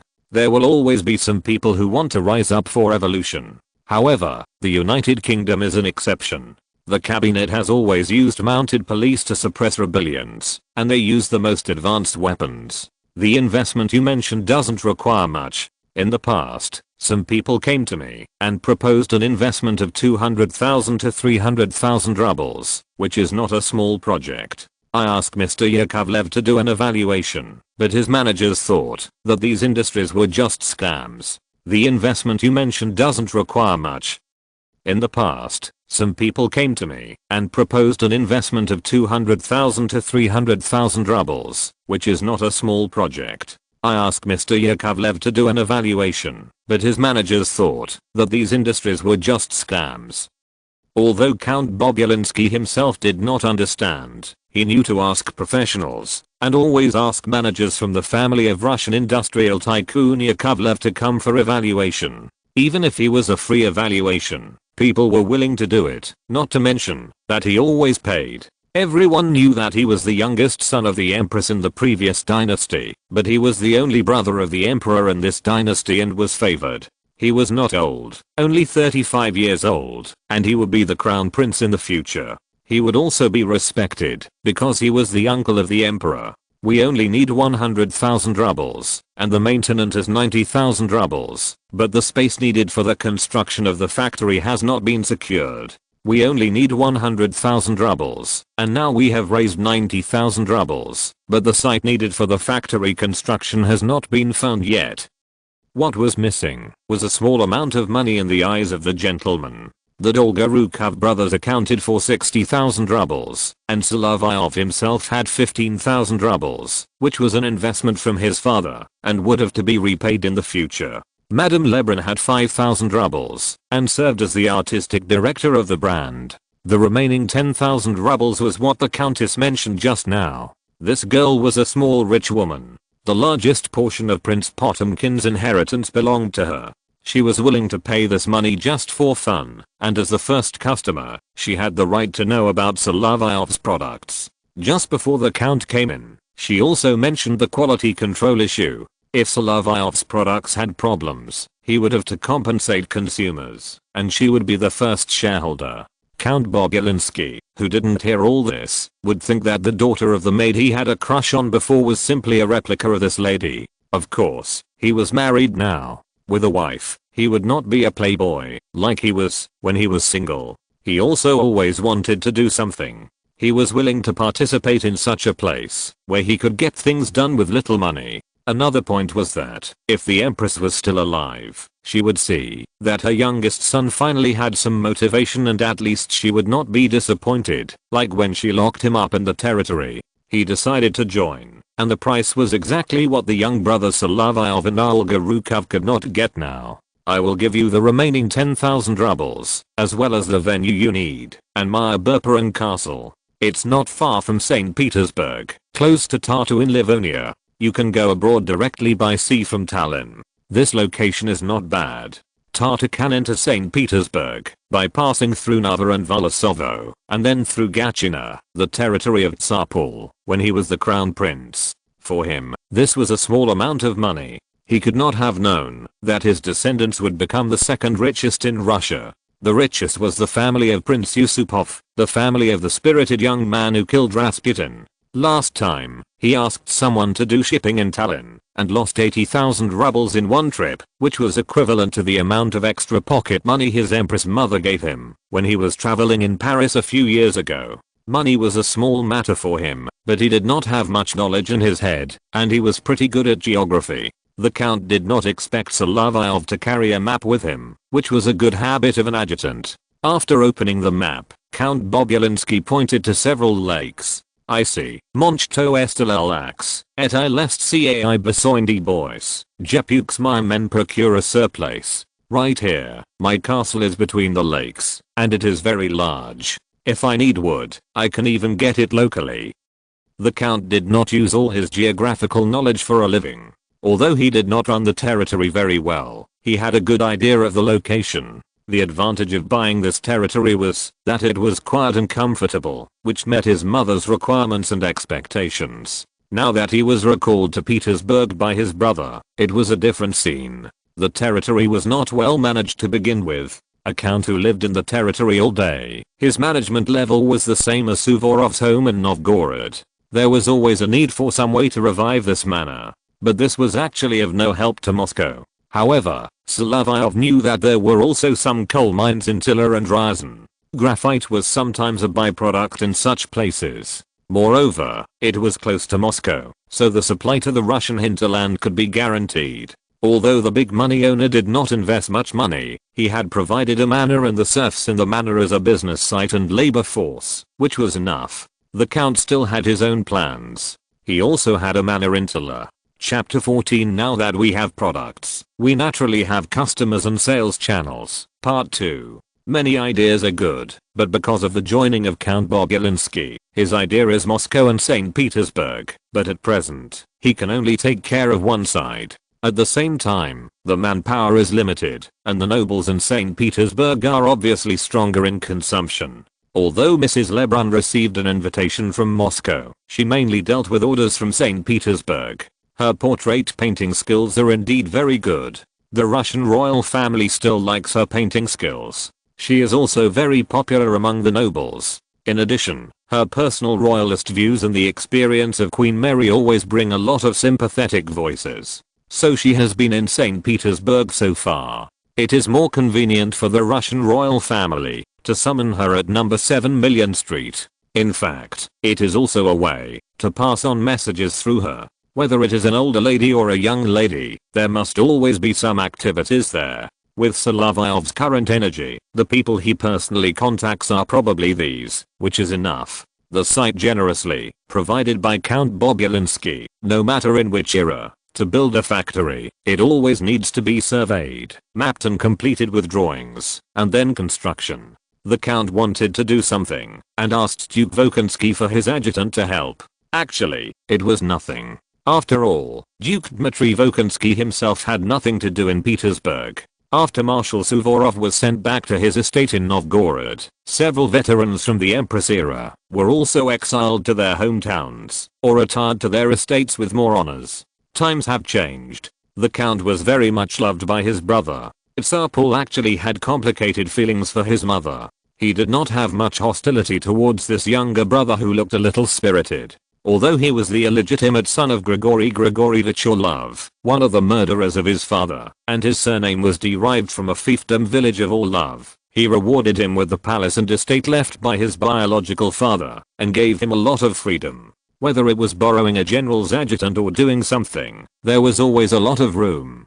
Solovyov took a carriage and went to his upper Palin manor with the Count to carry out the preliminary planning and design work. As for the construction, the Count would find someone else. Mrs. Lebrun had to complete the order of Countess Skafronskaya at number 7 Million Street and wait for the summons of the Russian royal family at any time. Although the portraits of Tsar Paul and the two Grand Dukes were generally taken care of by special people, the royal women still welcomed Mrs. Lebrun's arrival. And if you want to bring goods, in fact, Mikhail Dolgorukov said it well, but these young people have to serve. Although they don't necessarily have to stay in the barracks all the time, they still have work to do. That is, Peter, who is not dared to be ordered by so many people as an adjutant, has more time, but he will also accept various orders and tasks. Mrs. Lebrun and her daughter Julie can often go in and out of the palace. Although there are entourages around, the lady still prefers to take her daughter to the Russian court and accept the summons of the queen or other ladies in the Winter Palace.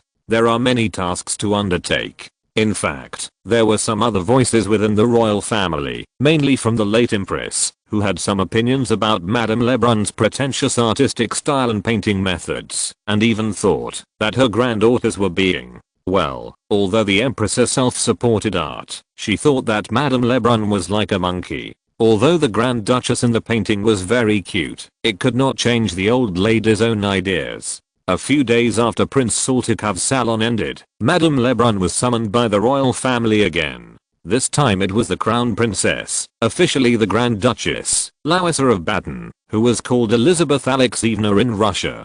In fact, her father was Karol Ludwig of Baden. She came from Baden, a small country among the German princes. It was originally just a German princedom, and later upgraded to a Grand Duchy. Until her grandfather Karol Frederick, the country's income was very low, and the princes had different ways to generate income for their families. When all the members of Hesse were in the army, the princes of Baden had been trying to marry off their daughters. In some places such as Mecklenburg and Brunswick, all the nobles went out to serve as officers. It's no wonder that there are so many Germans in Russia, but the lovely girls are an exception. Mrs. Lebrun did bring things that she had agreed to bring into the palace with Solovyov, Count Bobrinsky, and Countess Skafronskaya. These early products were all made by Uncle Sergei, the loyal old servant of the Solovyov family. Although he was actually free, he still preferred to be with the young master. After all, unlike some poor peasant serfs, he was not only free, but also had 2 sons and 3 daughters. A free man had to save dowries for his children. Even if the young master was generous and paid enough wages, he had to calculate the amount. So he made it by hand, and he was always very careful. He also added a layer of lacquer on the outside, which was a very bright sky blue. After Mrs. Lebrun got it, she fiddled with a sample in her hands for a long time. Some cheerful colors easily attracted women's attention. These things were packed in the small toolbox that Julie was holding. After arriving at the palace, she always had to wait for a while. However, although the Russian court had a lot of red tape, it was better than the French court before. Although there, the queen might prefer Mrs. Lebrun, but there was no less trouble. Here, what needed to be done was still waiting, because Grand Duchess Elizabeth was always quiet and even a little depressed recently. She always needed some time to prepare and dress up. She rarely showed her melancholy appearance in the bedroom. Sometimes she had to hide her problems in front of her husband and lived a repressed life. However, if people saw it, they might think of such a pitiful and lovely woman. Mrs. Lebrun usually saw the Grand Duchess, who was carefully dressed up. After some makeup, she looked the same as when she fled to St. Petersburg. The lovely Psyche. No wonder her mother-in-law always had some restrictions on her. When the female painter was summoned to the palace, it was one of the few happy moments after she got married. After all, Mrs. Lebrun and her daughter were able to talk to her more and were very happy.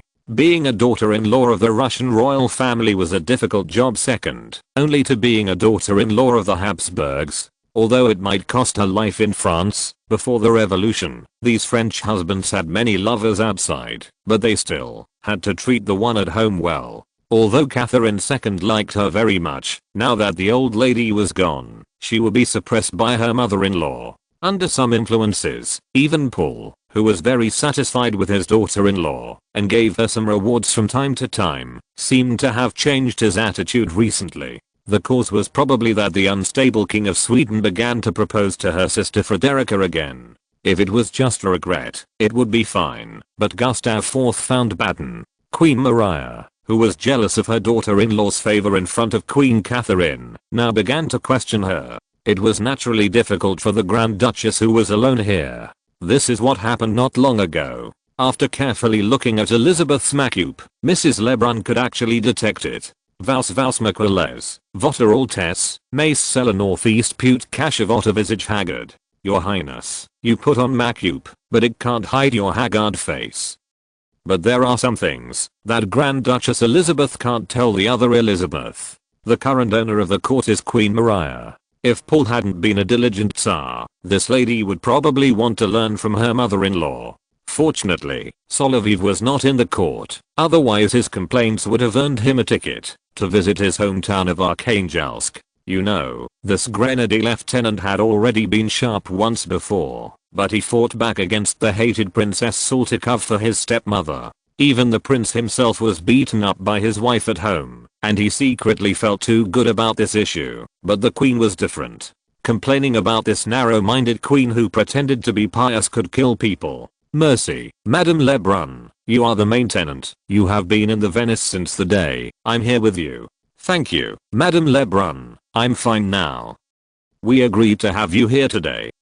Madame Lebrun came here to paint the portrait of the Grand Duchess. Last year, she painted the portraits of the two Grand Duchesses. Alexandra and Elena were very satisfied. Except that they looked a bit like each other. They looked like they were beautified, but not as vivid as the paintings of the Russian court painters before. However, it was a different scene for Grand Duchess Elizabeth, because she was a recognized beauty. Even when she just married to Russia, Count Platon Zubov, the lover and favorite of Catherine II, had once pursued Larissa, who was only 15 years old at the time. This sounds unreasonable, but she is indeed the kind of quiet and taciturn beauty, and she is also very smart and considerate. Although she was relaxed, she looked sad. In the past 2 years, when Madame Lebrun and Julie came to the palace to create for the royal family, Julie's funny faces could make her laugh, but today she seemed unable to laugh. However, Madame Lebrun also understood people's hearts.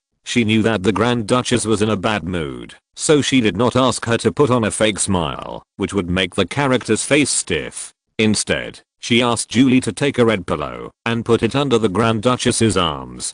C'est horrible resteaux calmuento et très confortable, Louise. This pillow is as soft as a cake, very comfortable, Louise. In front of the mother and daughter, it seems that the Grand Duchess does not care much about the rules of the palace, and she has never asked too many people. In fact, the servants in the palace prefer her to be the master, treat people kindly, and rarely order people around. The most troublesome person is actually the queen. As princesses from the same German princes, the difference in their conduct should not be too big. When she was in Gatchina, she was just ordering people around. When the queen died, other problems arose. When Elizabeth sat here with Madame Lebrun, she was quieter and more docile than usual, which made her more comfortable. When she was putting on makeup, Madame Lebrun asked Julie to recommend something new to her. Louise, maybe you can try this eyeliner. to make your eyes brighter. Mercy. The other things might not have meant much to the Grand Duchess. After drawing it a few times like this, when she looked in the mirror, she looked better, probably more because of the psychological effect of Julie talking to her. This made the Grand Duchess very interested, and she accepted the eyeliner, but she also gave Madame Lebrun and Julie extra rewards. Julie, these silver earrings are for you. Madame Lebrun, this is for you, a hat, like the one in your self-portrait, but more gorgeous.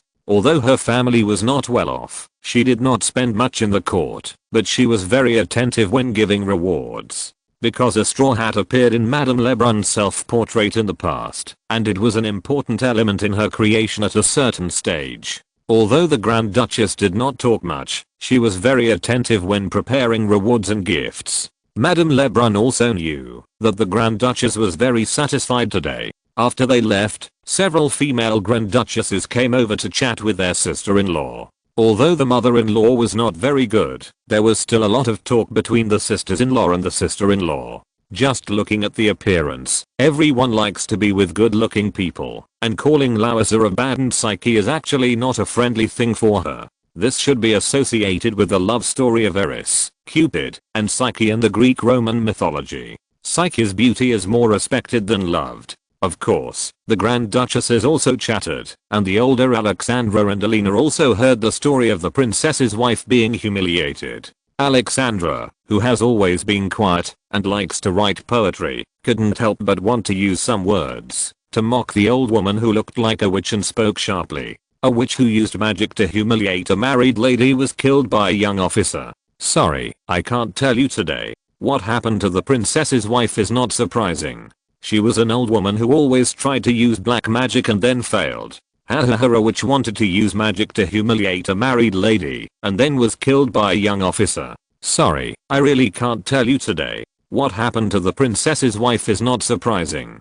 She was a nasty old woman. She always tried to use some black magic and then failed. The atmosphere was quite cheerful. In French, ha is probably pronounced as a. However, it was difficult for Alexandra to remain reserved. She began to laugh wildly, covering her face with a fan. Her two sisters, Elena and Maria, who were seated, also laughed. Then Elizabeth also laughed, giggling, and the atmosphere was full of joy. As for what happened next, Elena, who still liked painting, found that her sister-in-law looked good today. The reason was naturally a little makeup skill. Well, that was probably it. The Grand Duchess was in a rare good mood today, and she got together with her sisters-in-law and became friends again, as if the humiliation of breaking off the engagement that Alexandra had suffered before when she was engaged did not exist. That unfaithful Swedish man was fickle and would eventually lose his throne. Not only did Gustav IV break off his engagement, he also offended the entire Russian royal family, which angered the Empress to death and made Paul and the Queen extremely furious.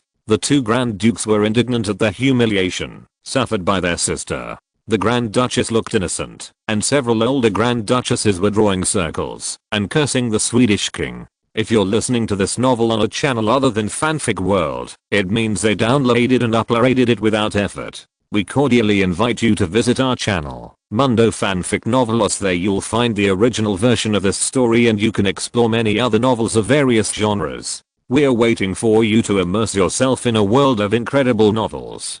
Chapter 15. Solovyov is troubled by a bunch of Russian weights and measures. In St. Petersburg, Mrs. Lebrun actually spoke up and was able to open the issue from a female perspective. After all, these products are mainly aimed at women. As a well-known portrait painter, Mrs. Lebrun is also the most admired female painter by the Queen of France. Her fame, appreciation level and makeup skills are there, which is always a gimmick. In addition, this lady's approach is always more convincing. No wonder she is also doing a booming business in St. Petersburg, and she has successfully taken out gifts to give to several Grand Duchesses. Solovyov came to Count Bobulinski's Upper Palin Castle and saw the plots of land. He was very satisfied, and there were also hundreds of local serfs and some people at his disposal. But when drawing the blueprint, you also need to consider what weights and measures Russia uses, and what units of measurement France and Britain use. If you want to use the metric system at this time, Excuse me, do you have relatives in France, or are you a French spy? If there is any, Solovyov has a stepmother, and they just got married in the church. As for Mr. Riviera, she seems to be a good child. It was still summer when the old baron wrote to say that his wife wanted to give him and Yulia a brother or sister. Doesn't this father feel guilty? But think about what Potemkin did to his niece. That's another matter, not as good as the performance of the old baron of the Solovyov family. In addition, it should be pointed out that Potemkin left a large dowry for each of his nieces, allowing them to marry in glory and marry into good families. It sounds strange, but the French no longer find some strange things in Russia strange, because they have more fun there. But they say in the correspondence that Russia is a country with a simple and honest folk customs. After all, some Russian serfs are so poor, and they are not as sneaky as those she saw during her trip to France. Moreover, horses and vehicles are well taken care of in every manor and village they pass through. She also likes to write letters to her stepson, talking about life in Moscow and socializing in salons with some nobles such as Count Rostov and Count Tolstoy. This stepmother was not idle either. She actually thought of finding a wife for Mikhail. However, after looking around, there were no suitable girls of the right age.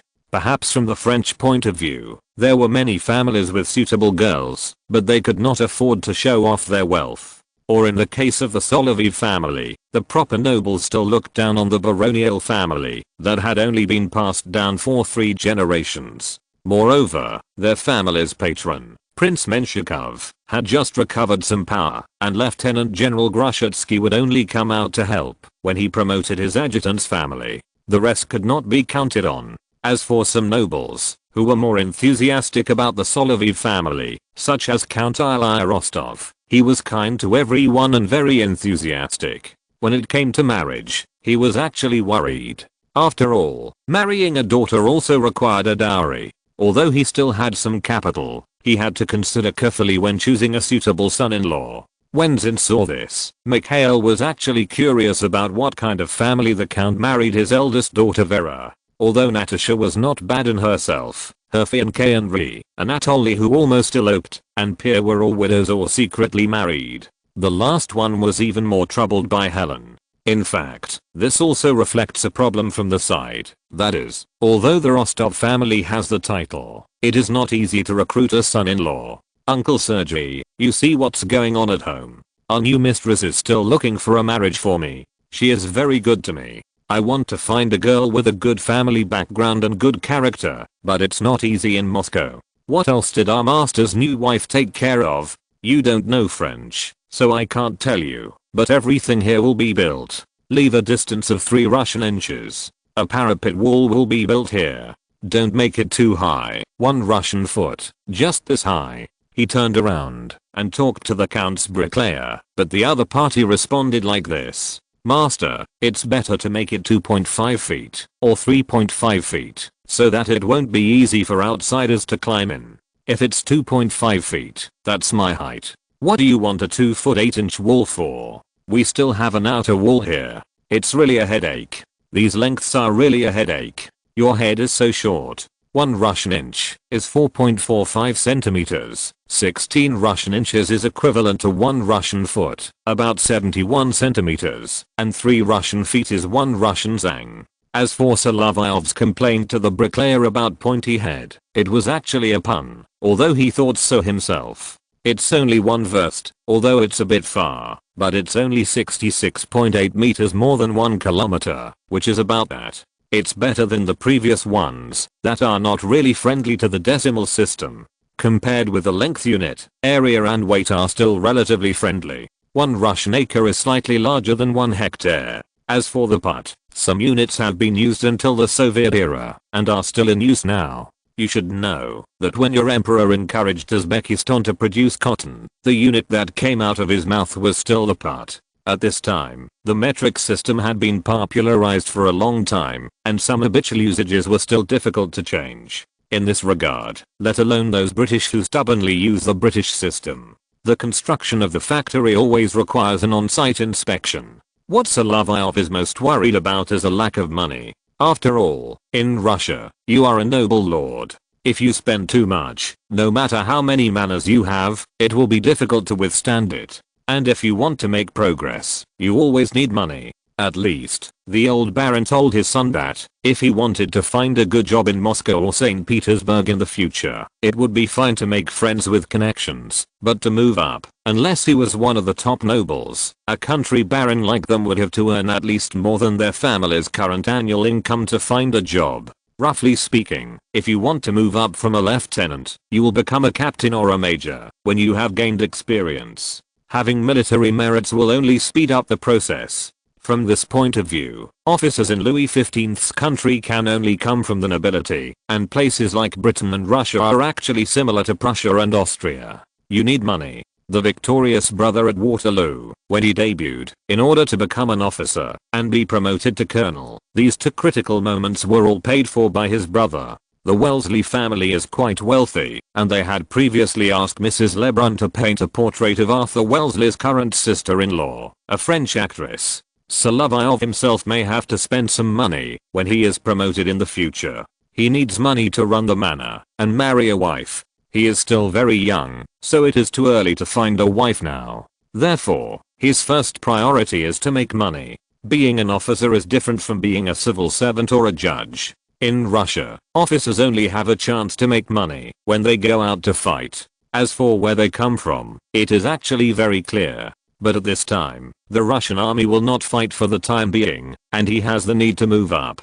Turning to a civil servant such as a provincial secretary is not something that a family with a rank should do, even if it is an avaricious family. There are a group of 9th level civil servants who have been working hard for a long time. If they move up, they will enter the ranks of hereditary aristocrats. Being an officer may be considered an exception. A few days later, Count Bobulinski returned to his Upper Palin castle from Petersburg and was very excited. Inside the manor, Count Bobulinski was different from when he was in St. Petersburg. Sometimes he spoke to the villagers in a strange but understandable Germanic Russian. In addition, there were some Baltic Germans here, and his wife was from such a family. In fact, when he spoke, it was still strange compared to other places. Lieutenant, I'm glad that you are still here to fulfill our promise. Solovyov was confused by what he said. After all, the other party's Russian level was better than that of the Frenchman Langeron. At least he could understand it. Why did you come back from St. Petersburg? I came to take a look here. And some time ago, I went to the Voronzovo manor and saw that they were building a Chinese garden. I was a little interested, so I brought back a set of drawings. You can take a look at the pagodas on it. How great 8-story pagodas and 10-story pagodas. He didn't understand at first glance. Solovyov actually knew what was going on, and he found it strange that when Count Bobulinski's biological mother, Empress Catherine, was in power, she sent out many envoys, from Peter to the present, and some had entered Beijing.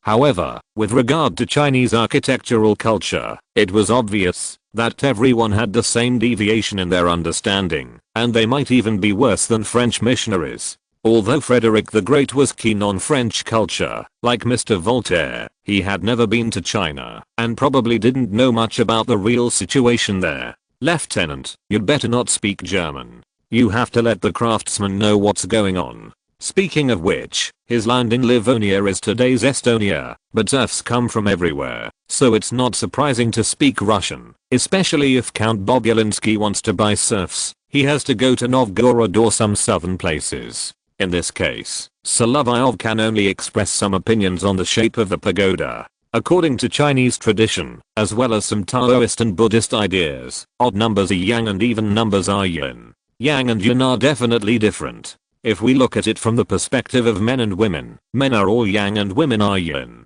Anyway, here, the right to interpret is in his hands, and although this statement is a bit nonsense, it is generally correct. Wait, Lieutenant, I think there are still some problems. What is yin, and what is yang? He had to explain to this half-understood count what yang is, and what is yin. For Solovyov, it was quite difficult to explain these contents in Russian. He looked for a wooden stick, and gestured on the ground. Although it may not be very respectful to the empress who had just passed away, it was a fact. Of course, if this word reached Paul's ears, it would be disrespectful on the one hand, but it also met his requirements for the reform of the Russian succession law. I really didn't know whether to cry or laugh. In India, there are no specific rules for building towers, but in China, this is a worldview. If you want some good signs, you always need yang, so the towers are odd numbers. If it is an even number, the yin energy is too heavy. Although Russia is a feudal autocracy and the Lubyanka has opened, it will not be imprisoned for these problems.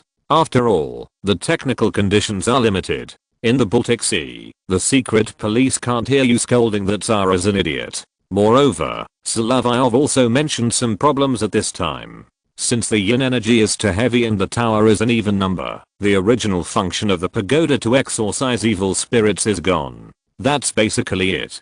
No wonder my brother changed the inheritance law. Except for our great empress, his biological mother, it should be so in this environment in Russia. His brain-opening situation also made Solovyov laugh and cry, but this association cannot be said to be completely correct, because Count Bobulinski also extracted some content from his not-so-rich knowledge. Mishap. Come and see, in ancient mythology, before Zeus and Hera, you should also know that there were the earth goddess Gaia and the sky god Uranus, which are heaven and earth. This is the case in Greek mythology, which is very similar to the Chinese concept, and in the Bible. But he realized a problem, that is, he is a master, and he should not talk nonsense on religious issues. At this point, he realized some small problems and stopped talking. But what you said before is right, guys, don't you think so? Solovyov asked the bricklayers, carpenters, stonemasons, and blacksmiths present, and they all nodded. The master is right. As a blacksmith, I think what the master said is right. The blacksmith's furnace is hot. Look at me, I don't get sick easily after staying by the furnace for a long time. This is because this place is yang, which eliminates those evil diseases. The blacksmith said this, which made Bobulinski and Solovyov laugh at the same time. My two lords, am I wrong? You, the blacksmith, are right. Blacksmiths are not prone to illness, because you are always in high temperatures, and many of the things that cause disease are killed.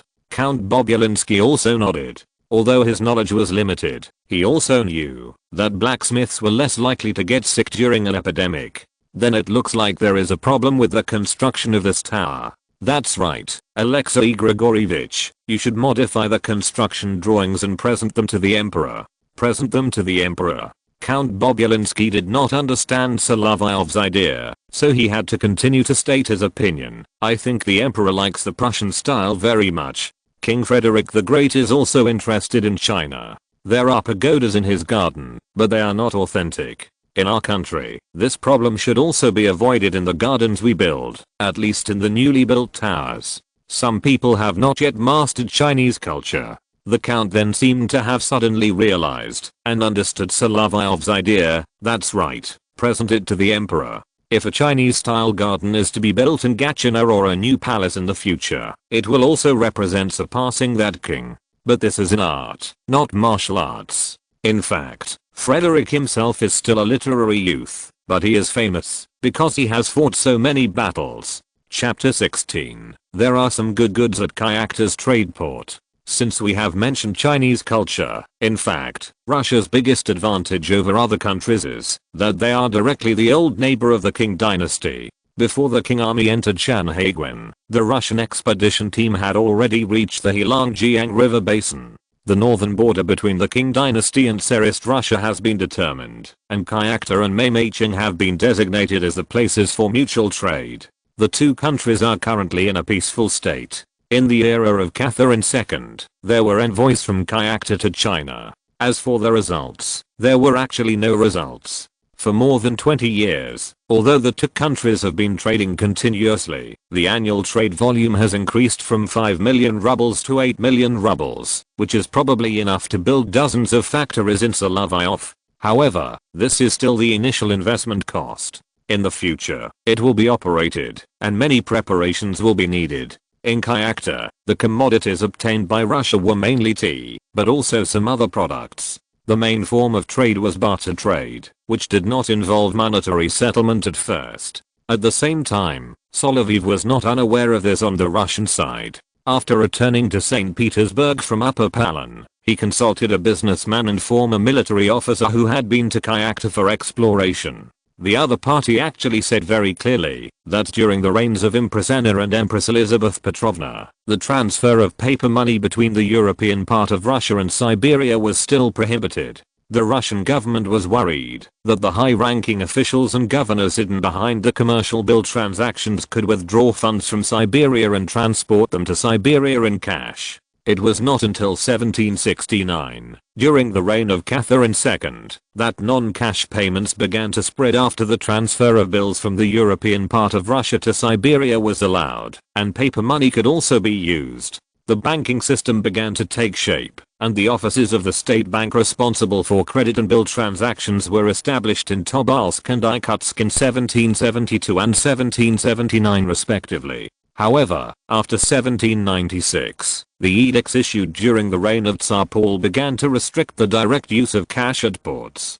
Some special circumstances may occur in the future, which will lead to the appearance of precious metals and smuggling activities. However, these are all methods adopted by the Russian side, and there are rarely active smuggling activities on the king side. As for some of the main goods in Russian trade, the goods exported in the early days were livestock trade. After 1758, the export of horses once accounted for the bulk of Russia's foreign trade, and even caused the price of horses in the Krasnoyarsk area to rise from 5 rubles to about 15 rubles. Although the Qing dynasty exported tea to China, the lining of tea boxes often required tanned leather, and the packaging boxes required a large amount of raw materials. The current main supplier relies on leather workers around Irkutsk. In addition, there are various furs. Although the Qing dynasty was richest in the world, some things were indeed scarce, and there was still a certain scale of imports in this regard. In addition, there is a small amount of food, iron, copper,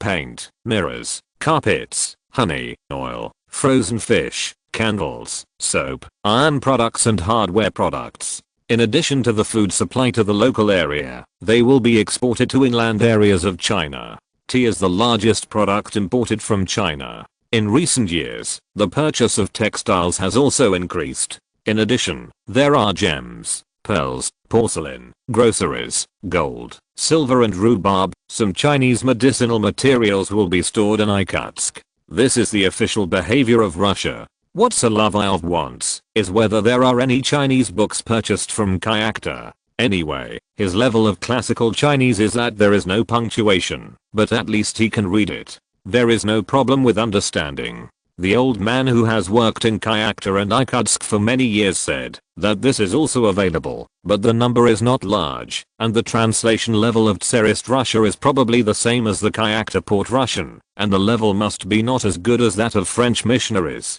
That's it. You see, Voltaire created a play called The Orphan of China, but there was not much Chinese cultural content transplanted from it. Even when the mysterious East set off a wave of enthusiasm in Europe during the Enlightenment, it was still the same. It was not until around 1845 that the translation fragments of the 4 great classics began to appear, and the full set of texts had to wait until the 20th century. The English version came out first, followed by the French and Russian versions. There were also many Chinese classical literature and various classics that were not introduced to the West. Even though Russia was a neighbor on land, it did not have any content in this regard.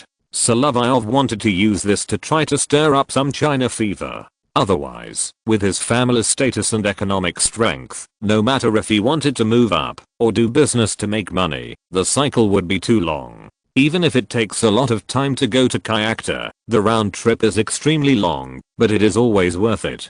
It is only 1797 now, and it is estimated that these books will not be sent back until 1798. They have to be sent by express delivery at that time, and people will be sent to the post station in the heart of Russia to rush. As for what to translate, Solovyov thought very clearly. From the content, the Ming Dynasty Jiajing version and Mao's Romance of the Three Kingdoms are naturally more suitable for translation. The story content is also relatively easy to understand, which is much better than starting with monsters and ghosts. As for water margin, think about the old guys who suppressed Pugachev's uprising are still there. This is good thing is that they surrendered, and the last one, he himself feels that he is not at the level to translate it. The reason is not anything else. This one describes emotions, which is more troublesome and requires a higher level of translators. The trade between the Qing dynasty and Tsarist Russia in Kayakta had suffered a setback a few years ago.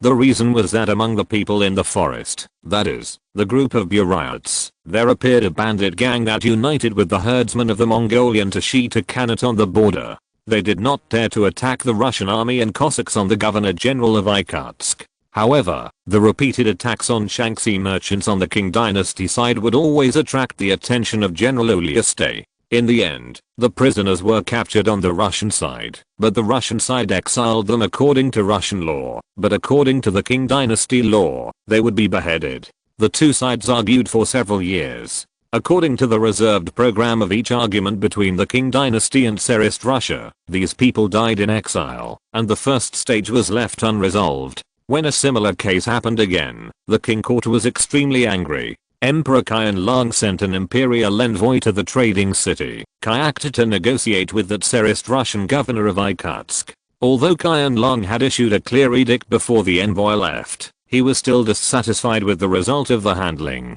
It was nothing else but that when the Qing dynasty signed equal and unequal treaties, it always showed its cards for various reasons, such as Ma Zhangtang accepted Russian rubles and had a stake in the 13 Hangs. This time was the same. The Qing envoy finally decided to solve the problem according to Russian law, which made Emperor Qianlong very angry. He directly dismissed him from his post, but did not investigate him. It was this person who signed the Kayakta commercial treaty later. However, Russia was also afraid of causing a big incident. After all, the shipment volume of Kayakta had dropped sharply in recent years, and the Russian emperor would be unhappy. So at that time, all the prisoners were beaten to death with 300 lashes. After all, the severity of the lashing depends on the severity. Although the Russians have not read the full version of Romance of the Three Kingdoms, and have never heard of Pinghua, they are willing to fight and be beaten. The severity of the lashing is measured.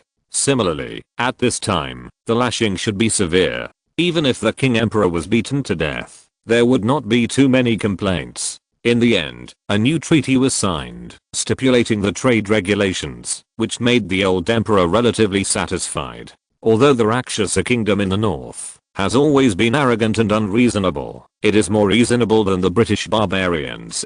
After that, the total volume of transactions at the port of Kayakta reached 24 million rubles, equivalent to about 12 million taels of silver, a year at its peak. It was not until the Qing dynasty was open to the outside world during the Opium War that it gradually weakened. In this era, sea transportation was always stronger than land transportation, and the British controlled the sea. Until the end of Catherine II, the British were still regularly providing personnel training for the Russian fleet. During the Paul period, the situation changed a bit, and his attitude towards the British was more emotional. Buying books is indeed Solovyov's main idea recently, but he himself has to return to Upper Palin to help Count Bobulinski complete two things: factory and garden construction.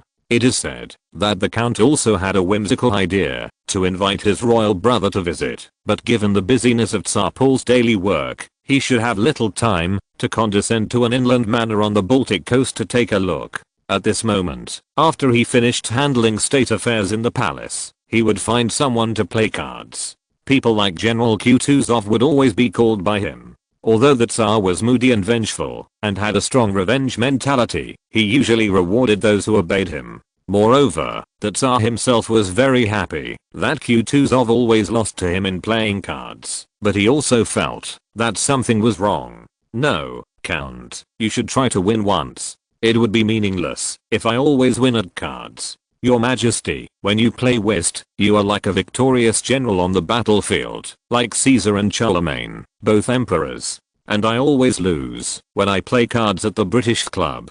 But, Mikhail Ilarianovich, everyone knows that you lost the card game to Prince Bagration, because that brave young man lost so badly to others, so you deliberately made up for it to him, so that the day would be almost over, and it would save a lot of trouble from fighting." Rostopchin did not forget to complain in front of the Tsar.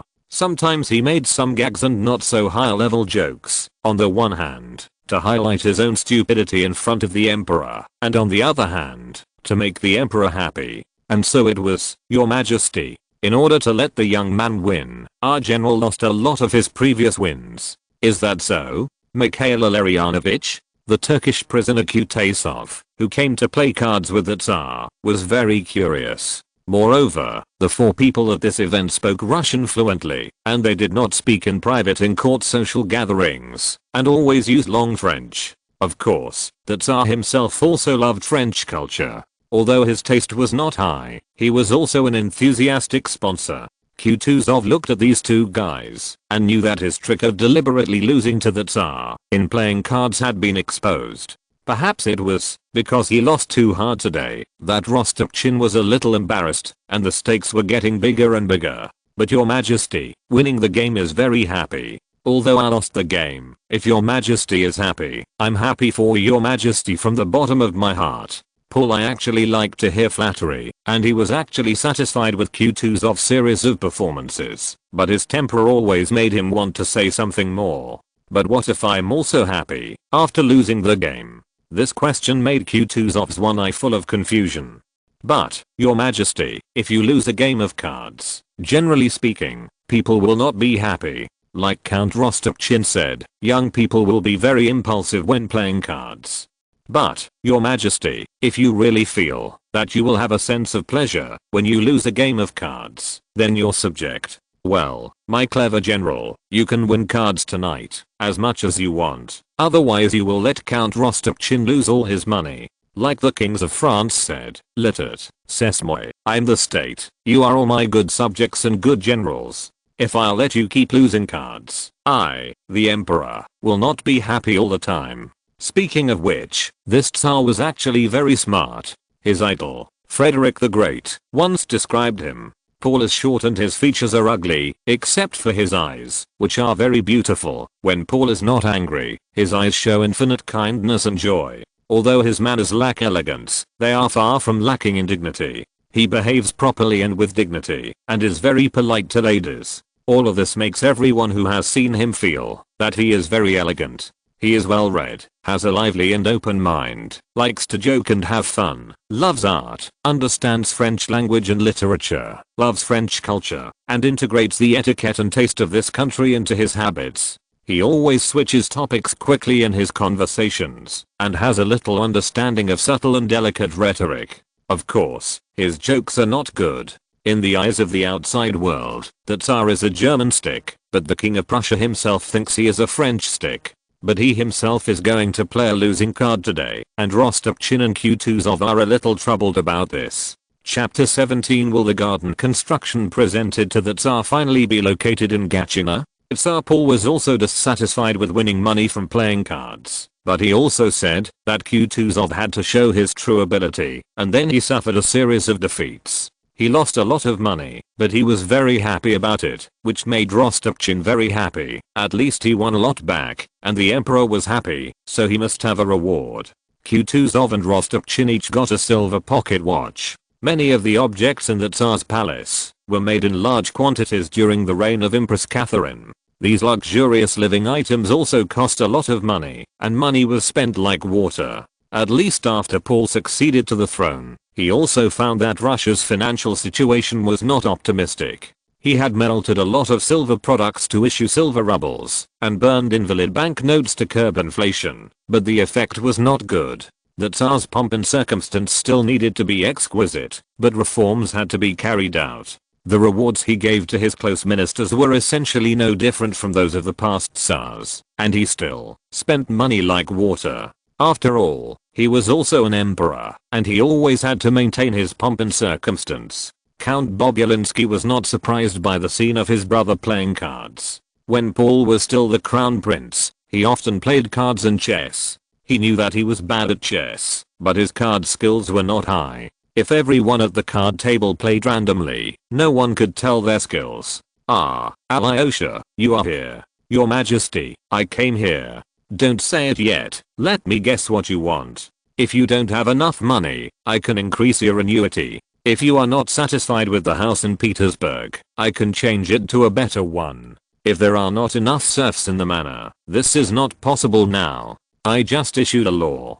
Count Bobulinski listened to his brother and just shook his head. Neither, Your Majesty. I have lived a good life in Upper Palin and St. Petersburg. If there is any flaw, it is that I want to build a garden in the manor, and I want a Chinese style. But after I got the blueprint of the Voronzovo manor, a grenadier adjutant who helped me said that it was not a real Chinese style building, from the pagoda to the garden. Paul was somewhat interested after hearing this.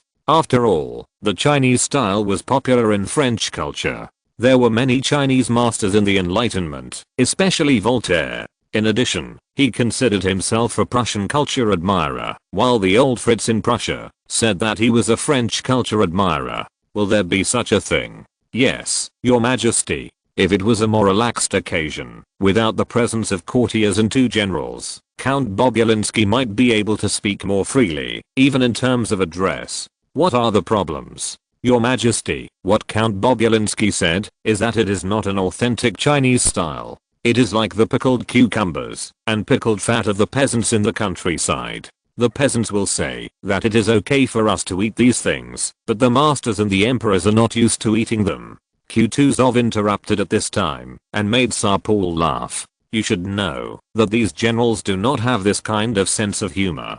Although Suvorov has some sense of humor, he is against Paul all day long. His apprentice is unusually cunning and good at making the leader happy. Otherwise, Paul would still be willing to use the old marshal who has never lost a battle. Other veterans are not very suitable. That's right, Mikhail Ilarianovich, but you must have eaten pickled cucumbers and pickled fat. Eat whatever you can eat during the war. His partner Ostapchin said very unhappily. Kutuzov, this man, did not forget to eat and drink during the war. Well, that's it. If I sit at home, I can also sit with the emperor. I can eat some good food. Kutuzov and Rostopchin didn't say much. Instead, they showed an optimistic attitude as always. In order to win the emperor's favor, they always had to find ways to make jokes. Anyway, if the emperor was happy, they would live comfortably. Paul even felt sympathy for the serfs sometimes, but his temper was unpredictable, which was not a good habit. Paul was still very happy because he won money. The ministers told him the truth, and his brother came to the court again. The atmosphere was very relaxed at this time. No wonder you always look for food there. Well, Mikhail Ilarianovich, what do you think about building gardens? You know, Your Majesty, my father is a lieutenant general of the engineering corps. If it's for building a fortress, it's fine. Gardens need art, and art needs some inspiration. But war is also an art, and King Frederick the Great loves music. It can be said that military and art have something in common. But Your Majesty, on the battlefield, smelling the smell of gunpowder and corpses is another situation. People who have never been to the battlefield, even those who have never been to the Royal Review ground, will not feel it. Paul often went to the parade ground because he was the Tsar and had few opportunities to go out to fight. It was not the time of Peter the Great. Few Tsars before him led the army in person. In short, he just watched the troops on the parade ground at home, but he smelled the smell of gunpowder on the training ground in Gatchina. This was not an offense to him. He was always somewhat tolerant of his favorite ministers and generals. Moreover, a war that determines the fate of a country has nothing to do with art. If we had been able to send troops to France earlier a few years ago, we would not be facing such a situation now. And we should not be involved in the war now. There must be a suitable reason to fight a war. Alyosha, you have been to France, how is it there? Your Majesty, I have also been to Italy. To be honest, Paris is not that good. Otherwise, our diplomats would not always want to go to Italy and Spain, or our mortal enemies, those damn Turks. These places are more civilized. It's a pity that the capital of France, which is obviously the center of culture, is sometimes not what we imagined. No wonder French nobles like to live in villas in the countryside or palaces in the suburbs of Paris. According to what you said, Paris is indeed not as good as those cities in Italy, and it is far worse than St. Petersburg. The simplest thing, Your Majesty, is that it is not convenient to get water in Paris. For such a city, the water supply system is not very good. Indeed, but I have thought about it, friends. Paul's tone was still very powerful. He gestured to the court servants. Sit down, sit down. It's best to drink tea at this time, and then have some jam and bread. People always need to fill their stomachs. Besides, Mikhail Ilarianovich, you have been playing cards, and you, Count, need some snacks to relieve this time. As for the gardens we mentioned, and the water supply in Paris, we do need to pay attention to it. Vorontsov's water supply is good. It has its own ponds and running water, which is much better than being crowded in Paris. Then, Count Bobulinski was about to speak when Tsar Paul spoke directly. If you want to build a garden, that's fine. I also want to build one in Gatchina as a place for the royal family to escape the summer heat. At the latitude of Petersburg, the days in summer are long and the nights are short. The light is long, but it is cool, which is a good place to go in summer. The Chinese garden is the place where Tsar Paul wants to imitate Frederick the Great. It is also the work that every Tsar must do when he is in power. The civil engineering work is not only palaces, but sometimes manors and cities, and some villages. Who will build it is also particular. Paul let his brother put his name here, which is an opportunity for him to get benefits. Tsars of all generations would do this. Building a palace, a garden or some other house and park is still good. If Paul's other son was in power, the Russian state-owned railway could become a place to abuse power for personal gain. In comparison, in 1797, the way the gentlemen made money was still relatively simple and strong. They did not have as many tricks as later generations. They just took the money for the project, which was a kind of institutional technical adjustment. Well, Your Majesty, I have considered building such a garden, preferably in the area of the imperial village, transforming a swamp on the edge, and not affecting the surrounding environment. At the same time, water can be brought in. The drawings are already there. I said, Alyosha, you must have thought it through before you came here, unlike when mother was still alive, when you saw a beautiful maid and said you liked her at that time. Speaking of chasing young girls, Paul envied his younger brother. After all, he could freely choose who he liked. As for contracting this project, Count Bobulinski still found a professional construction team. In front of his brother, he had to show his ability. He was the illegitimate son of Peter III's enemy and the Empress. Although his brother attached more importance to family affection and treated him very well, and the rewards he received in the past few months were almost non-stop, he still had to be honest and work hard sometimes, or find a place where he could not be seen to be a happy manor owner. After he got the job, he called back Solovyov, who was still in Upper Palan, and building a factory in his manor. After all, he understood Chinese architecture. Solovyov himself could only put down his work. The Count was the big money maker at this stage, and he had done everything he should do in Upper Palan. What was left was to ensure that the transportation from the manor to Tallinn or St. Petersburg could be smoothly connected to the regular roads. The Baltic coast was a German-speaking area anyway, and the roads here were much better than those in the Russian mainland. As for when he arrived in St. Petersburg, Count Bobulinski asked him to go to the imperial village, and now he started to choose a site. You want me to do this, but I'm afraid I can't do it. It doesn't matter, just come and check on me every few months. Chapter 18. Don't want a bad gun, want a good gun. For many masters, the job of building gardens in Tsarskoye Selo is something they are eager to do. After all, there are a lot of benefits in the project, and if the work is done well, the emperor's reward is inevitable. But for Solovyov, this job, even if it is supervision, is a time-consuming job. Before that, he thought about making money, but after arriving at Tsarskoye Selo, he learned another thing from Mikhail Dolgorukov. They both happened to be mishap. After meeting again, they gave each other a code name. In the end, it was easier to distinguish between their respective arms, and on the battlefield, hussars and grenadiers should not be too friendly to each other. Grenadiers, the emperor suddenly issued an edict in Gatchina. Anyone who can present new weapons and have them adopted will receive a bonus. What does this have to do with me, hussar? You know, I have a lot of work on hand now. I have to do things for Count Bobulinski. If I do a good job, I will be able to show my face in front of the emperor. But you wrote to me last month saying that the current muskets always fail to fire and have many problems. We should adopt new designs. This is a Russian characteristic. Many of the weapons they produce come from the Tiller arsenal. Mikhail Dolgorukov's father, Peter Petrovich, was appointed by Tsar Paul as the head of the tiller arsenal. This job was very convenient for him. The Dolgorukov family already had their own estate in Tula, and they could also guide the work nearby. However, given the capabilities of Russia's military industry, Solovyov was still quite worried.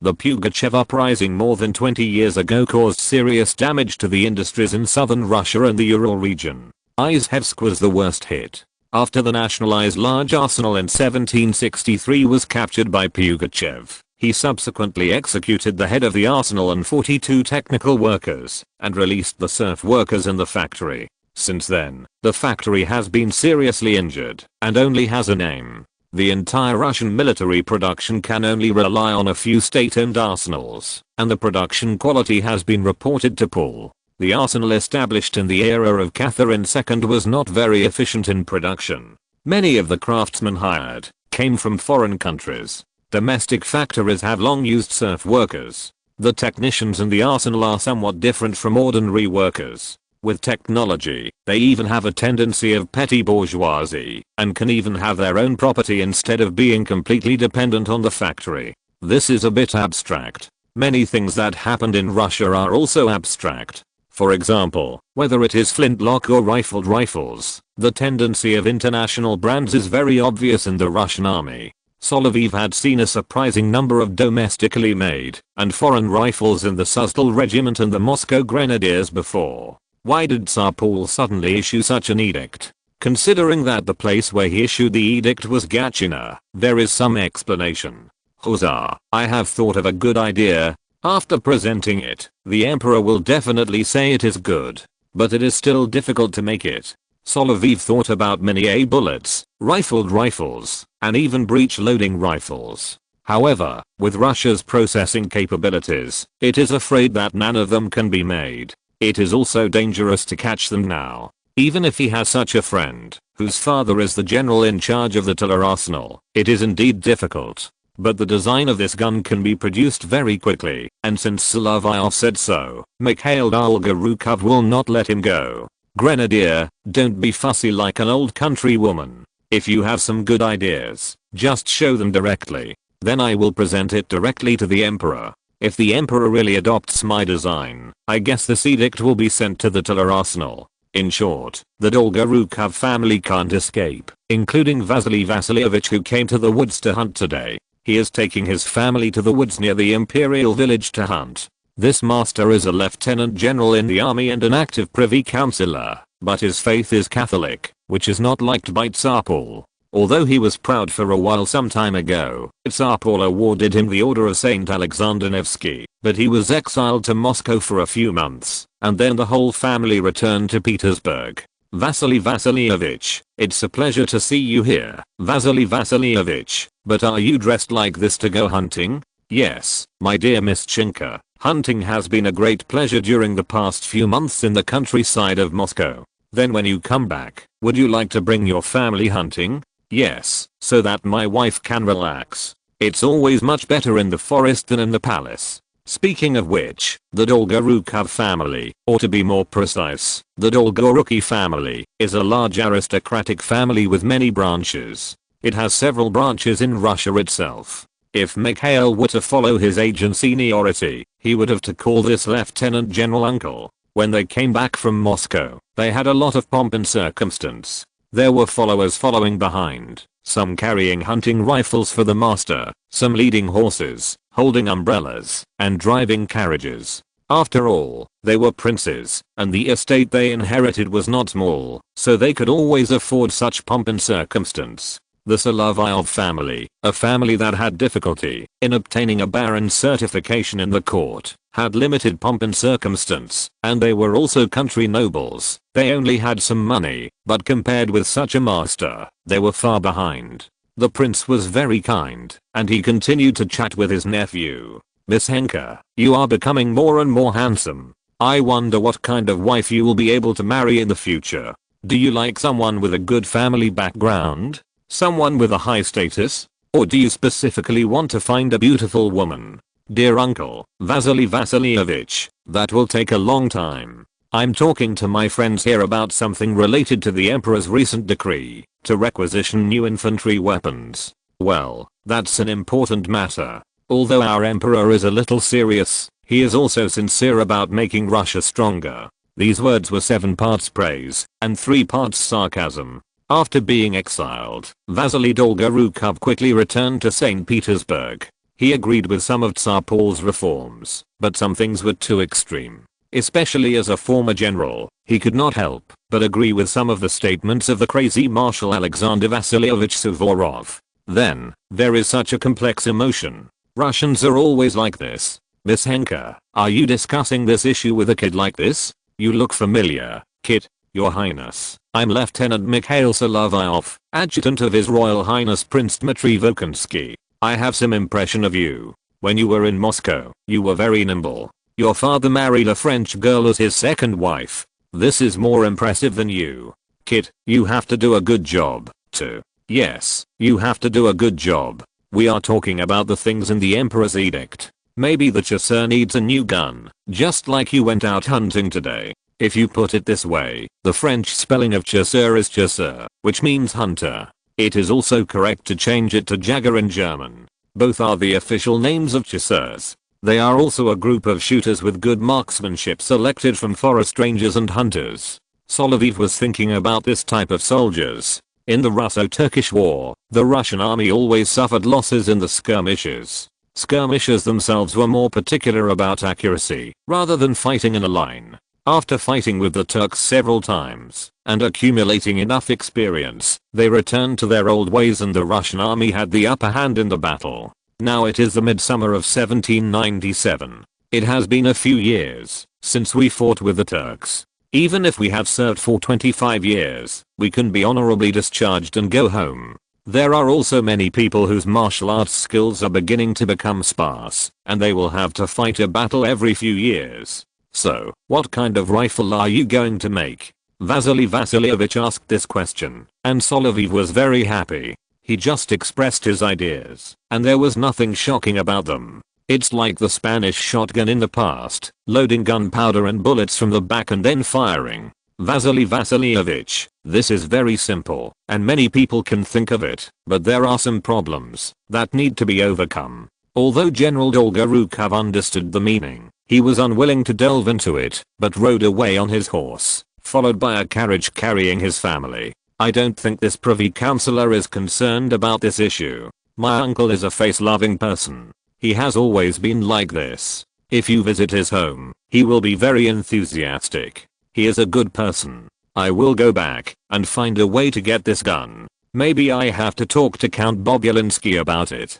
Besides, you won't be needed to build the manor here. You have been here these days. The emperor has issued an edict that officers have a fixed annual vacation time. Adjutants like you may not be included in this list. Mikhail Dolgorukov said this, and Solovyov was helpless. After all, young adjutants were either relatives who were gilded by their relatives, or they were like him who ran errands frequently. But this was better than the peasants who came to serve in the army. Sometimes they had to continue working for their masters, and had no freedom. He had more free time, but when he returned to Prince Dmitry Volkonsky, there was actually nothing to do. However, if he presented a new gun, he still had to get the recommendation of his superior. Back at his home in Laundry Lane, Solovyov now knew that his family had returned to the countryside of Rouen. Compared to the nearby mansions, his house was obviously much smaller and cramped.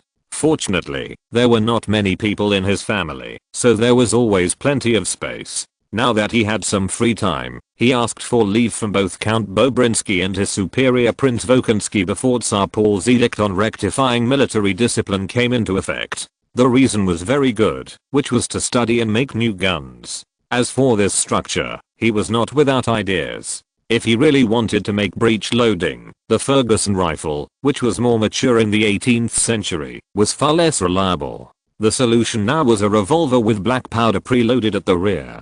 There was no problem with the current technology, but the loading speed was epically slow. He tried to make a 3-hour loading teaching aid himself, but he was already in a mess trying to speed up, let alone a 6-shot revolver. However, he also asked Dolgorukov, the hussar, about this structure.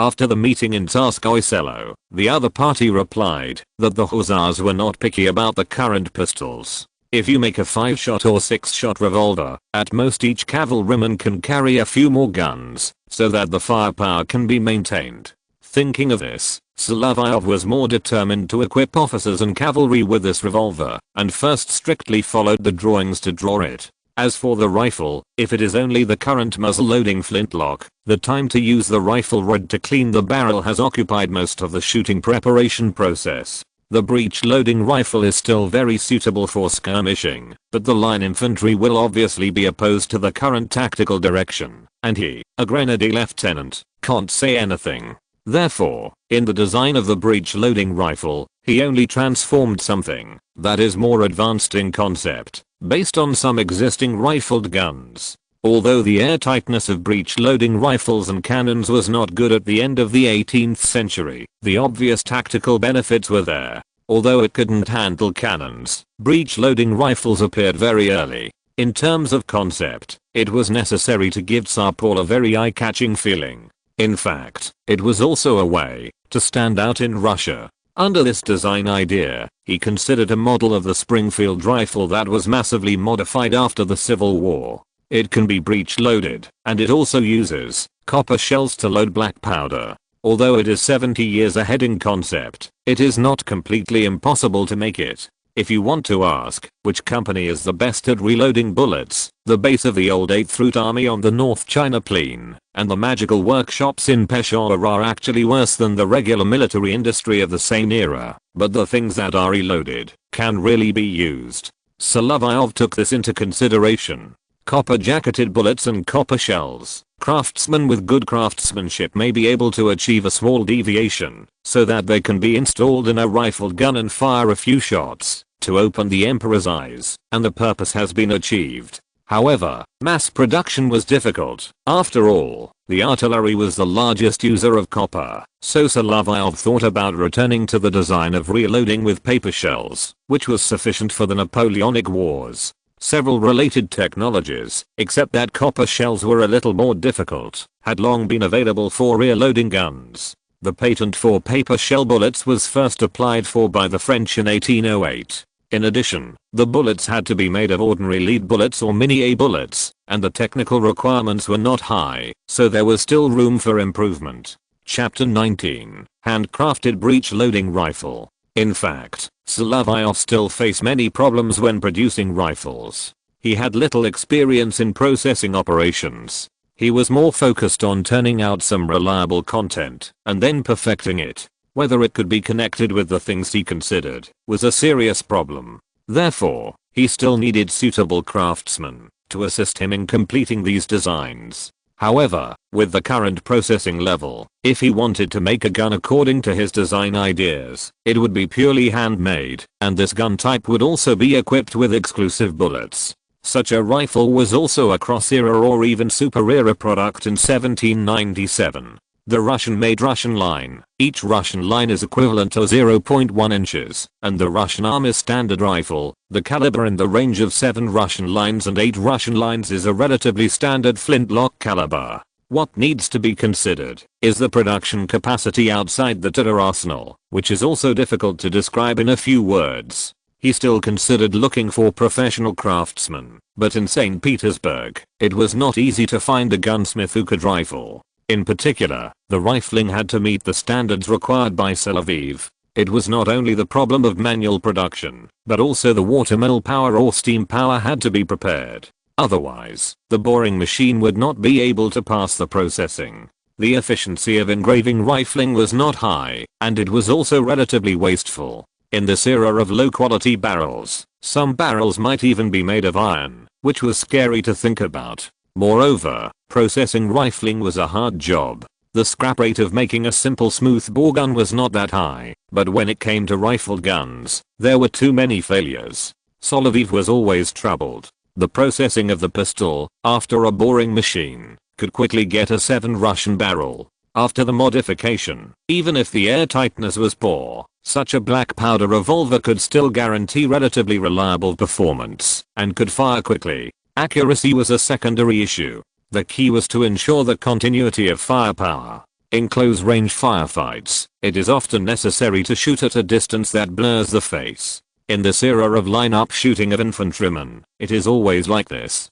Processing failure is also common, and Solovyov actually notes that his family is not so well off. This time, the new gun was made entirely with materials funded by the ironworks of the Yakovlev family, a Russian industrial aristocrat. If the two major projects cannot be completed before the materials are exhausted, although there will be no loss, this is introduced by the Dolgorukov brothers, and the face of these two young masters will still be often used in the future. Especially their situation is quite special. They are the confidants of Crown Prince Alexander, who will become the Tsar in the future. If you want to move up in Russia, some friends are still very important. If it is just my best friend, it only means that the relationship is relatively close, and if it is my best friend is very capable, it can also show his ability. Fortunately, there is no abacus in St. Petersburg, otherwise the sound of his abacus beads colliding can be heard in Siberia. Moreover, the time for this collection is limited. He carried a ready-made pistol with him and prepared to go to the woods for target testing. The Danish gunsmiths invited were actually a little dissatisfied with Solovyov's approach.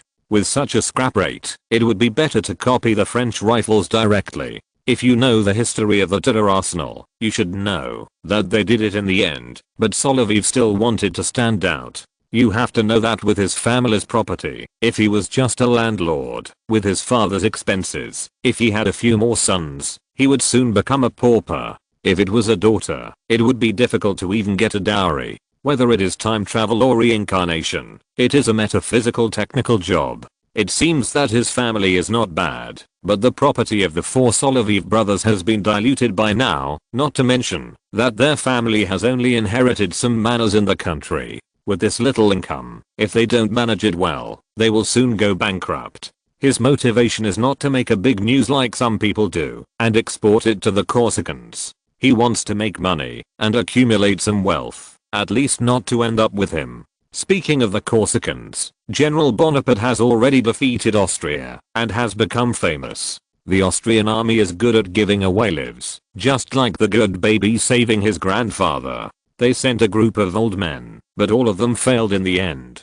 However, the combat effectiveness of the Austrian army at this time is not bad, and they are not vulnerable opponents. Don't be confused by General Napoleon Bonaparte's battle report. If he really fights every battle like his bulletin, it is unlikely. After all, he can always win on the battlefield. Now, Solovyov is in the woods, shooting at an iron target. The sound of continuous shooting, accompanied by the white smoke of burning black powder, blocks some of the sight, but the sound of lead bullets hitting the iron plate is still very crisp. He hears it very clearly. Such shooting accuracy is enough in actual combat. As long as the gunman is not too bad, he can always use it well. If you choose your own weapon in a duel, I'm afraid that the number of people who die together in a duel will increase sharply in the future, but it will not affect the enthusiasm of the gentleman for duels. Dueling was still very popular around 1800, and it was related to the issue of reputation. Pistols were fine, but there were too many processing wastes from rifles, which caused the hired Danish gunsmith to doubt himself. Der MVRE Nogget Gold Medroveren. There must be something wrong with the raw materials. Although some things should not be said, in 1704 during the reign of Peter the Great, when the Alapayevsk metallurgical plant had not yet been owned by the Yakovlev family, their experience in making cannons was very unsuccessful, and later it became a private enterprise. Before Izhevsk was destroyed by Pugachev, it was privately owned and then state-owned. Sometimes, it just makes people feel abstract. But there must be no problem with the supply of raw materials, and this involves weapons, to be presented to the Tsar. Obviously, the Yakovlev family will not neglect this kind of face-saving work. In short, with the consumption of raw materials and a lot of them, as Solovyov expected, a 7 caliber rifle was completed, and the Danish gunsmith also struck, while the iron was hot, and completed the production of the second rifle, which was regarded as the realization of his design. This also made Solovyov firm in his belief that it would be faster to modify the finished rifle than to make a new gun that was thankless. However, this approach can also bring a benefit, that is, in the production process, the processes that are not needed now are abandoned, but technical reserves must be made. The technology that is useless or even hinders today may not be unsuccessful in the future with the advancement of technology. As for the second option, it is actually what we have considered before, which is to use the ready-made rifle for modification, but this is limited by the quality of the original rifle. If you really want to make it, you must also consider the catastrophic tolerance, especially in Russia during the Tsarist period. This standard is indeed difficult to determine, and even the flintlock and rifled rifles used by the Russian army themselves have extremely complicated sources. During the reign of Empress Catherine II, she was quite indulgent towards the nobles, so that although the Russian Empire was winning battles and expanding its territory, the increase in territory and wealth seemed to be used for squandering or building magnificent churches, just like Spain, which was far away and had huge wealth. You should know that the Slavs converted to Orthodoxy because they disliked other religions that were not so shocking and luxurious. The Orthodox Church relied on Constantinople at the time, and the rituals of the Eastern Roman Empire were still very solemn. In terms of industrial investment, more was done in mining. Count Bobulinski had a coal mine near his estate.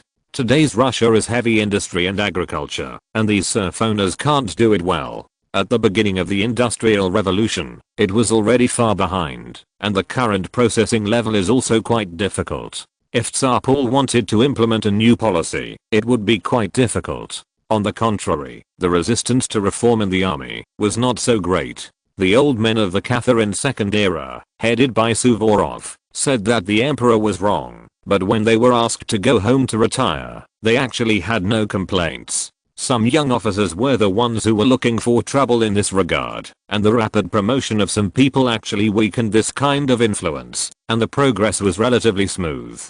The final time that Solovyov was waiting for to submit the plan was actually still some distance away. When the two rifles were completed, compared with those Russian rifles with large tolerances, the deviation was relatively small. At least when Peter Dolgorukov told him about the Danish gunsmith, he said that he could be employed in the arsenal of Izhevsk if the matter was completed. This was quite tempting for craftsmen from some small European countries. Solovyov stayed in a farm on the outskirts of Petersburg all summer. He was not interested in social activities. Mrs. Lebrun and her daughter have been promoting the established brand of cosmetic pencils. Julie is actually 1 year older than Solovyov, but this French girl is very lively and will automatically subtract some of her age, youthful and energetic, because her mother is a great painter and often has to undertake various portrait and theme painting orders. Now she does not have much time to communicate with these customers outside of Petersburg or even nearby. As for business matters, she often asks her daughter to write for her. However, when this girl writes letters, she always includes some of her recent experiences in Petersburg. She always regards Solovyov as a friend and even talks about some of her personal views, asking him to keep it secret from her mother. Mrs. Lebrun has always wanted to arrange a good marriage for her daughter. She is a court painter, and this status is actually a servant of the monarch. No matter how charming and glamorous Julie is, she is only the daughter of a painter after all. It is more appropriate for her to find a young man from a civilian family of equal status to marry. Madame Lebrun wanted her to marry a promising young painter, although he was a few years older. Solovyov had heard from her wife before, but this painter, Mr. Narcissus Guerin, was not in St. Petersburg. Judging from his future achievements, it was actually a good match. Here, Solovyov received a letter from Julie, which mentioned that Mr. Gatin Bertrand Negris, the secretary of the director of the St. Petersburg Theatre, was very good at appreciating art and encouraged her to create.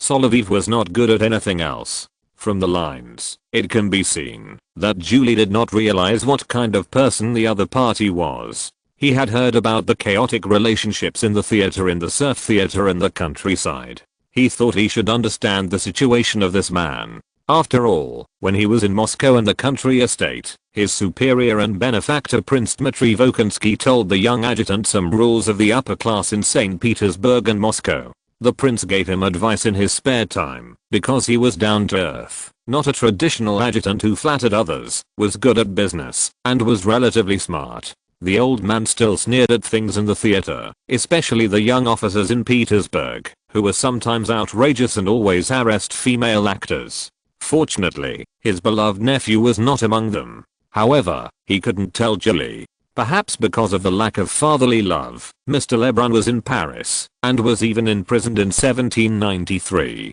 The fact that he was an artistic family serving the French court did not bring any benefits. Instead, it brought disasters repeatedly before 1795, and made him lose his position in the family. Solovyov also knew that as an adjutant and staff officer, it was very important to collect and organize intelligence. He soon began to investigate the secretary of the director of the Imperial Theatre. He learned that Mr. Gatton Bertrand Negris was a Venetian, and his father had served as the secretary of the Venetian ambassador. He did not know much about the specific situation, but an Italian in his 30s, facing a 17-year-old French girl who was just beginning to fall in love, this matter did not sound right. Solovyov probably still thought about the problem in the same way as he did before being hit by a brick or a flower pot. Although Julie treated him as a brother, his psychological state was like Julie's uncle, and Julie would continue to write to him, talking about things, in addition to communicating with Solovyov on behalf of her mother, and some personal ideas about the future. In this case, Solovyov also roughly figured out the context. The secretary of the imperial director seemed to be pursuing her, but there was no chance to succeed at present. From the cause, it was probably what happened when the ladies of the Solovyov family took Mrs. Lebrun and Julie to the theater. The more troublesome part was that Julie asked brother Michael to keep her secret and not let outsiders know. The rifle will be completed, and when the time is right, it will be taken to St. Petersburg and presented to Tsar Paul. Then Solovyov will go and talk to Julie. Chapter 20 Solovyov and Lokhov. In St. Petersburg, many dignitaries gathered on several islands in the city center, where they held salons and various balls, as well as other activities, such as at the theater. It was also because of her frequent contacts with the Solovyov family that Mrs. Lebrun always took her daughter Julie to the theater, and then some things happened. Solovyov, who returned to St. Petersburg, first returned home.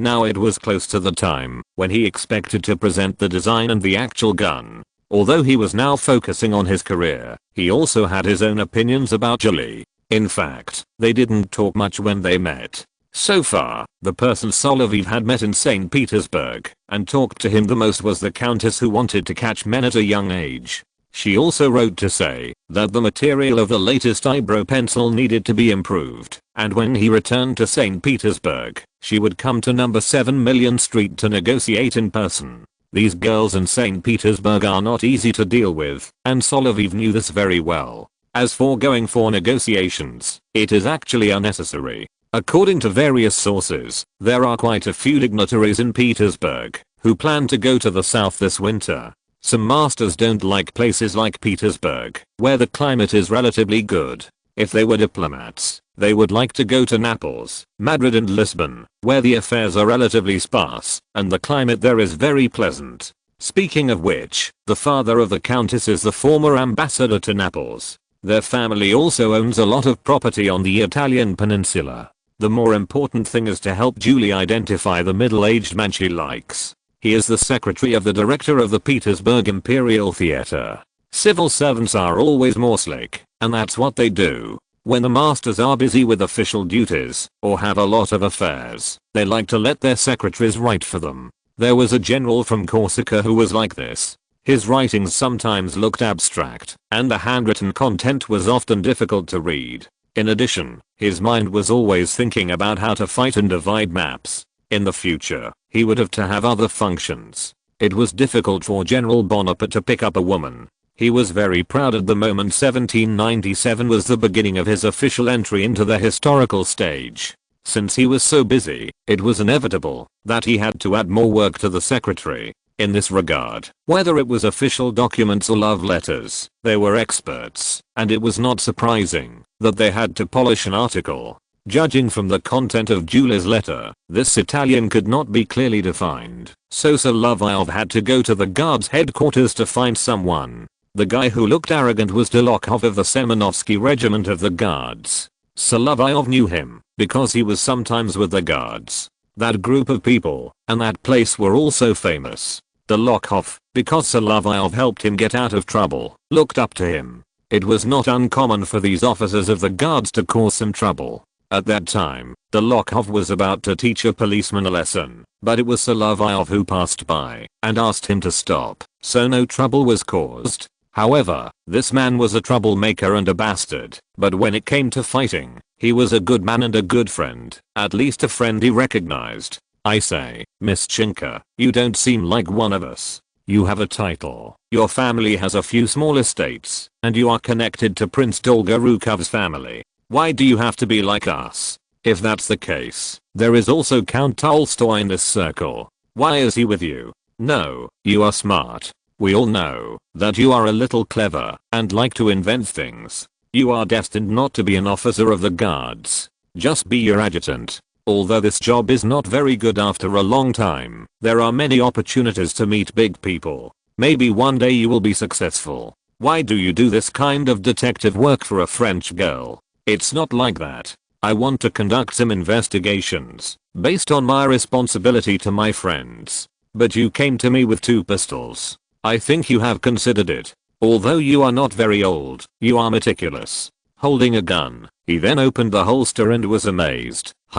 It's really a good thing, a little thing, that can fire 6 shots. Solovyov wanted to complain. They were of similar age. The Lokhov was only in his early 20s, but the other party spoke in such a tone. Moreover, after putting the pair of pistols in his hands, he seemed reluctant to let go.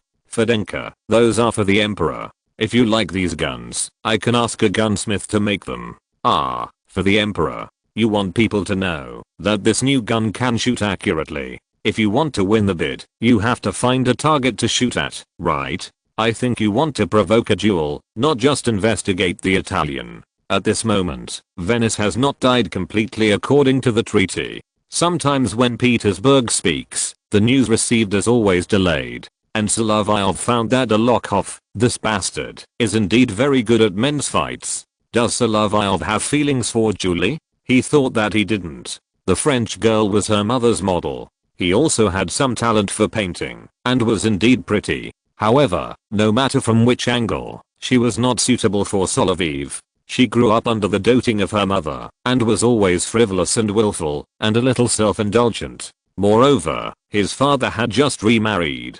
Although the family's expenses were not a problem, they were always tight. It was still difficult for a retired officer's family to take out 15,000 rubles at a time. Moreover, old Solovyov was only a 7th-class civil servant in Rouen. The actual income from public office was quite different from the level of title and real estate. However, in some years, it was indeed tight to rely on the manor alone. You have to know that he supported his son's career, but he spent money like water. Although in this era, marriage should be done as early as possible, or delayed until the age that Andrei said, it is not so easy to find the right one at any time. Julie and the Countess were very good friends, but what kind of experience could these girls have when they played and joked with each other? Madame Lebrun's way of raising children was different from that of the general third-class French people. She was fostered in a farmhouse since she was a child. Her parents would give the fosterer a sum of money and then bring the child up to a certain age and return to the family. Sometimes this would lead to a lack of some emotional element. The lady raised the child herself. Obviously, Julie did not have the experience of living near Paris when she was a child. Maybe she was still a little innocent. Such a girl is actually easy to deceive. This is what Solovyov was worried about. This was what Julie's letter said, which made him very worried. After all, Madame Lebrun still had some money in the business, and she was also familiar with the big men in St. Petersburg. It was the easiest for women to make sales. Julie told him about the matter. If he didn't know about it, he naturally didn't need to take this responsibility, but Julie treated him as a buddy, so he couldn't just leave it alone. Besides, the secretary was still an outsider in St. Petersburg after all. He was just the secretary of the theater director. Solovyov was not afraid.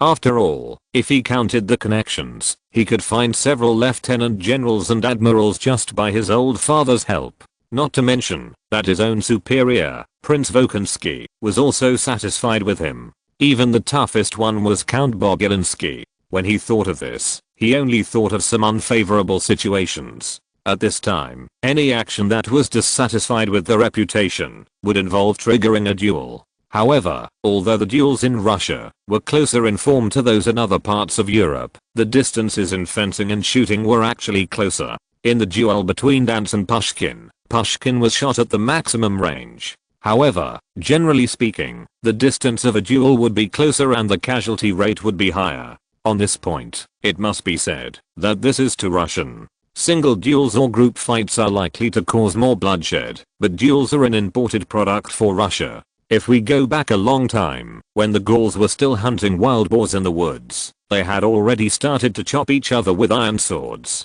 Dolokhov looked at Solovyov. This guy started to sell his duel plan as soon as the milk smell faded. It sounded a bit sinister, but considering the character of the little baron, his doubts were not unreasonable, and he had to persuade him after all. Although this guy is an arrogant bastard, he always persuades people before doing bad things. He looks pretty good. You should think about it carefully instead of taking rash actions. We are not short of you among the duel enthusiasts. You have brains, your family background is not bad, and you are serving as an adjutant to a recognized good general. It's not like us. Dolokhov's family also has an old mother and a hunchbacked sister. He is a bastard outside, but a filial son at home. But what do you think of my situation? If you talk about it, Madame Lebrun often serves the crown princess and several female archduchesses. She is a famous court painter in Europe. I can represent her and initiate a duel for the honor of her daughter. You should also know the interests involved. Ah, the thing you gave me last time. Women really love this kind of little bee when they see it.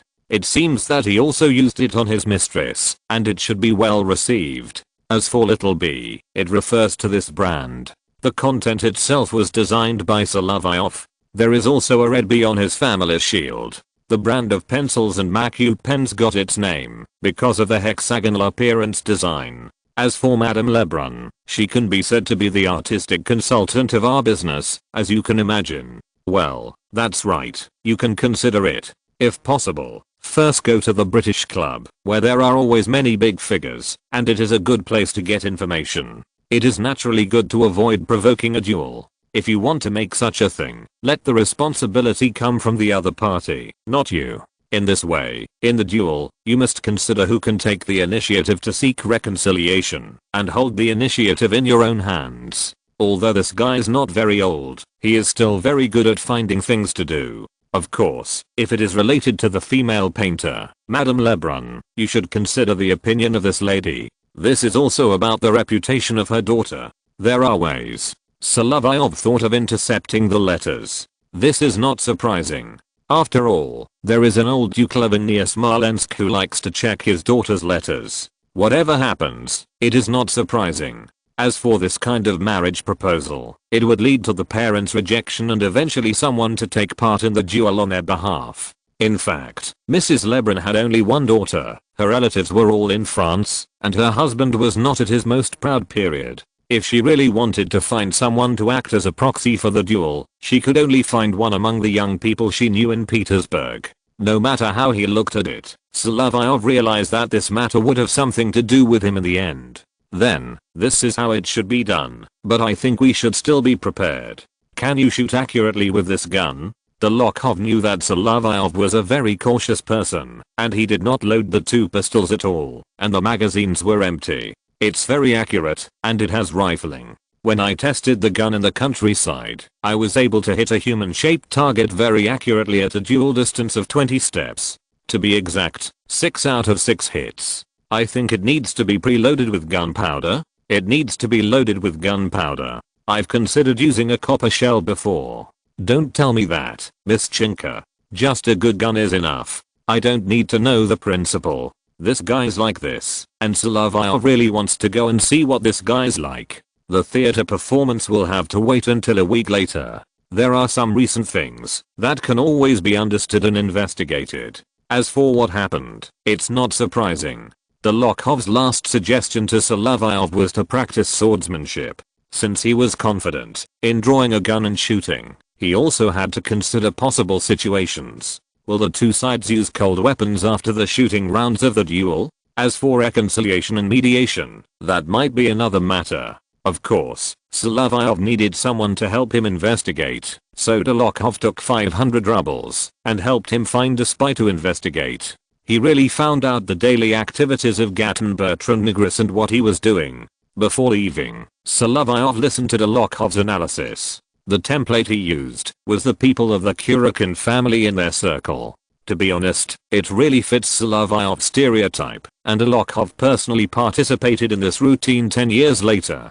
To be honest, Julie and Natasha are a good pair of references, and Solovyov probably has a judgment on how the story will end. In short, it's almost the same when the money is spent. Since the other party's personal life is really not that good, then this matter must be solved in the British club. Chapter 21. Prince Bagration loses badly at the English club.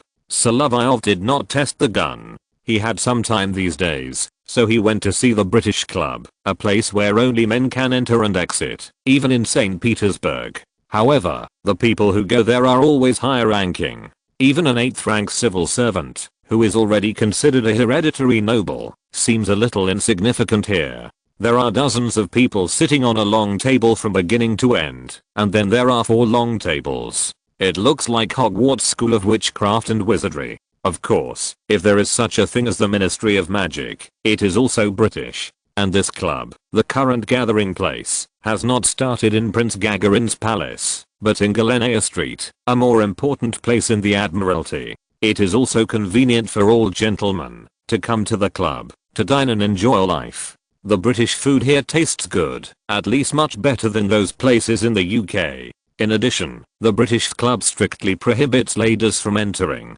It is a typical British style gentleman's club. Sometimes you can bring your entourage in and out of here. The local official members are all dignitaries and Russian gentlemen. They consider it an honor to be members of the British club. Of course, there are some unlucky ones who died during the secret ballot to recommend new members and were unable to enjoy this glorious status. For a young Russian nobleman, they have 3 main ambitions: to join the Guards, to get married, and to join the British club.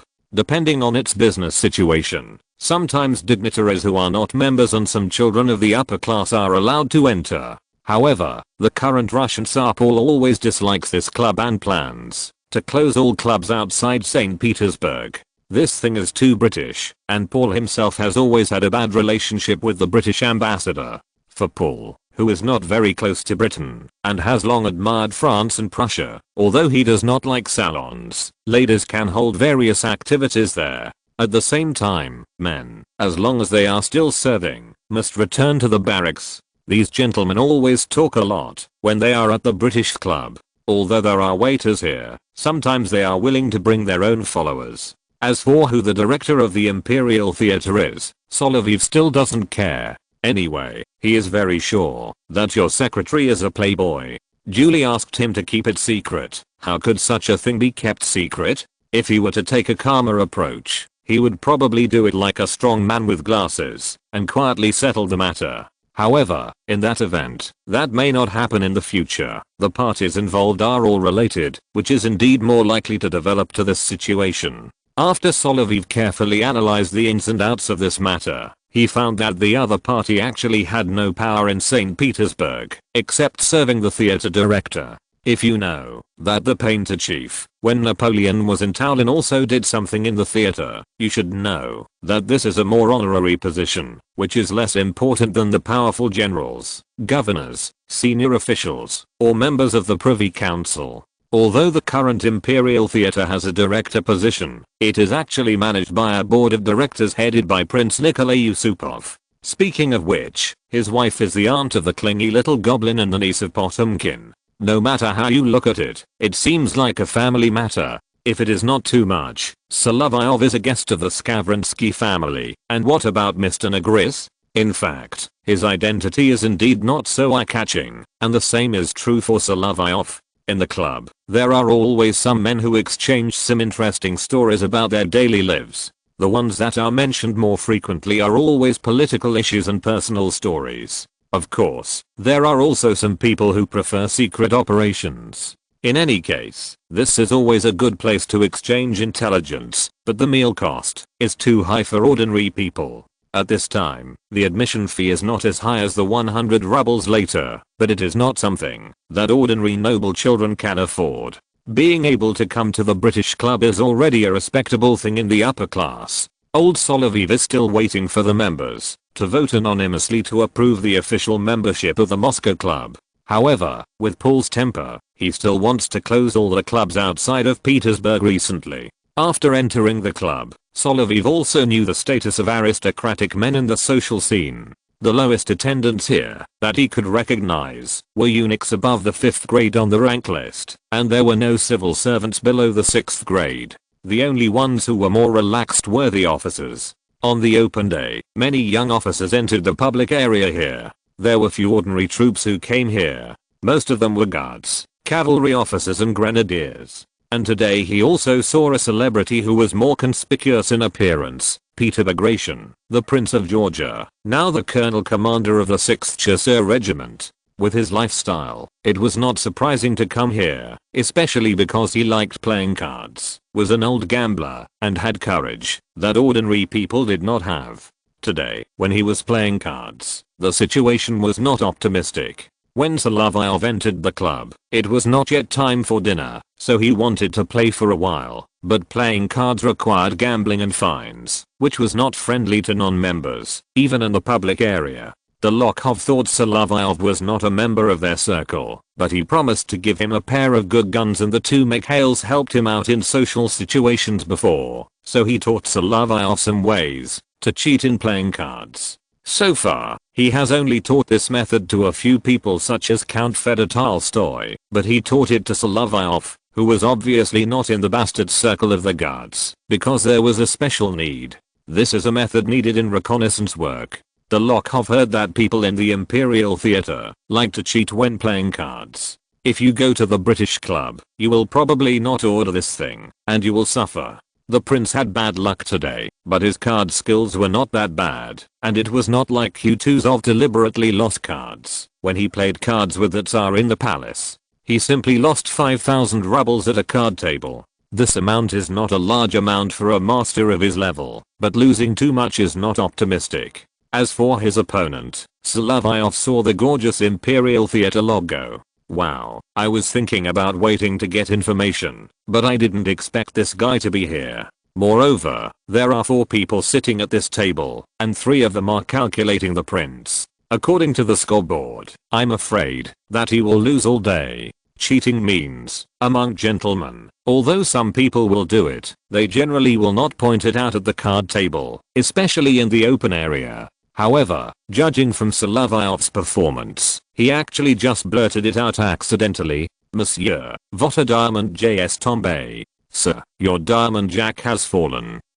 The gentleman sitting opposite Bagration was obviously not very careful, and Solovyov did not notice that a diamond jack had just been played in the game. Sometimes some low-level tricks and card sequences are exposed, which may be unintentional. This is a very embarrassing thing, especially in the British club. If you are caught cheating, if you are a member, you will be fined at the least, or handed over to the committee for judgment. The fate of non-members is probably to be expelled from the club. This is a big scandal in St. Petersburg. Everyone is a respectable person, and life will not be easy in the future. After all, for many people, entering this high-end gentleman's club and becoming a member is an honor. Even the waiters here are voted by the committee. It's all about face. The gentleman's face turned purple. This is too embarrassing. He turned around and left, but was grabbed by Bagration. Northeast partes pas précipitamment, monsieur. Don't leave in a hurry, sir. These civilian officials are more afraid of these officers. As for the current state of these people, it is obvious that they are not as calm as before. Ich denk, das solltem Tagebuch unseres Ehrenclubs festgehalten werden. I think this should be recorded in the log of our gentleman's club. Bagration turned to a waiter and said this. In the British club in Petersburg, although many people spoke in French, they always used German in writing the club's log. Russian records were not used until after 1815. This saved Bagration from a card-playing routine, but Solovyov's unintentional words also separated him from his target and turned to Bagration. The prince is 32 years old this year, with a sharp gaze. His most obvious identifying features are his famous sideburns and big nose, but because he often takes care of his face, that's just the way it is. His skin color is a little dark due to his long military life, and he looks very capable. Lieutenant, thank you for accidentally seeing through this little trick, but you know, this kind of thing is too common at the card table. I'm just passing by, Your Highness. Do you know me? In fact, this was the first time Solovyov met Bagration, and he had never even heard of any description of him in the past, but when he spoke like this, there were actually some old men that he had seen before, and could say this to them. How famous you are. I heard about you from Prince Volkonsky. I'm talking about Nikolai Sergeyevich, and I'm the adjutant of Dmitry Petrovich. Mikhail Solovyov is from Rouen. My father, Sergei Osipovich, was once the adjutant of General Grushatsky. At this time, it's more appropriate to use these two as a shield. If it's Kutuzov, it might be a little inappropriate. He has only met Kutuzov twice and only replied once, which would easily expose the truth. But the Prince Volkonsky family has always had a good reputation, and has held many important positions. Solovyov is the adjutant of the younger of the two, so it can be considered a smooth transition. No wonder, I came from the Caucasus Mountains, and my features are very different from the nobles in Petersburg and Moscow. He touched his temples and said slowly, but he also noticed that after he finished speaking, Solovyov looked at the three people who had just made a fool of themselves, as if something was wrong. Lieutenant, it seems that you are not only helping me to find someone cheating at cards, but also doing something else. There are 4 people at Bagration's card table. The other 3 are foreigners.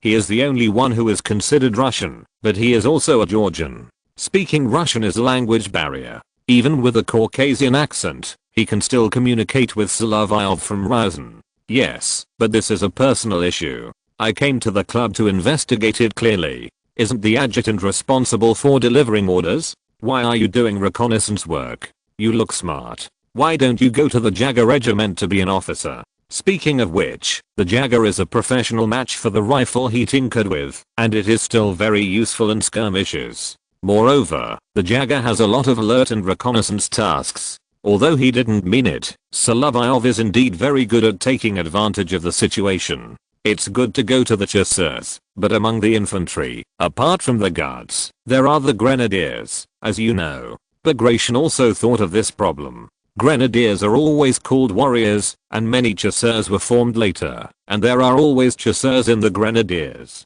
Moreover, the other party is Dmitry Volkonsky's adjutant, and his family background should be good, so it is not easy to get someone. What's more, in the chasseurs, it is not surprising that they are unwilling to come, because they have to fire guns in the front, and then be chased, and cut by cavalry. Of course, there is also one thing to note. When Tsar Paul saw such an outstanding officer, he liked him very much. Although his family background is not as good as other princes, he is also the best in Georgia, and he is still a bachelor. Of course, the Tsar himself agreed. If he made meritorious deeds in the future, he must choose a noble lady with a suitable family background and wealth between Petersburg and Moscow as his wife. Although the emperor's image gave people a feeling that was hard to describe, he had a unique evaluation standard for appearance, and it was the kind that matched warriors with beautiful women. However, this ability to match couples randomly may sometimes end up with good intentions, but do bad things. Very good then. What do you want to do? With your cleverness, you will have great potential in the future. Someday in the future, we may fight side by side on the battlefield. The prince extended his hand to show friendship, and Solovyov politely accepted his kindness. Due to the difference in military rank and level, and his respect for this warrior, he showed great respect. However, he could not have imagined that he would spend a lot of time with this prince in his subsequent military career, and they would often have intersections, all the way to Borodino. If you're listening to this novel on a channel other than Fanfic World, it means they downloaded and uploaded it without effort. We cordially invite you to visit our channel, Mundo Fanfic Novelos. There you'll find the original version of this story, and you can explore many other novels of various genres. We're waiting for you to immerse yourself in a world of incredible novels. Chapter 22. The incident happened before the investigation had any results. Miss Julie Lebrun, her mother is a famous painter in the French court. After the revolution, She fled to Florence and Naples. Now she lives in St. Petersburg, Russia for a long time. She is very close to the ladies of the upper class, including the queen, in the court. She is also very famous, and dotes on her only daughter. As for her father, he is the descendant of court artists who have served the Bourbon royal family for generations. He is also a famous art connoisseur and investor in Parisian social occasions. In fact, this family background is not bad, if her father's poor financial situation is not taken into account. According to Mrs. Lebrun's arrangement, it is actually a good match. In terms of status, this is the case. After all, the young man later mentored Delacroix, and was also a good friend of David. He is now well known in the painter circle. With his ability, it is only a matter of time before he wins the Prix de Rome. If such a husband can succeed, considering the status of his father-in-law and mother-in-law, he will treat Julie well. Otherwise there will be some problems in socializing in the art circle. But Julie seemed to be very interested in the secretary of the theater's director. After careful investigation, Solovyov finally confirmed that at least this secretary, Mr. Negris, was not the secretary of Prince Yusupov, which saved a lot of trouble. He was the secretary of another nobleman, Count Grigory Ivanovich Chernyshev, and had a high status in the court. However, there was no way to resolve the dispute privately. After thinking about it, he returned to his home in Laundry Lane. After all, he could not solve it in a private way. He needed to analyze the intelligence he had obtained so far, some of which he had obtained in social occasions. The news obtained from the intelligence network of the guards officer of Dolokhov was that according to the actresses in the theater, this gentleman was obviously not only hooking up with Julie, a French girl, but there might be others.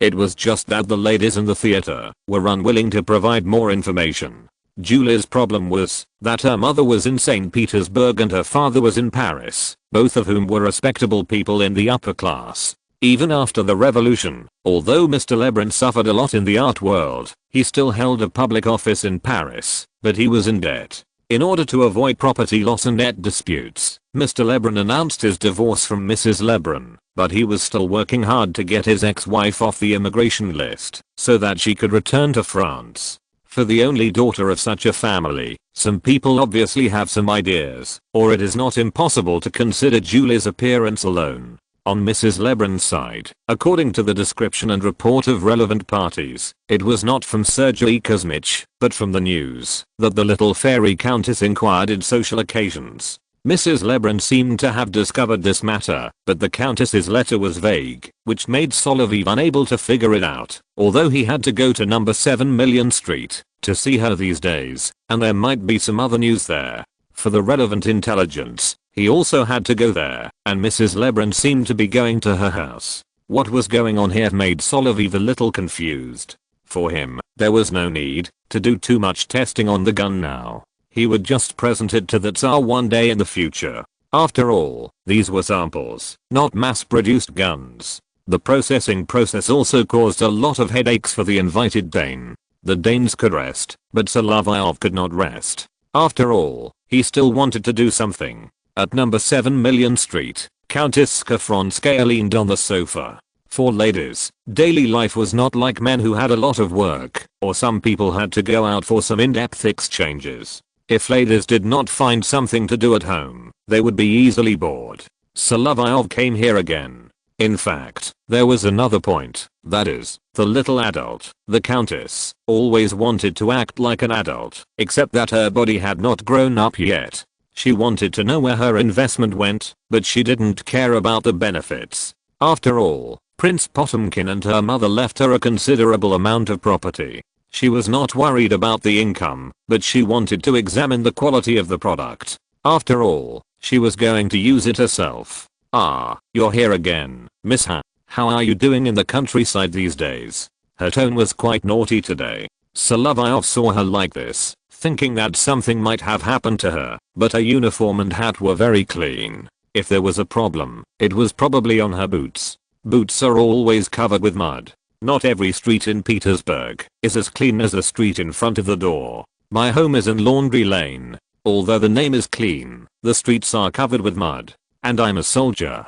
Walking on muddy ground is common. They chatted like this, which was quite relaxing. The countess was like a lazy ragdoll cat, a little sleepy, and she started yawning after just a few words. This girl was already qualified to be a court maid, but she always skipped work at home, or went to other noble ladies' homes, to play with her girlfriends under some excuse, or was dragged by the Grand Duchess and noble ladies to attend tea parties. The alley of your mansion is not very eye-catching, and is not on the main street. Yes, but living there feels like home. For me, Countess, it feels a little empty like in your home. Then you will feel empty too if you go back to the manor. I haven't been back for some time. I've been serving. When I first met you in Moscow, I was serving in the regiment. Although I'm a little freer now, I'm still an adjutant. After this winter, I will have a lot of duties next year. You men only know how to serve and fight all day long. Wouldn't it be good to participate in social activities?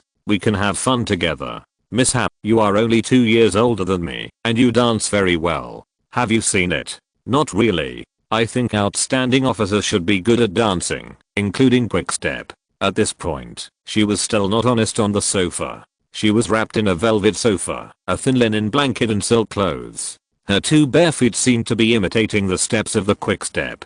By the way, she would be so seductive when she grows up. Combined with the facial expression, it is easy to think of a painting by Goya, the dressed Major, but this painting is not available this year. It was created in 1798. This is Solovyov's idea, but the countess also noticed that she was a little impolite, so she sat up and put on her shoes again. In her house, if the local servants are not there, speaking Russian is like encrypted communication, which is also to keep this matter confidential to a certain extent. The countess also noticed from Solovyov's eyes that the other party has been very restrained. She doesn't like this attitude. She prefers more enthusiastic men, such as Count von der Palin who met at the ball some time ago.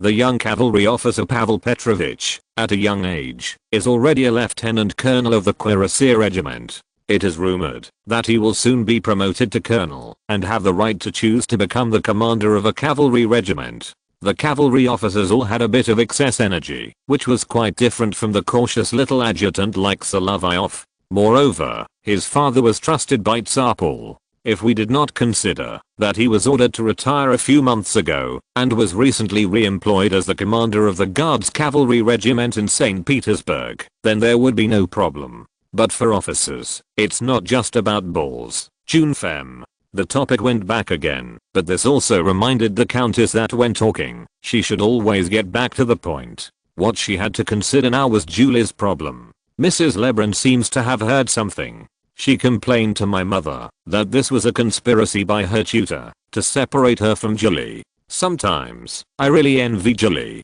She has a mother who loves her desperately, but is a bit nagging like a housekeeper.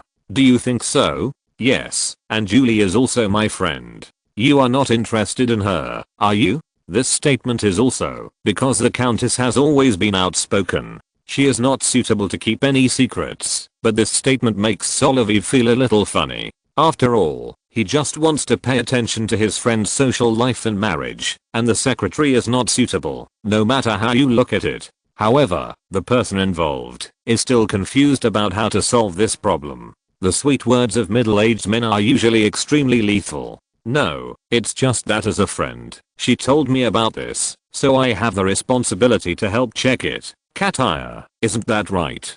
By the way, the catire content in Petersburg is a bit high now, all thanks to the deceased empress. On average, every prolific aristocratic family with a girl must have a girl named Ekaterina, and the proportion is not inferior to the name Maria.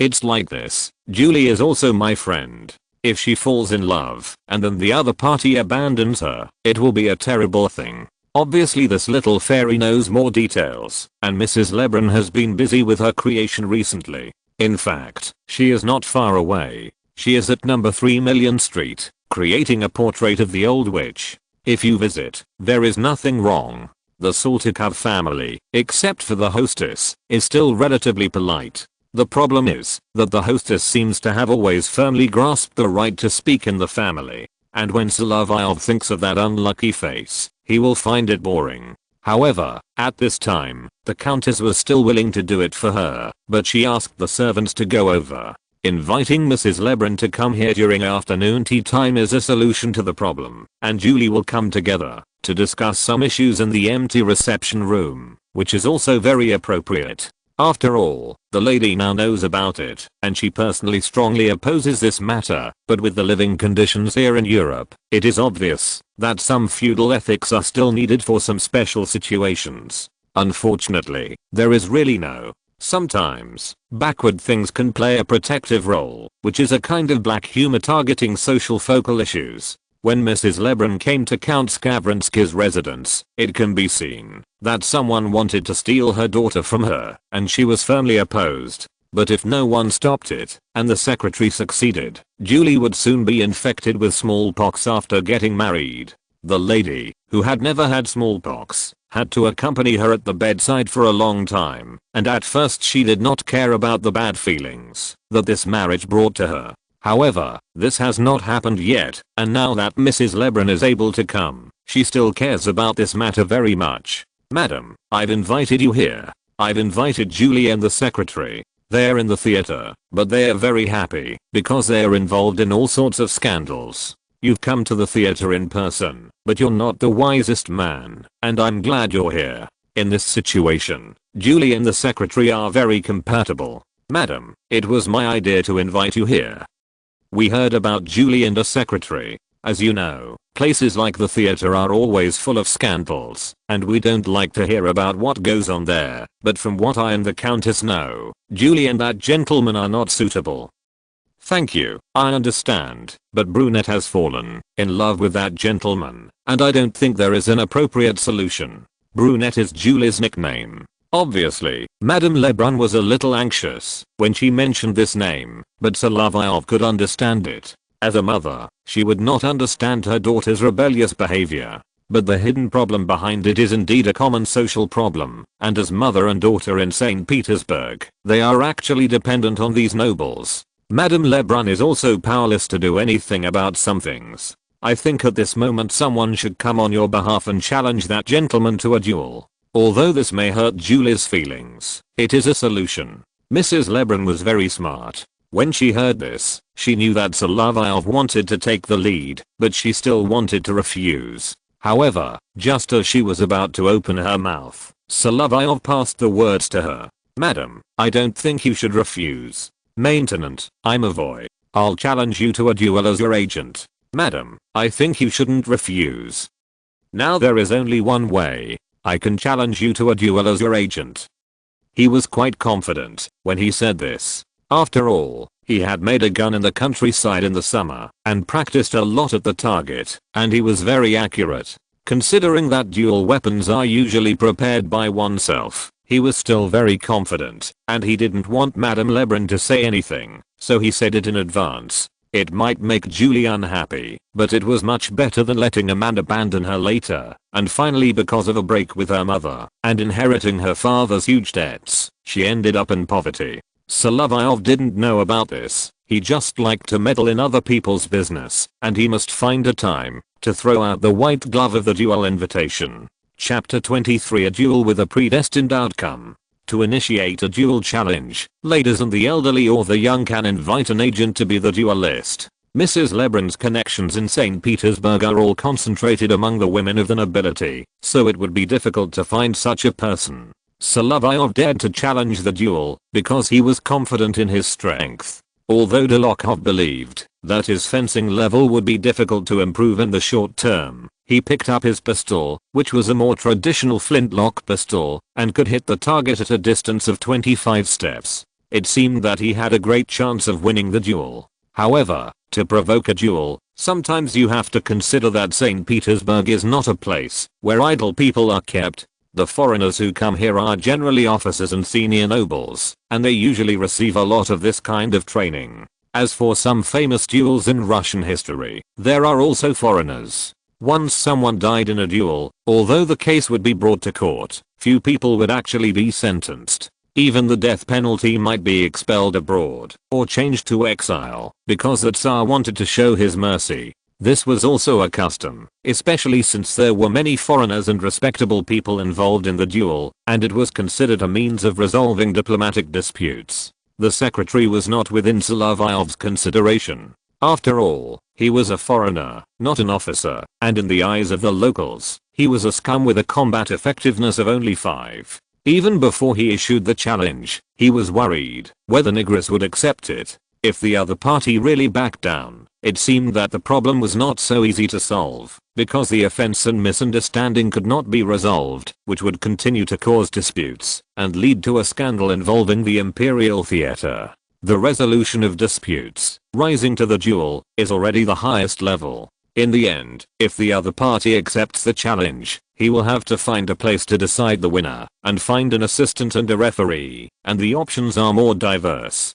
The assistant may only help the duelists to carry weapons, or may participate in the duel. In this regard, Solovyov is not hard to find someone. Through Dolokhov's recommendation, he found Count Fyodor Tolstoy, a young man from the Naval Academy. According to Dolokhov, he is a very good shooter and a good duelist. If they really want to fight together, he will be a very good assistant. However, Solovyov paid off the gambling debts owed by this poor nobleman from the Count's family branch in school. He owed hundreds of rubles in the Naval Academy. It is not known what he will become after graduation. Probably the players at his card table are all masters of cheating, and it is hard to say what will happen in the future. Okay, I will go with you, but I want to know why you, a grenadier lieutenant, want to take the lead in this matter. If I tell you that it is to sell guns, can you believe it? This cold joke is not funny at all. If the people in the shogunate heard it, they might think that he was looking for someone to try beheading. To some extent, this duel was filled with personal grudges. As for poor Count Tolstoy, he also thought so. Those guys who were bored without any tasks in the military academy would always take on some private work, such as Solovyov helping him settle his debts, and he was always asked to complete the reconnaissance work as his deputy. That secretary must be a person who is good at using guns, but not good at using muskets. There are many such people in social occasions in Petersburg, such as Duke Kurokin, who has been single for many years and has many lovers. However, the Duke has a noble status and a huge amount of property that can be used to solve various problems. The salary that can be provided by the secretary of the director of the Imperial Theatre, according to the 14-level official rank table, can reach the level of the 8th level civil servant. You must know that the 8th level of civil servants is a hereditary aristocracy recognized by Russia. The general provincial secretaries are below the 11th grade, and this level is just a petty official around a big man. The secretary is probably a petty official plus. His father used to be just a secretary. Unlike British secretaries, this cannot grasp any real power unless this secretary means something else. In fact, it was said by a nobleman from Simbirsk that things are universally connected. What is unexpected is that Solovyov is most worried that this guy will not come, but Mr. Giton Bertrand Nigris, the secretary of the director of the Imperial Theatre, actually brought an assistant and carried 2 brand new flintlock pistols. I think this duel is conducted under fair conditions, and I need to check your weapons. Although the referee found as Peter Dolgorukov, Mikhail's second brother. Maybe he is too young, but he is a person around the crown prince, and he is still very prestigious. Except that he is easily fooled by old foxes. Everything is fine. He was here, and was a witness recognized by both parties, but the secretary questioned Solovyov's weapon right away. Is this 6-shot pistol an illegal weapon? There was nothing wrong with this suspicion. After all, the standard pistols used now were still flintlocks. The thing Colt had invented should be a product of the next century. Even if it was a flintlock revolver loaded with black powder, the firepower was indeed a bit illegal. There was no problem with the protest. Peter Dolgorukov would not let the secretary off, just because a duelist was his third brother's friend. He accepted the secretary's protest. I think you should use a legal pistol. This gun may be a good thing on the battlefield, but in a duel, I think you should know that I still need to accept this protest. You need to use a legal one. I emphasize it again. Fortunately, he was not talking to 2 people, but 1 person. Otherwise Solovyov would think he had met Dupont and Dupont, the silly Belgian police. As for his Captain Dragonfly-like declaration at the beginning, not to act on impulse, never let go of a bad thing, and also want the referee to be fair and beautiful, Solovyov was embarrassed. We are not shooting special effects. Prince, are you also a time traveler? However, judging from their previous interactions, it is definitely not the case. Of course, it is useless to complain to Peter Dolgorukov. He took Solovyov's gun away. However, this kind of problem is also expected. When the other party protested, Solovyov also brought 2 spare French pistols. After inspection, the referee agreed to let him use one of the pistols for the duel. In this way, he will think it is fair, but I don't think that this secretary, your brother's friend, will win. His posture of holding the gun is too stable, and the opponent is in this situation now. Don't look at this. Sometimes there will be some accidents in a duel. The weaker sometimes shoots first and wins. Although he has participated in duels very few times, he has been a referee and spectator several times. The duel took place at a hunting ground near the Imperial Village. Solovyov was actually quite familiar with the terrain there. There was a Chinese garden under construction nearby. He was quite confident that he could ambush someone here, but he probably wouldn't have the chance to use this skill near Petersburg in his lifetime. You have to be careful, Miss Han. If you shoot first and the opponent is not knocked down, you must cover yourself and not rely too much on archery. I know that. You can rest assured. I'm more worried that the opponent will shoot first, especially if he fires a blank. It will be difficult for me to kill him. Then you should also know that the first shot cannot solve the problem. You can reload and fire a second shot or use a sword. Firing a blank shot can express different situations. Sometimes it is for a peaceful solution, and sometimes it is to express disdain. It depends on the dual occasion. As the agent of Mrs. Lebrun and Julie's friend, Solovyov obviously did not want to use this mediation method. He actually knew how Pushkin and Lermontov would die in the future. Especially Lermontov. He was shot dead by his opponent after firing a blank shot. Since he had initiated this duel, he had to consider winning rather than just being shot dead, and then the drama would end. Of course, when the opponent was 20 steps away, he was even worse than Per in the duel. His hands were shaking, but he pulled the trigger at the same time. This shot did knock off one of Solovyov's shoulder straps. He was lucky that he could hit it, even though his hands were shaking like that. In this situation, this duel was actually meaningless. Solovyov held the gun with his left hand. He could actually hold 2 weapons.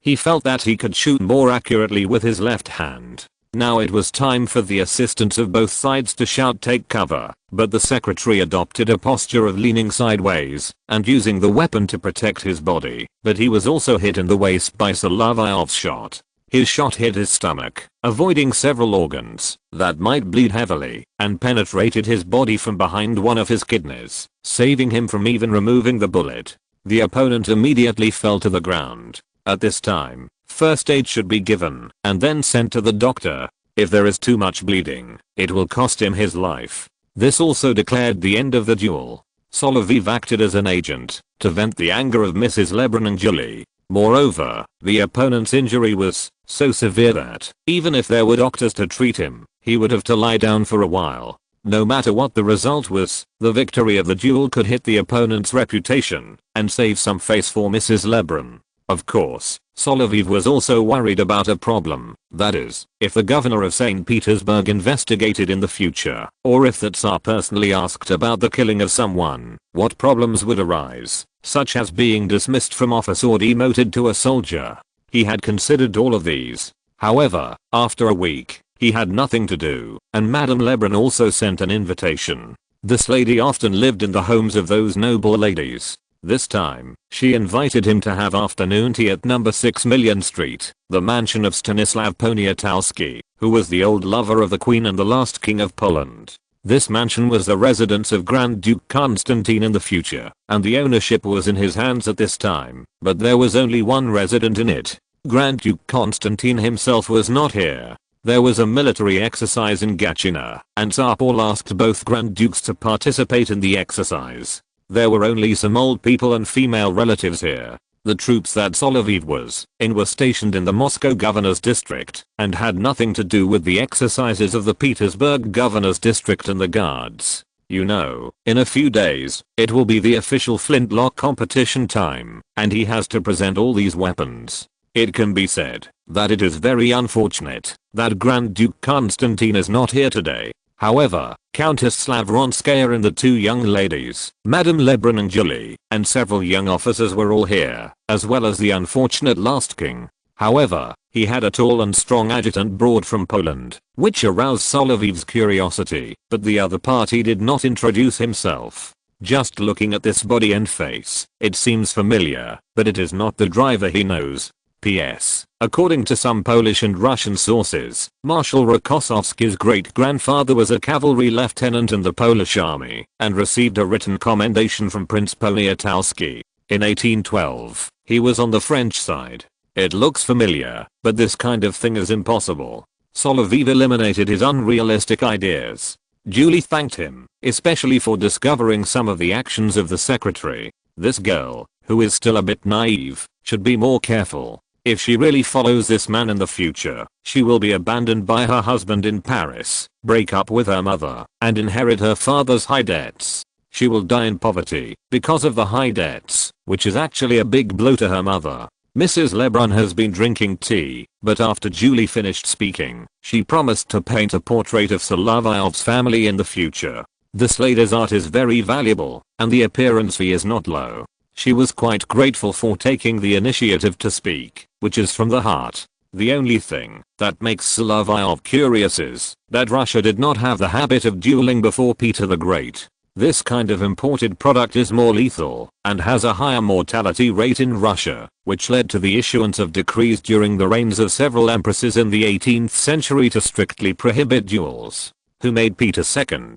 Ivan VI and Peter III reign for too short a time, and basically the empresses were in charge. However, no one ever invited him to have tea. The annoying Duke Kurokin was the Minister of the Interior, and he was in charge of private duels between nobles, but there was no movement. It was Countess Skafronskaya who did the work behind the scenes at the request of her daughter, so that Solovyov actually realized that, as long as he was not hit in the vitals during the duel, nothing would happen. As for the secretary, although Solovyov's shot did not kill him directly, it also ruined his reputation. In addition, he was the one who tarnished the reputation of the other party's client in the duel, so no one came out to find fault. Especially after the countess found her younger sister, Tatiana Vasilievna, who was married to Prince Yusupov, to mediate. The lady was still very powerful, although she was separated from her husband, and was the hostess of a large salon in St. Petersburg. This matter was not a problem at all. This was still a happy ending for everyone, and the only one who was hurt was the secretary. Chapter 24, A Good Gun That Cannot Be Mass-Produced, but with a High Reward, Part 1.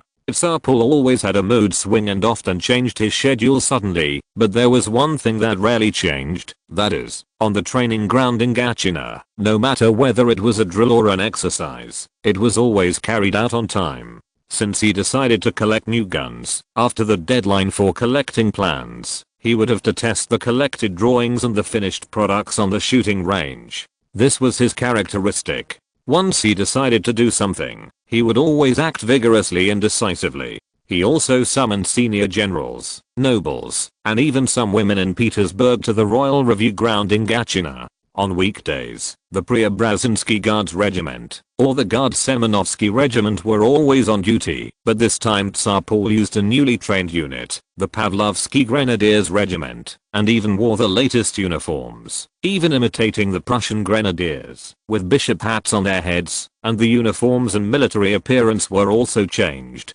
Solovyov was glad that he became an adjutant, and was kept by his superior. Otherwise, he would have kept his braids and put on powder. It didn't matter if he kept his braids, but putting on powder on the parade ground was really effeminate. People who didn't know would think it was the French army. This was not the Prussian army. King Frederick the Great was definitely right. He knew about Frederick's Crown Prince Paul's French baguette theory from Prince Nikolai Volkonsky, who was once an ambassador to Berlin. It was probably at the banquet of those Prussian officers in Berlin that someone deliberately spread it to the Russian ambassador and his entourage.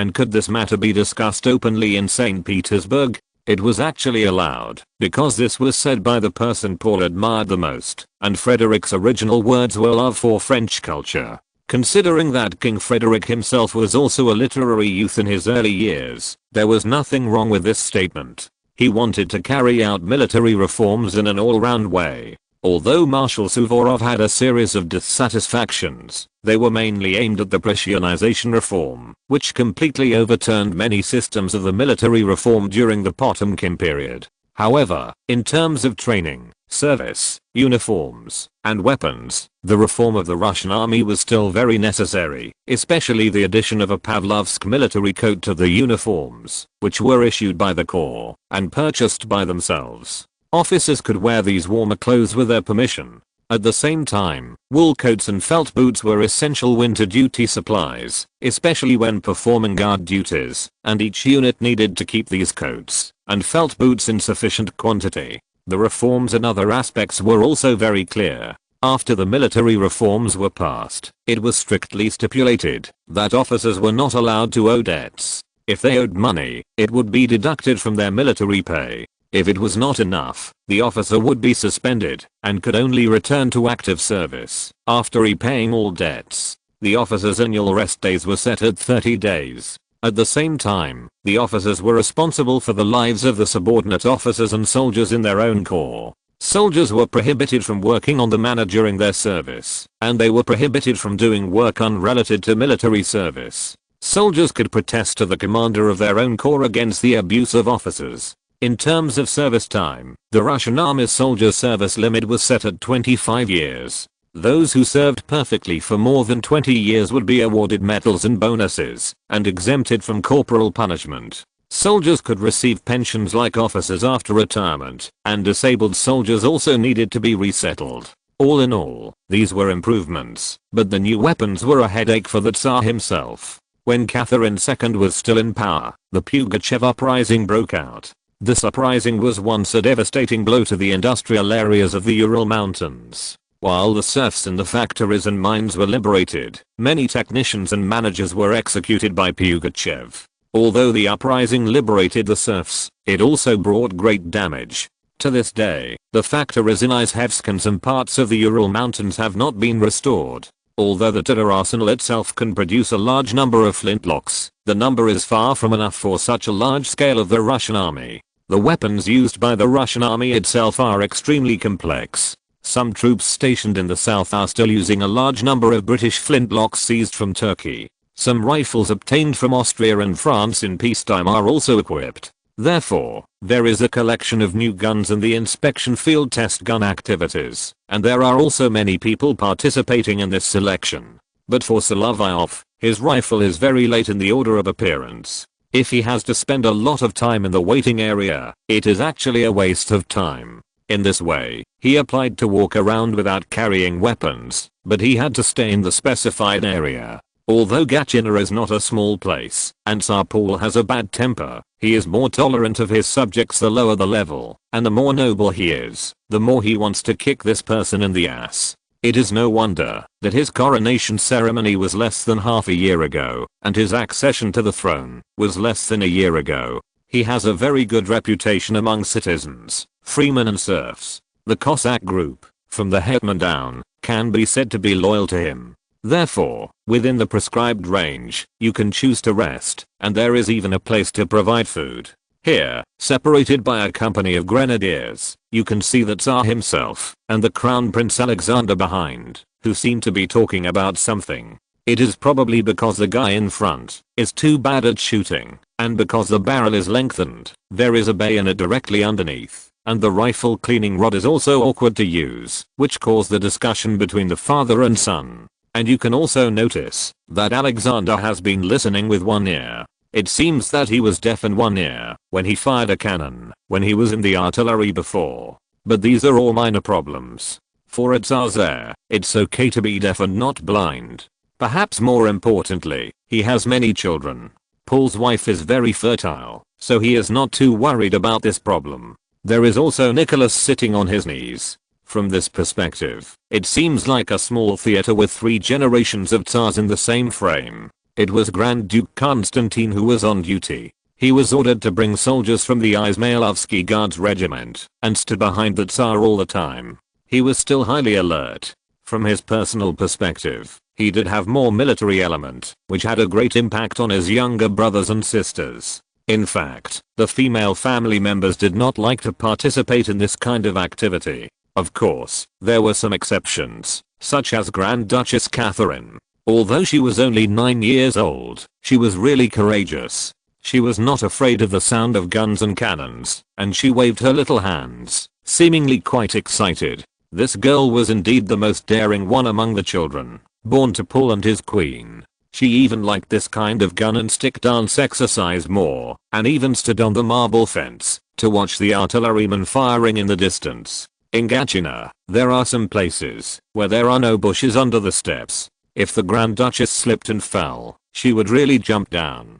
This time, Constantine, who turned around and glanced at her, was scared out of his witty fourth sister, but he also saw a blue figure flashing by quickly and holding his naughty fourth sister in his arms, and she was not hurt at all. Solovyov saw it very clearly from his angle. This blue uniform was from the regiment of his old friend Prince Mikhail, who was already familiar with him. But why did this action always give people the feeling of heroically rescuing kittens and puppies from the water? When he had this idea, he saw Mikhail himself standing up, and he made himself look dirty. However, although the Grand Duchess was young and looked a little lawless and willful, she was still very polite. When she muttered a lot of words, mercy, thank you, was definitely indispensable. It can be seen that Grand Duchess Catherine likes all the young officers in officer uniforms. Solovyov knows that she is also a famous brother con, but he doesn't know why. He certainly can't get through this distance because of the guards with their backs to the fence. Prince Mikhail is there purely because he is one of the guards' cavalry officers on duty and happened to pass by. It was not until he saw the Grand Duchess's smiling face and starry eyes that Solovyov guessed that the reason for her brother control probably came from the fact that both of her brothers wore guards uniforms on a daily basis, or the Prussian black uniforms designated by Tsar Paul. The root of the problem lies here. However, for him, this period of watching the fun is about to pass, as one after another, the gunmen are fiddling with rifle cleaning rods and biting open paper packages to fill gunpowder and bullets, and they are competing in the human body outlining competition against the target. Tsar Paul was already very impatient, and now he was tapping the ground with his cane. His daughter had almost fallen and injured herself, but fortunately a good hussar boy jumped in and saved her, and she was unharmed. He also heard that it was the younger brother of Prince Peter, whom he had promoted a few months ago, and the youngest son of his trusted Lieutenant General Prince Peter Dolgorukov.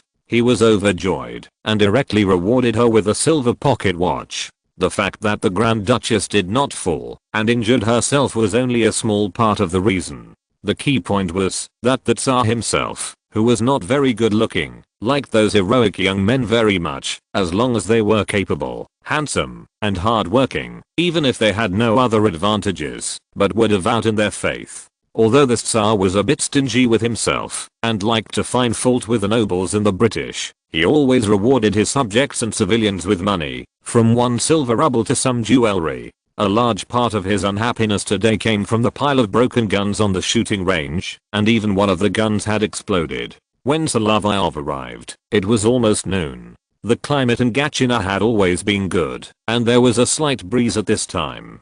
For Solovyov, who had always been able to shoot with both hands, he liked this environment the most. Although the duel before was against the secretary of a big shot, the countess found Prince Yusupov's sister to marry her, so the news did not reach the ears of His Majesty the Tsar. If he used the pistol on his waist, he might become famous. After all, this thing is a handmade 6-shot revolver, which is much lighter than the 9-shot revolver cannon of the British in the past. But the key point is the gun in his hand. The Danish gunsmith also came with him today. The two of them tested it at the shooting range. The gun performed very well. The entire processing technology, from the barrel to the bullet, has already consumed a lot of man-hours. Although this concept did not exist in 1797, the technological penalties during processing were already quite obvious. He now has such a rifle in his hand and can load it with handmade bullets. The deviation is so small, thanks to Mr. Madsen. Vielen Dank, Herr Madsen. I habe Mühen worden aufgeden voll belohnt. Thank you, Mr. Madsen. Your efforts will definitely be rewarded.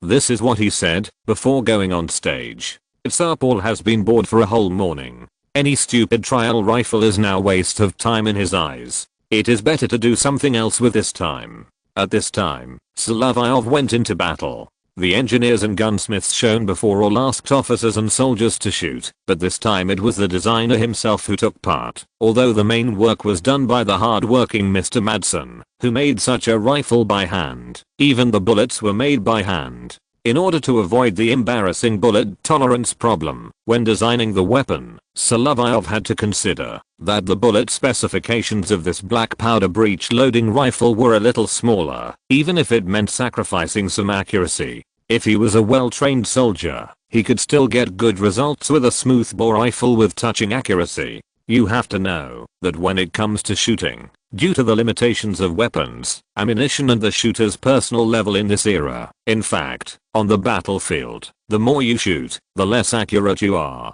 It is no wonder that when the Russian army is fighting, they are sometimes not active in shooting. Even Marshal Suvorov wrote to the gentlemen every day to remind their regiments to train more. Many musketeer regiments can shoot a few shots a year, which is good enough for the emperor. They are not like the disciples brought by the old marshal, such as the 6th Chasseur Regiment commanded by the famous gambler Prince Bagration, who must shoot at least dozens of shots a year according to the requirements of the old marshal. It is this kind of army that Paul is really worried about. He now sees a young grenadier officer standing there, and he is indeed a little curious. After all, this child is not tall. He looks like a dwarf among the selected Pavlovsky grenadiers. He is a little short among ordinary grenadiers. He is even like his brother Count Bogulinsky, who looks a little bit feminine. But he should not know that sometimes he looks beautiful and his combat effectiveness may be more explosive. This is the rifle selected by the Moscow Grenadiers, Your Majesty. It was recommended by the regiment's commander, Major General Dmitry Volkonsky. But it's not surprising, because the young man is his adjutant. It was Tsar Paul's favorite Kutuzov who came out to explain. He was not a commentator. It was purely because Prince Mikhail Dolgorukov asked his brother to entrust Major General Erekchev to give him a bond before he came to perform his duties in order to make him speak well of his friend. But what Kutuzov said was mainly to praise Prince Dmitry Volkonsky. The reputation of this general would always attract the emperor's attention more than that of a small adjutant from the countryside of Ryazan. Paul saw clearly that the young man opened the chamber from the back and stuffed a bullet into it. Well, is he going to get a hunting rifle? You know, until the end of the 18th century and the beginning of the 19th century, breech-loading firearms were mainly hunting rifles, and they were generally accurate. The only practical breech-loading weapons were probably the flange cannon. Therefore, although Tsar Paul himself did not go to the battlefield, he was quite knowledgeable about guns and cannons. If he had not carefully observed that Solovyov was wearing a saddlebag with some copper-cased bullets hanging on it, he would not have been interested. At most, he would have thought that this thing was just a hunting rifle. Chapter 25, A Good Gun That Cannot Be Mass-Produced, but with a High Reward, Part 2. Solovyov actually didn't like Tsar Paul's regulations, because some of the content was completely redundant. His current gun-holding posture was a bit awkward. When he held a rifle, he preferred to hold the gun on his left shoulder, but according to the regulations and the habit of cue shooting, he had to hold the gun on his right shoulder. But he was still confident in his shooting skills. He was accurate, and he was always fed with bullets on the shooting range. He fired a lot of shots, and the amount of shots he had fired with the old flintlock rifles exceeded the training volume of the British Army, which had the most ammunition at the time. It was just more troublesome afterwards. These bullet shells had to be recovered to see if they were deformed, and then reloaded with gunpowder. Now, even in Peshawar, there are no such handmade magical rifles. If it were in Africa, there might be hand-rubbed smooth-bore axe that could actually fire. This happened today. It is easy to make a gun, but sometimes bullets are more troublesome. Therefore, Solovyov only prepared 50 rounds of bullets for this rifle, and he also had to be able to reload gunpowder and solve the problem himself. After all, processing a cartridge case is more troublesome than making a gun. Mr. Madsen complained a few words when making the gun, which is reasonable. Your technical indicators have more technological penalties than others, and directly skipped the percussion cap gun and paper cartridge case. The earliest patent for paper cartridge case was applied for in France in 1808. It is not too difficult to catch up with this, but the rifle with copper cartridge case is a story after the Civil War. Using the methods of military industry behind enemy lines during the War of Resistance against Japan, the production of bullets cannot keep up. That is, we are thankful that the cartridge case can be rubbed out. The priority demonstration is the firing rate of a super powerful single-shot rifle. If we really want to mass produce it, this thing will definitely not work. Even if it is deployed to the troops, it will have to be changed back to the form of paper shell bullets. We even have to change the habit of cue shooting. If we have such a rifle, many of the original commands can be changed. When Solovyov loaded the first bullet, Tsar Paul became interested. Breech loading weapons appeared earlier, but this copper shell bullet was put in completely. Regardless of the material of the bullet head, this novelty was already quite attractive. Moreover, the first shot, with the crisp sound of the steel plate used as a target in the distance, announced that the first shot hit, and it should be very accurate. The guard soldier who reported the target raised the red flag, which represented a hit, while the white flag did not. That's not bad. Let's see what this guy's going to do next. Then, he saw Solovyov push open the magazine, eject the shell after firing, and it fell on the lawn in a beautiful parabola. On the shooting range, a guard soldier soon came behind him. In fact, Tsar Paul also required the designers to write down the performance characteristics of their weapons for this weapon test, which made it a bit like a formal weapon bidding. Then when Solovyov drafted the content, it really looked like a bid. In terms of weapon performance and confidentiality, he also specifically explained the firing principle.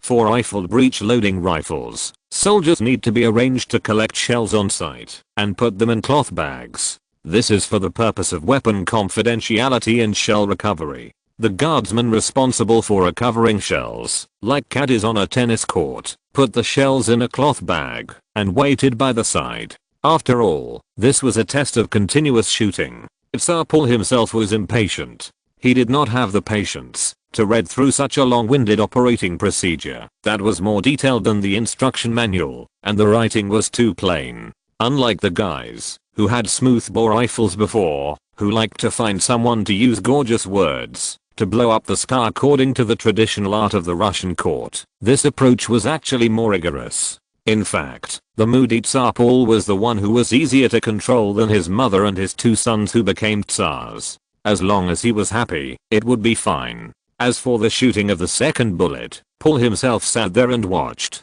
He thought that a rifle that could shoot accurately in the hands of a well-trained shooter was good enough. He had never expected that the grenadier lieutenant would soon load the second round, and it was the guards who reported the target and hit it again. "Father, this is a quick-firing rifle, but the shell is made of copper. You know, the cannons we use also use copper.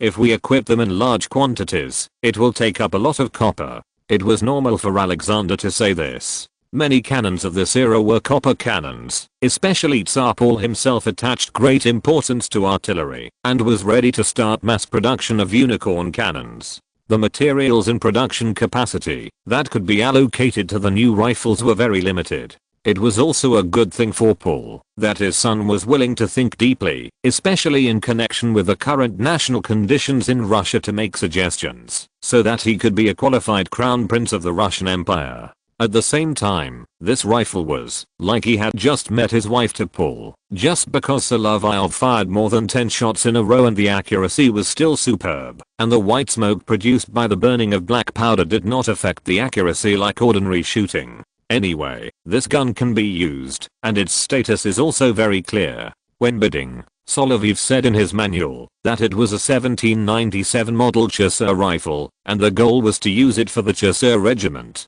For this, he had previously gone to see Prince Bagration, and he also proposed what kind of weapon the Chasseur needed. It doesn't necessarily have to shoot fast, but it must maintain accuracy. The harassment mission of the Chasseur in skirmishes requires them to shoot more accurately.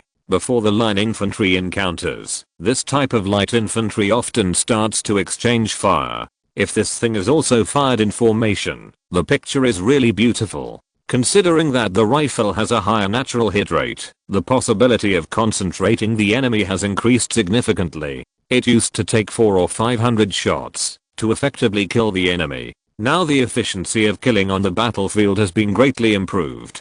Call that Lieutenant Solovyov over. I have something to ask him. Paul is not only eager for quick success, but also moody. However, when he calmed down, he could still listen to others. The Tsar was also happy to be with the young officers. He reformed the treatment of the army and was supported by the soldiers. Those who wanted to overthrow him were always the conspiring opposition officers, and they made people panic. This situation is not obvious now. The first thing to do in military reform is to improve the treatment of soldiers. Therefore, among the soldiers, their emperor is still very loved and supported.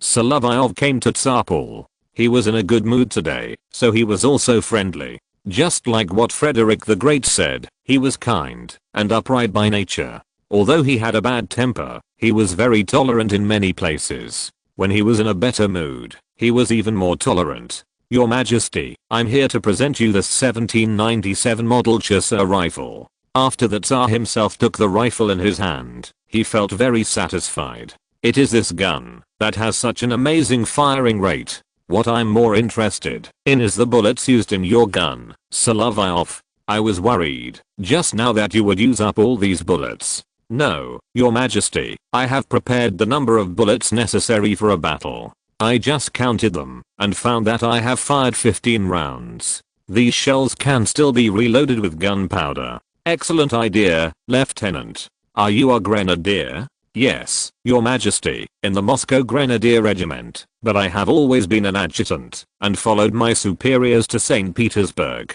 I know, it's Dmitry Volkonsky. He has come to the committee. I think it's a waste of your talent to be an adjutant. Paul couldn't put this rifle down, and with just a word from him, he could give a junior officer a fast track to promotion. I think that genius ideas are always inseparable from down-to-earth craftsmen. Without their hands, these ideas cannot be turned into reality. This made Paul even happier. He believed that people should have virtues and that new moral standards should be implemented for the nobility. Humility is a virtue, which is good. Then Tsar Paul signaled a eunuch to come over. Of course, he was not one with a title, but a real servant. In the Russian court, not all places were like France. In the Palace of Versailles, there were also masters who provided lighting when His Majesty brought the urinal. Of course, now that the Bourbon dynasty has been overthrown, there is no such job.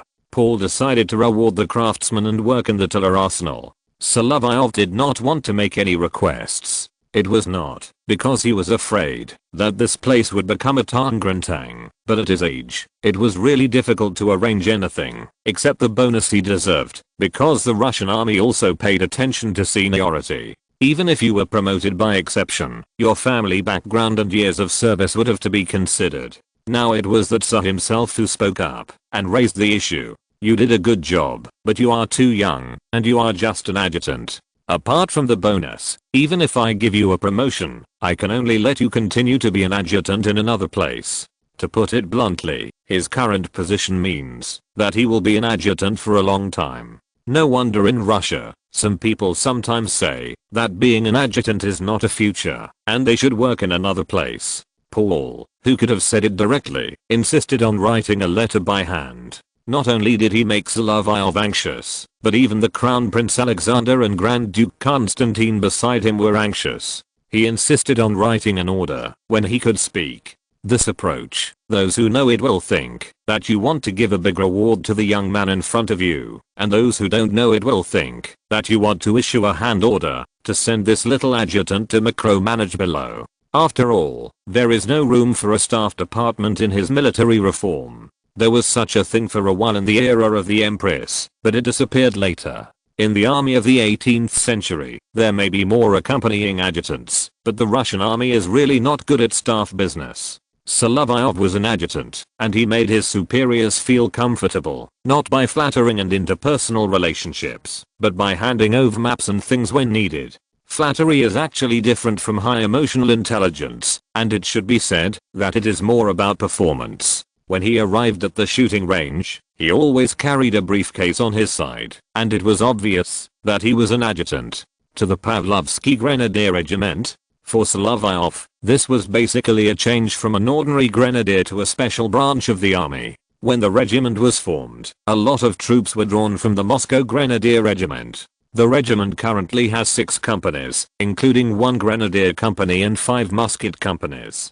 The reason why Paul wrote it down was to do an experiment and assign a hunting company to the grenadiers. Yes, Lieutenant, it's not surprising to have a company of jockeys in the grenadiers, and the same is true for the musket regiment. I want to see the formation and training of this company in person, and you will be the company commander. And with your height, it's not suitable for a grenadier, and you're a little taller to be a jockey. Other time travelers would tremble in fear and bow down to anyone they met, but Solovyov had to show his highest respect to Paul. In addition to receiving the winning bonus, he was directly promoted to captain and company commander, and received a commission from the Tsar on the spot. However, when he bowed, Paul still saw the 2 pistols in his holster. Paul was relatively tolerant of young officers and soldiers, and because of his series of policies, he was very popular among the soldiers. After all, his edict clearly stated that soldiers' wages must not be in arrears, but these soldiers still found it difficult to understand what Paul was doing.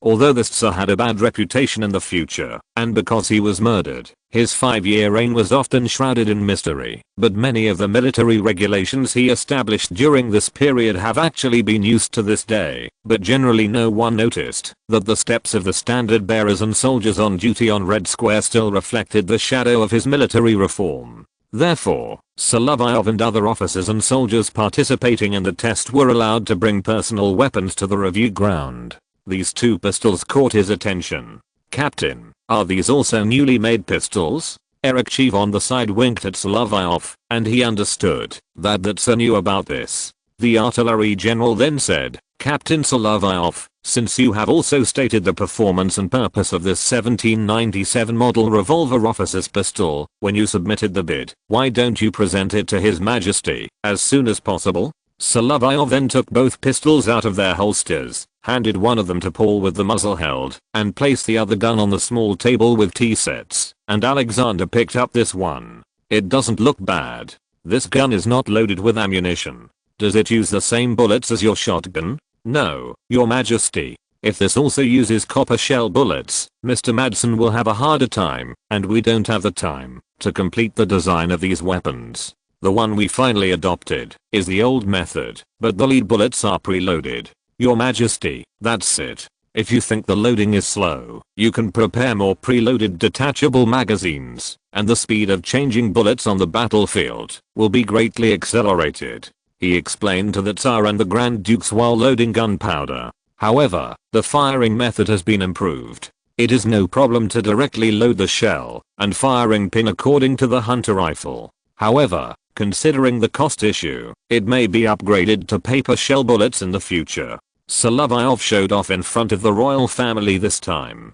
He held 2 guns in his left and right hands. This posture of holding the gun and shooting quickly, if someone is really a time traveler, it would be more suitable if he changed to 20 shotguns in his hand. Paul was very happy about this and awarded Solovyov the Order of Saint Anna, 3rd class, to recognize his design contribution in the development of firearms. And he could add this mark on his sword as an honorary weapon. This came from a secret method when Paul was still the crown prince to issue medals to generals and officers around him in order to prevent the queen from noticing. In fact, the queen knew, but she pretended not to know. End of this chapter. Thank you very much for reaching the end. Don't forget to like. Looking for more exclusive content and immediate access? Subscribe to our Patreon. Remember, every like, subscription, or donation encourages us to continue. Thanks to everyone. See you in the next video.